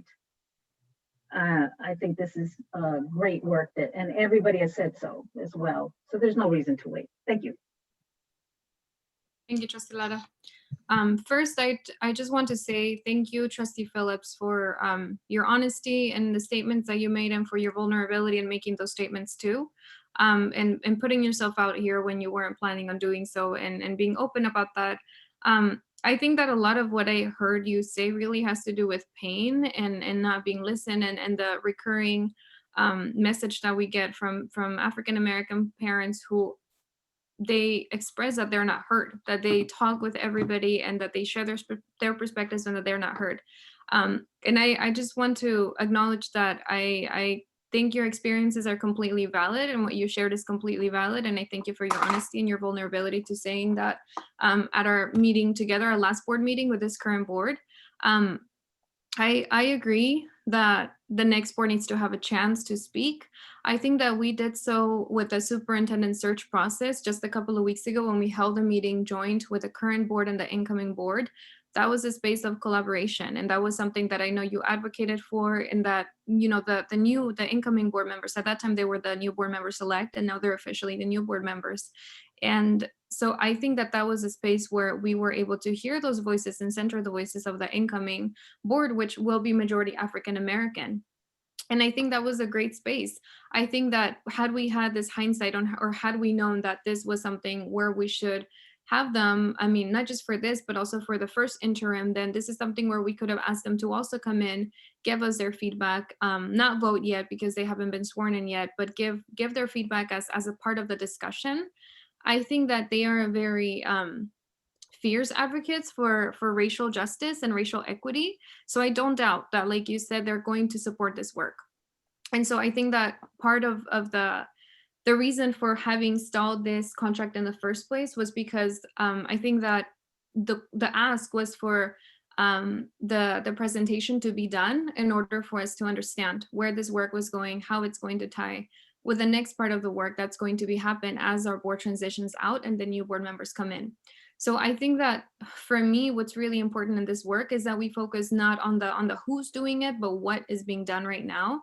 And so I think that there's two sides to the argument. If we're focusing on the who's doing it, the next board can do it, just as we can do it. And I think that we started, we essentially established the Racial Equity Oversight Community Council, which will have its first membership next year in 2021. So it's something that is coming, you know, from the ground up as well, and that we're supporting. And I think that this work goes hand in hand with that, and with the work that the Office of African American Student Achievement and that the Office of the Positive School Climate is doing. I think that that work is going to continue and live beyond our time serving on this board, and really be part of the core of the work that this district does, and not as a luxury, not as work that's additional to the educational experiences, but at the core of those experiences for kids. And so I think that I want to acknowledge what you said, and I also want to acknowledge what Trustee Pana said about the annual measurable outcomes.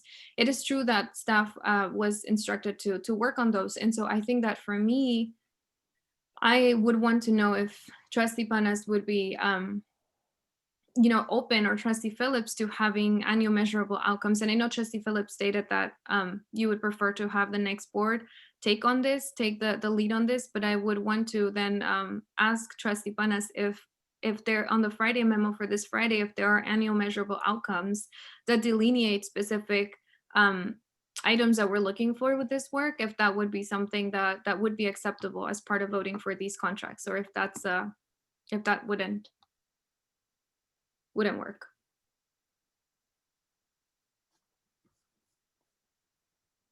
While Mr. Pan pauses, I would like to add that it's no secret that Mr. Panis and I have disagreements on AMOs, and I believe that there are enough outcomes built into the scope of work on page 8 of the contract. I'm happy to further develop those, but I do feel like the scope includes the outcomes that we are going for in fairly simple terms. But again, you know, I think Mr. Panis and I have had some disagreements on how specific and how detailed and how many. But, you know, just want to put that out there that I believe on page 8 we have scope and we have some outcomes. I see those outcomes. Thank you for pointing that out right now and for bringing that specific part to our attention. But I think that when Trustee Panis has spoken about specific outcomes, it has been more toward like, what is the percentage of, for example, with this work, what is the percentage of educators that we're aiming for and support staff that we're going to have, whether it's a survey or if there's some kind of feedback form that we get that says that they feel like they have the tools to be culturally competent and sensitive to be able to communicate with families who are not of their same racial background or linguistic background.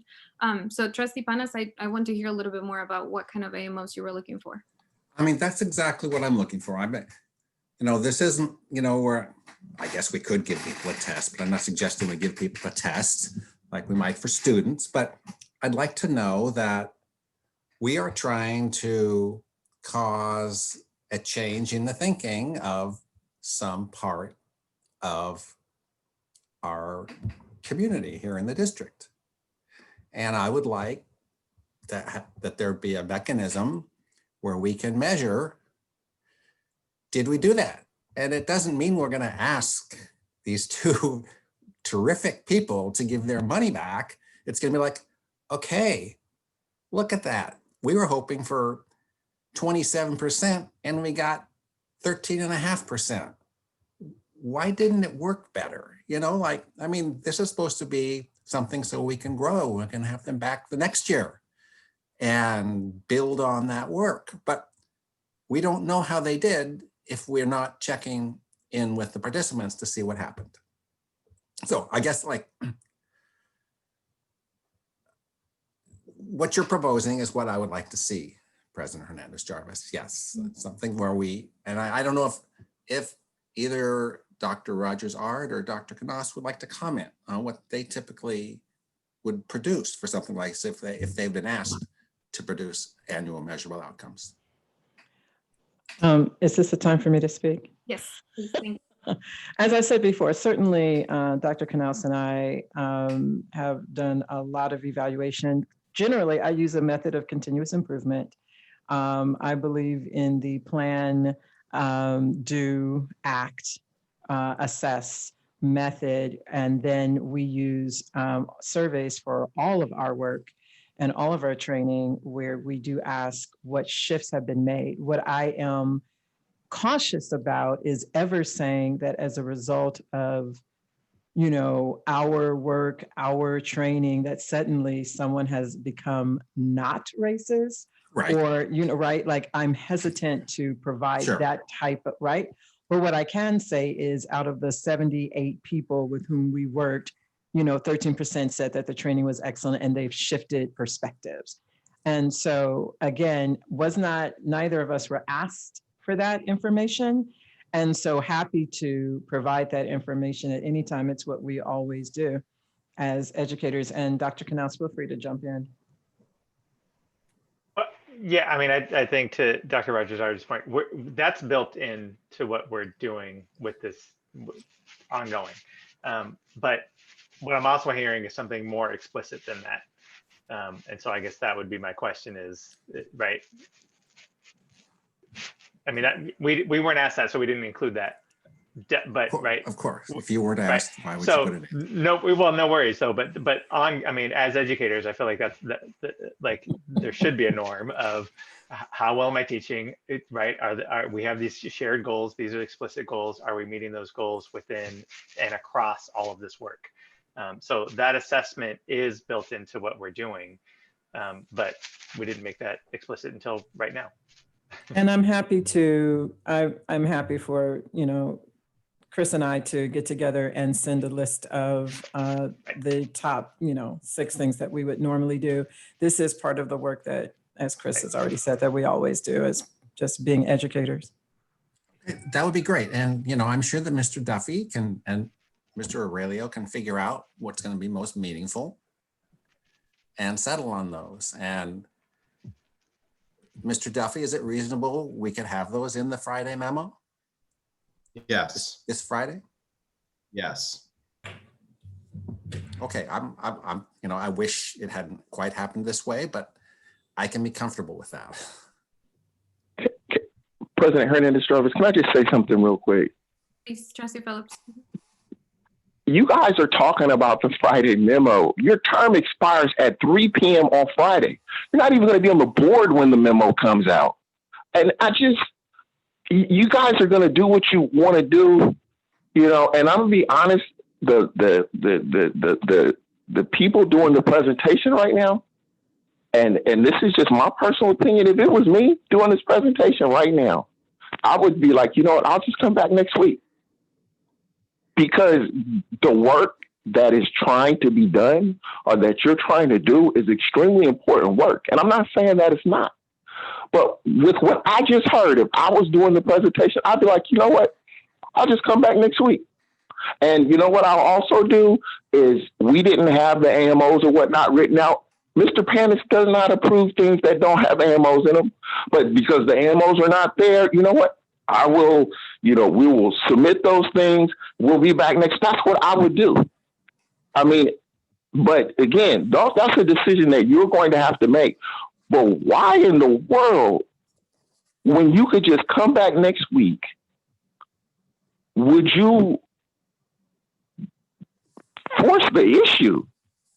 I just don't really understand. I truly don't. You know, and I know, well, I don't know you guys, but I don't know why. If it was me, I would not do that. I would literally come back next week. Thank you, Trustee. This is. Sorry, I interrupted. I thought you had finished. No, I'm done. I'm done. But this idea of you guys getting something on a Friday memo, it's a joke. You're not even going to be on the board on Friday. Thank you, Trustee Phillips. Trustee Lara? Trustee Lara, You're you're muted. I'd like to call the question.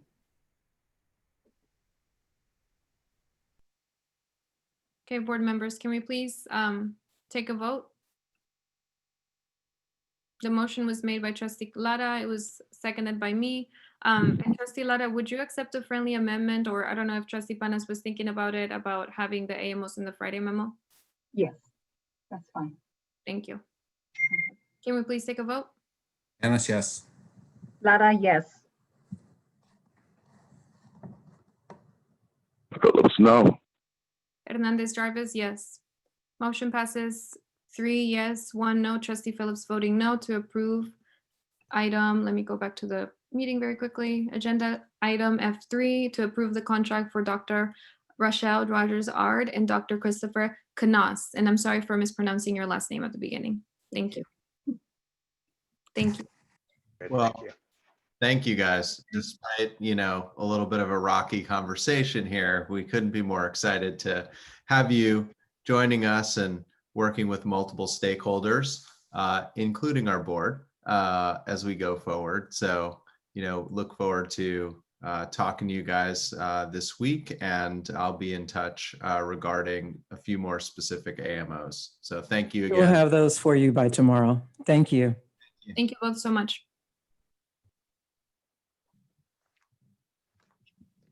I think we should get right to the F1, to item F1, approve first interim for the 2020-2021 school year. And I think the last action item is going to have to be, unless they can be super quick, but if we don't get to it, we may need to have it come back to us. It says 15 minutes only. So I'm going to make a recommendation, if the board would allow. I'll do a brief oral presentation just real quickly on the budget. rather than going into all of the slides. We'll bring back the whole presentation so that the public can have more time to see everything, because I think it's very important that the public has the opportunity to hear all the pieces. I'll give the highlights right now, ask for the board's approval, bring back the whole presentation on the 16th. Same thing with the LCAP. Could we have the highlights? Also, I do want it to be screen shared because I want the public to be able to know where you're going in the highlights on the presentation. Certainly, I can absolutely Point of do order. that. Trustee Panas? There has to be a public hearing, which means we have to hear from the public, which, and if we don't have a presentation. And I also don't think the county would put us out of business if they didn't get this till the 16th. I mean, like, we are unaudited actuals we delayed.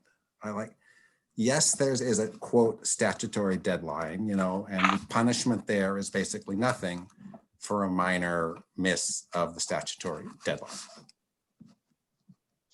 So two aspects to answer on that. There is no public hearing requirement for the LCAP budget report for parents. Okay, well, that's okay. Different. It's part of the June process. There most definitely is a public hearing requirement. But for the first interim, there is. What? For the first interim, there is a public hearing. No, there's not a public hearing. There's public comment, but not a public hearing. Okay, okay, fine. Public comment. Thank you. But And they have to have a presentation to have tonight. public comment. Yes, correct. That is correct. But there's not a public hearing requirement. Thank for you. this. So Yeah. what I will do is try to go into a couple of the key things, get right to the multi-year projection, and then we can take public comment and go into the detail as the board sees fit. I just know that to do this even quickly is more than 20 minutes, which would take us past our time. And I want to make sure that we can get public comment in and any specific questions from the board members tonight. So I have it up shared. I'm going to make it the full page so that we can see it. And I'll quickly go into the PowerPoint that we have there. There we go. All right. So tonight, the first interim is our actuals as of December 9th, or as of October 31st. This is statutory required to show where our budget's at. I'm trying to get it to click. There we go. Bear with me. It decided it froze up too. Okay, so there are three possible certifications. Positive, meaning that we can meet all of our financial obligations for this year and the next 2 years. Qualified means we may not be able to meet our obligations for this year or one of the 2 years. And the negative would be that we will not meet our obligations. We've had major changes. The state in June stated that they were going to be down 30 billion in revenue. As of last month, the state is already 12 billion above their projection and are anticipated to come in approximately 26 billion above projection. That's still 4 billion below last year, but they do have a rainy day fund. So we've moved from the likelihood of cuts of 10% to LCFF to now the likelihood of flat funding with a 0% COLA. CARES Act certainly helped maintain our budget over the last couple of years and over the last month. And as you remember, we closed the books with a $35 million reserve committed for future cuts. So as we move forward into the presentation, there's a lot of potential changes on the horizon. President-elect Biden has hinted at aggressive support for public education, the possibility of a second CARES Act coming. He's made the statement of paying the full federal share of special education and the conceptual tripling of Title I. These are all positive moves that we believe could change things. So what changed in our first interim from the last time we presented a formal SACS budget to the board? The first thing is in the original budget that was adopted in June, our LCFF revenue was 262 million. You can kind of see where the little hand is moving around there. At unaudited actuals, we talked about with the board, and it says board approved operating budget. It really, the SACS forms, you can't change the titles. It should be revised budget, because this was when we brought forward that the state did indeed fund LCFF with zero COLA. That changed our revenue to 283 million. So you can see that now reflected, and then any adjustments we made since then also show up in there. The other changes are CARES Act is fully in the budget. So no longer is it 33 million in federal revenue, there's 53 million. We had 13 already in the budget previously. And the third thing is we are not using the OPEB transfer. OPEB is staying in Fund 71 this year. We're paying for our retirement benefits out of operating dollars. So you see a decrease in revenue here in the local revenue. So there is no fund transfer built in.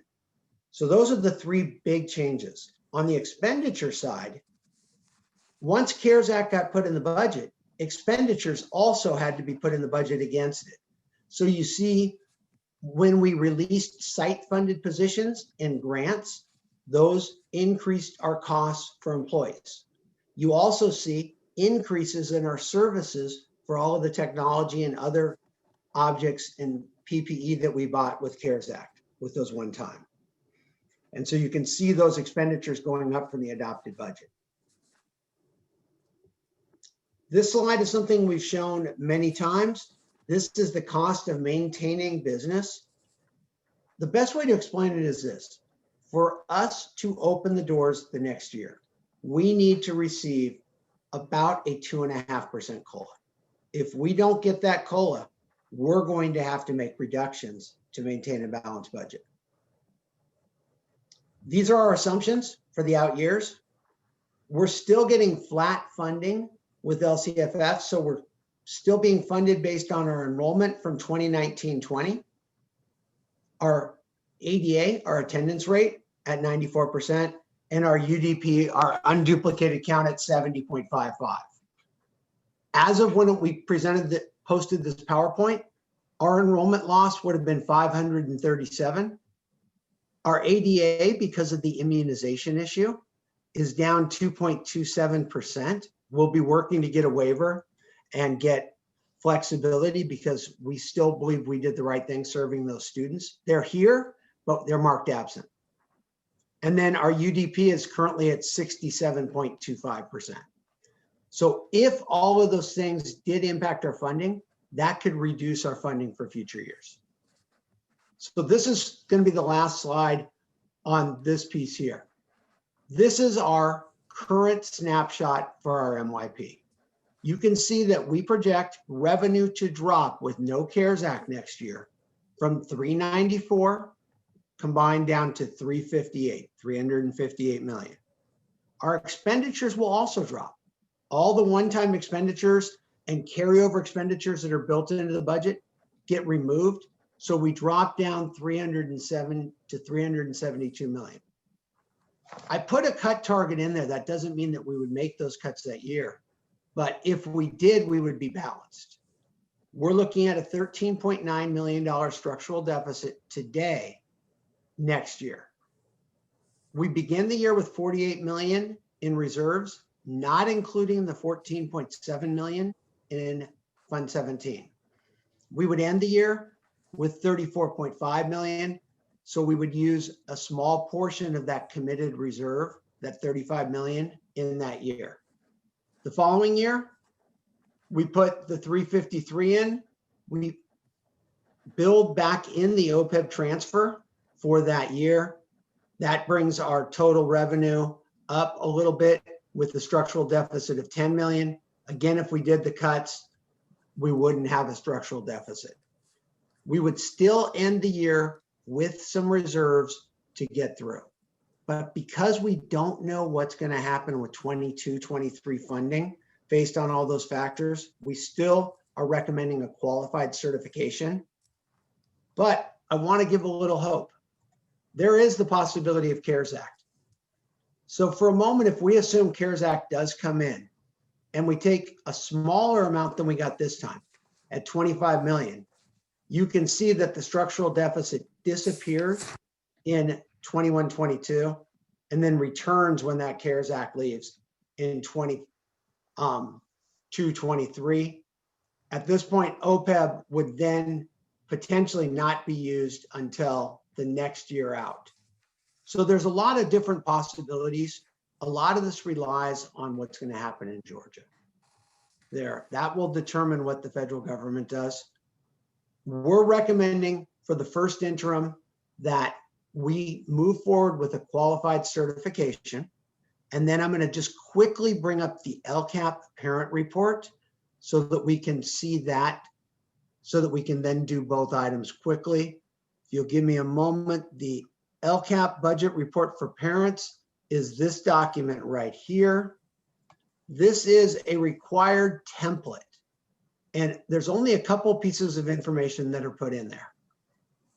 In the LCAP budget, we need to put in how much is our total budget. So the 394 million, and then what percentage of that is coming from the state. So you can see that. And then there's a small narrative regarding that, talking about each of the pieces that we talked about in the SACS forms. The second thing that's asked is, what was built in expenditure-wise in our LCP, the Learning Continuity and Attendance Plan? As the board will remember, that was not a budget document.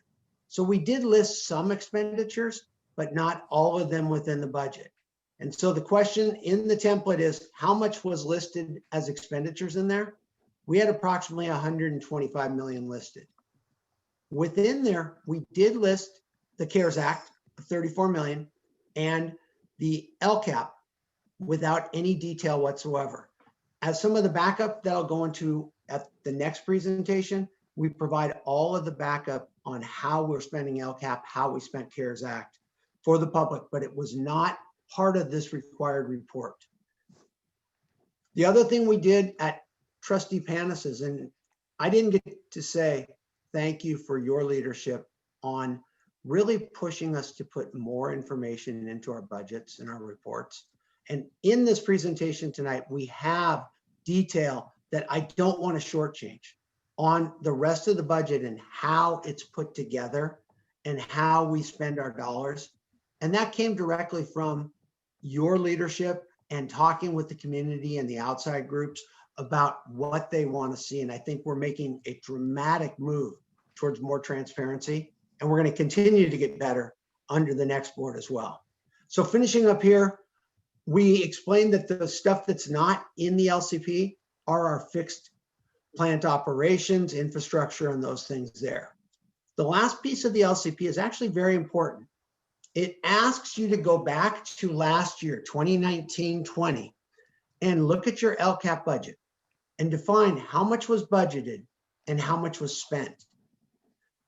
There is no rule. The Shirley Weber bill was vetoed by the governor. That bill would have required that any money from the LCAP that is not spent must be returned back to the students that generated that and stay basically in the LCAP. We did that. We did spend less last year. We budgeted 52.5 and we spent 51.3. As the board will remember, at unaudited actuals, we assigned 970,000 to the African American Student Initiative and another 300,000 to Central to support SEL and other activities. And so that's what this chart is showing, and then our description of what we did.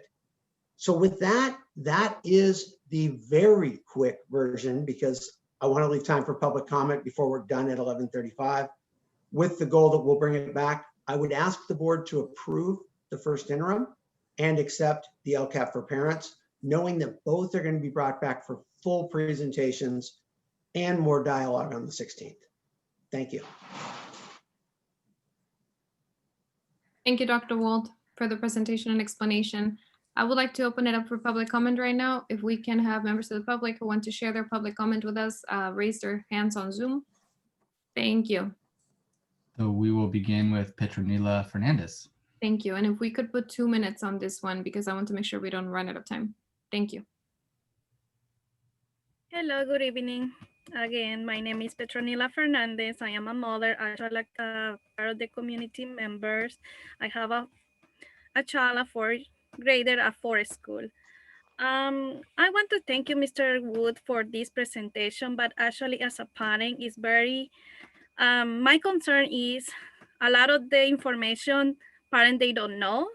I know we are facing a COVID pandemic, but it's no excuse for working for community engagement to spread out the words, to share this information with the parent. Actually, we need to measure in data. We have to know it for each resources for the LCAP is doing, how I'm measuring is that for our student is working good, is not working good. We have to spend this money for the right resources they receive, because unfortunately, I know we are facing a difficult time, but again, that is no excuses for no spread the right direction for parent engagement, parent communication, and again, we need to work on that.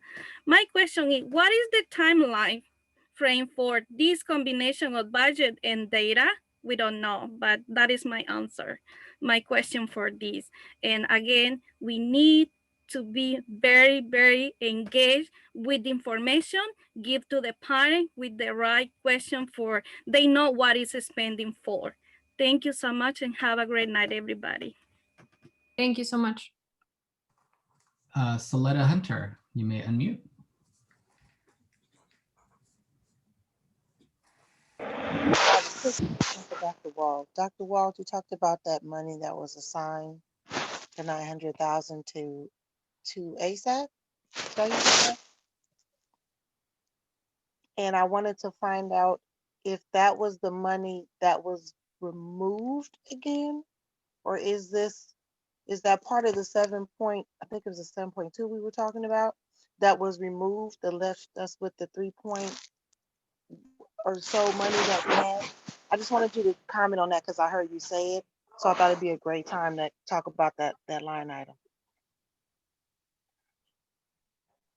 Real quickly, it is embedded that the whole 6.8 comes from many different funds, and we can go into much more depth at the next board meeting, but this is part of the actual operational 1180 budget that is under Will McGee, and it is currently not allocated. In other words, as Will and team define what they're going to spend those dollars on, they're sitting there ready to be spent.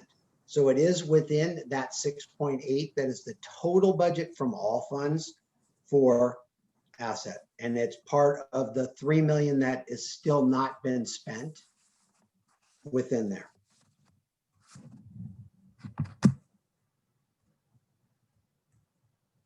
That's the end of the comments for this item. Thank you so much. Thank you, Ms. Hunter, and thank you, Ms. Hernandez. If we could open it up for the board to ask any questions that they have, beginning with Trustee Panas, followed by Trustee Phillips and Trustee Lara. Thank you, President Hernandez-Jarvis. When we talked about the federal program monitoring on November 18th, we were told the $470,000 of Title III funds that were described at the MDAC meeting on June 4th were going to be carried forward into this year. I don't find that in the budget. Where do I find that? So what ended up happening is, as we went through, we identified funds that were paid in other places that were legal Title III expenditures and utilized those. And that's how we were able to carry over the LCAP funds, by transferring things around. And that's where we ended up with savings from LCAP. So there was not significant Title III carryover. We were also in a position where some of that had expiration dates.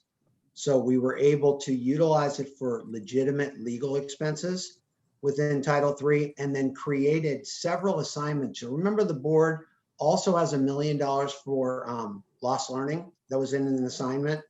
There, in a sense, we changed the color of the money to make it usable for the next year within the rules of the pieces. So it switched around, and there is about, in the current Title III budget, there's about $500,000 that is unspent for direct services for students right now.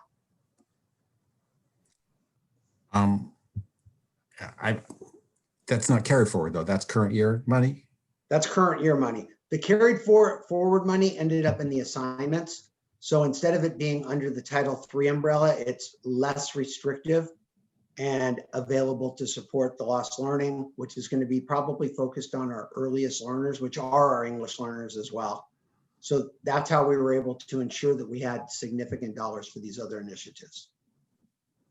Okay, so at that, so you're saying the 470 will not be usable this year, and none of the $521,000 that was part of the money we had to pay back. That's not. We didn't have to either. pay it back. We had to switch expenditures. See, there's a big difference between paying back. Paying back would mean that there's nothing else that legally could have been Title III could have been used for. What we discovered prior to the FPM was that there were expenditures in Title III that should have been in other budgets, and expenditures in other budgets that should have been in Title III. So we aligned the budgets appropriately. Great example is the internationals program. Fantastic program. Can't be funded in Title III, can be funded in LCAP. So we shift those around. And then you move something from LCAP into Title III to get the same benefit. It's a matter of ensuring that the services continue. Okay, looking overall at our budgets for the next years, the board was told in May of 2019 there'd be $700,000 in the budget for purchasing books to support our unit of studies classroom. Is that still in the budget? Yes, sir. For next year? Okay, and Yes. the following year, yes or no? Yes, it's part of restricted lottery. That's what we use for textbooks, and that is untouched. It's continuing exactly as was stated. Okay, so that's next year and the following year, you're saying? Correct. It's ongoing funds. Okay. The presentation noted that our average daily attendance rate is 91.86 this year. So what's our, I mean, in the numbers you showed us on slide 14, what's the projected average daily attendance rate for 21-22 and for 22-23? So is it that same number? Or we get paid on the higher of the previous year or current year? I'm sorry, I'm talking the percentage, the 91.86%, not the number of students, the 88%. So that's up for debate because the hold harmless rules from the state may keep us at the 94% from the previous year. And most districts are going to make an argument that we should not be held to a lower standard. I always look at the most conservative and we'll work through it. So the answer is, I don't know. At this point, I'm supposed to budget at 94%. So That's the direction. it's budgeted at 94%. Okay. And how about what do we use for unduplicated percent for 90, 20, 21, for 21, 22, and for 22, 23? At this point, we have a small decrease in the budget because it's a 3-year rolling average. However, this year, if it goes into that average, could have an impact in out years in 22, 23. That's why we're concerned. So it's slightly below 70%. It's at 69.87% for 21, 22. Okay, so that's actually more than it is for this year though. No, it's a little lower. We're at 70.55 in the current year. Okay, okay. Well, it said 67.25. Well, that's what is happening now, but you don't get funded on that. That would show up 2 years from now. Oh, 2 years from now, okay. Because of the weird hold harmless, everything's delayed. Okay. Okay, the other thing I'd like to note here is like, most of the state forums didn't get posted, so all the fund level forums didn't get posted till Sunday. All of the things like the MY, the maintenance of effort, the multi-year projection, the cash flow, interfund, those didn't get posted till yesterday. We had some Munis issues in getting the system to print out. Because of CARES Act, we've had issues with the SACS forms. Negative carryover throws errors into the software that nobody had ever imagined or programmed. And it created errors that forced us to continue to try to find new ways to get the form to print out correctly. Okay, so like really hard for a trustee to review the first interim when the important forms aren't there. So those are the end of my questions. Thank you, Trustee Panas. Trustee Lara, I'm sorry, Trustee Phillips, and then Trustee Lara.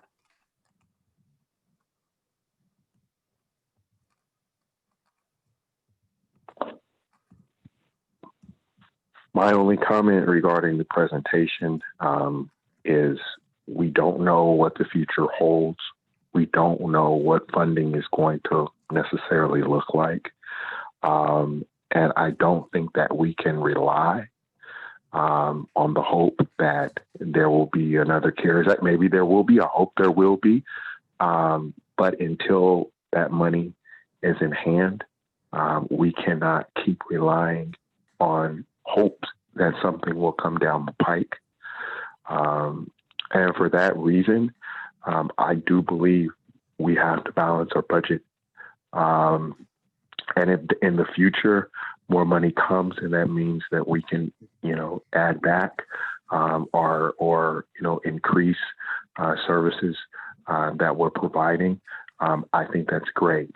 But if more money doesn't come or things get worse in the future, we will be better off if we balance our budget now. I know this current board is not voting on the new budget. I know the new board will actually be doing that. And I guess I'm showing my hand now, but I would like to see a fully balanced budget for this district for the 21-22 school year. Those are my comments. Thank you. Thank you, Trustee Phillips. Trustee Lara? I would like to move approval of F1. They're together. Oh, and 2, 1 and 2. Is there a second for Trustee Lara's motion? I'll second that, but I have separate questions on F2. Okay, so before we take a vote, then I think that it will make sense to ask that. I just have I think Trustee Panas asked a lot of really important questions, so I won't be redundant, but I just want to know specifically on, if we're not counting on CARES Act funding on another CARES Act, are we thinking that we will have to see cuts? I think in the presentation it said by 2022, right? That's the Correct. year when We will need to adopt cuts. And if we want a balanced budget in 21, we would have to make cuts for 21. But we absolutely would be making cuts for 22. Got it. Okay. So then in the process for that, I know that we're still in a pandemic. I know that eventually we won't be. But the process, I'm hoping that it will be as collaborative as possible as it was in the past with this current board. And, I hope the best for the next board too, as they embark on this process, once we find out if we're going to have more funding to keep our district afloat. We'll know much more in January on the pathway once the governor announces his proposal. Thank you. So Trustee Panas, I think that since we're doing these two items, F1 and F2 together, I think now would be a good time for you to ask any questions. Is there anything else that needed to present for this? And I want to make sure the public can also comment if they need to for this item. For item F2, accept local control funding formula budget report for parents. Okay, Trustee Panas. All this spending detail is great on the LCP and the LCAP for this year. Very helpful to have that, the list of programs passed and the emergency relief spending details. On slide 71 to 72 of the presentation, I'm really puzzling about some of the items in the list of programs that support PASS, the sum of which total to $6.9 million. The expenditures cited for programs 1180 to 3180 all seem to be in the spirit of what the board wanted, or that is to say, to repurpose about $7 million in the budget to better serve our African-American students. But my thoughts about those programs change once we get past 3180. The next item in the list of programs to support PASS is the $940,000 that we are spending to remediate our significant disproportionality issue. I don't think it's appropriate, and nor do I think it's what the board had in mind to include in the list of programs that support the past expenditures, work that we're doing to fix audit findings. Yes, it's money that will benefit African-American students down the road, but I don't feel it's the kind of thing the board had in mind for that $6.9 million that was targeted to support African-American students. And to me, like, if this disproportionality work is okay to include the list of programs that will support PASS, we may as well be including things like the cost of food that we provide to African-American students in the list of programs that support PASS. And in fact, I don't think any of the $3.4 million in expenditures below program 3180 should be included in the list of programs to support PASS. I don't think they should be included to get up to that approximately $7 million. So I realize, like, we're not voting on that list tonight, but I'll just say, like, to me, when I looked at that list, everything below 3180, I don't think we should be including that towards what we're spending to support PASS. So those are my comments, and I'm ready to vote. Thank you, Trustee Panas, and I agree with those comments. I think that everything below the 3180 and the PASS program support 2020-2021 document should not be taken out of the PASS budget. But like you said, we're not voting on this right now on this specific list. We're voting on the whole packet. And I know that Trustee Lara had made the motion, and I think it was seconded by Trustee Panas. Yep. Okay, so if we are ready to vote, then I think we should, now is the time. So we could please vote for item F1 and F2 to approve the first interim for the 2020-2021 school year and to accept the LCFF, the local control funding formula budget report for parents. Panas, yes. Lara, yes. Phillips, yes. Hernandez Jarvis, yes. Motion passes unanimously to approve the first interim for the 2020-2021 school year and to accept the local control funding formula budget report for parents. Thank you, trustees. And we will bring back the full presentation for the next board meeting for full transparency to the public, along with the next item. Thank you, Dr. Wold, for the presentation. Thank you for the responses as well. The last action item that we did not get to is Mastery Coding, California League of Schools. And I know Superintendent Duffy was particularly looking forward to talking about this item and explaining the benefit. Do you see this being something that can come back next week on Wednesday? It can come back. I can tell you 2 sentences about it. You could also decide if you want to vote on it. We are starting an esports league. It's something we had actually been looking at pre-COVID for all our gamers out there, to connect them and give them all the benefits of being on a team, all the accountability of having to maintain a GPA. It's one of the fastest growing sports in the nation. And we think it's, going to be a fantastic option for many of our students who don't play traditional sports, but want to get involved and stay socially connected, especially in this time. So we're going to learn from it. And it also involves learning coding. It involves learning creating games. So there's a whole educational component to it beyond just like sitting and playing games. So there's all the back end work too. So we're really excited about it. We'd love you to move the contract forward, but we understand if you, want more information or think the next board wants more information. But we've looked at it. We've looked at a number of leagues in Texas and other states that have them, and think it could be really great. So that's the opportunity. Thank you, Superintendent Duffy. I think there's a presentation attached to this too, and I think that having more information and time to debrief would be great. I don't know if other board members feel the same or if they would be ready to move it forward. I would have questions about it.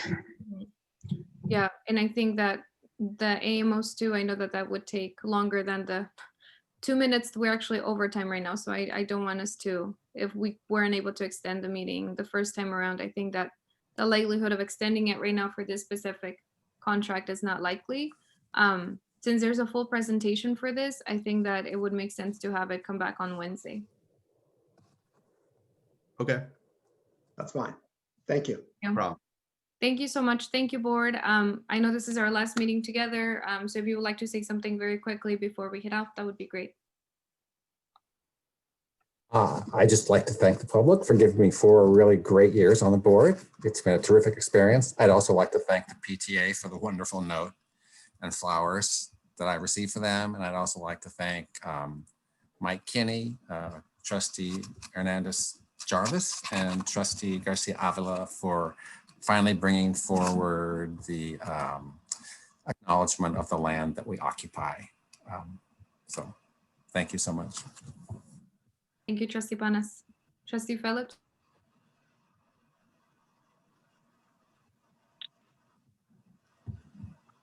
I'm just glad it's over. You all have a good night.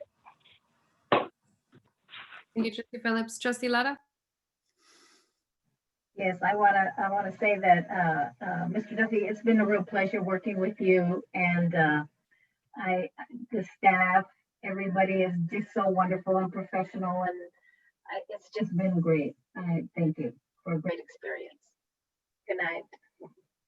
Thank you. Thank you, Trustee Lara.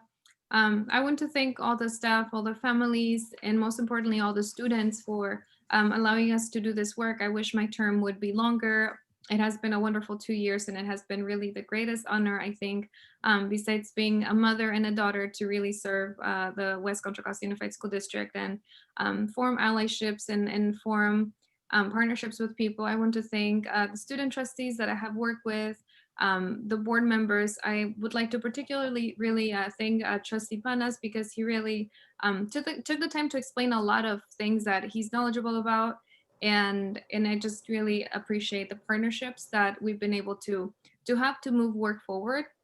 I'd like to appreciate Trustee Phillips, Trustee Lara, and Trustee Cuevas for their ongoing commitment and prioritization of what they really believe in and value, and for always speaking with honesty. I also want to thank every single person who has engaged, with me in a conversation, and who really just cares about the work that has to happen to ensure that every child that comes into our schools and graduates is completely literate and able to take on the world as they wish and have their dreams come true. So thank you all. Muchísimas gracias a todas las familias también por su apoyo. Thank you all so much. Have a beautiful night and stay safe. And thank you, everybody. Thank you, staff. Thank you, Superintendent Duffy. Thank you for your service. Good luck, everyone. Thank you, my parents too. I know my parents are watching, and my grandmother in Mexico too. So take care. Thank you. Good night. Buenas noches, abuelita. Buenas noches.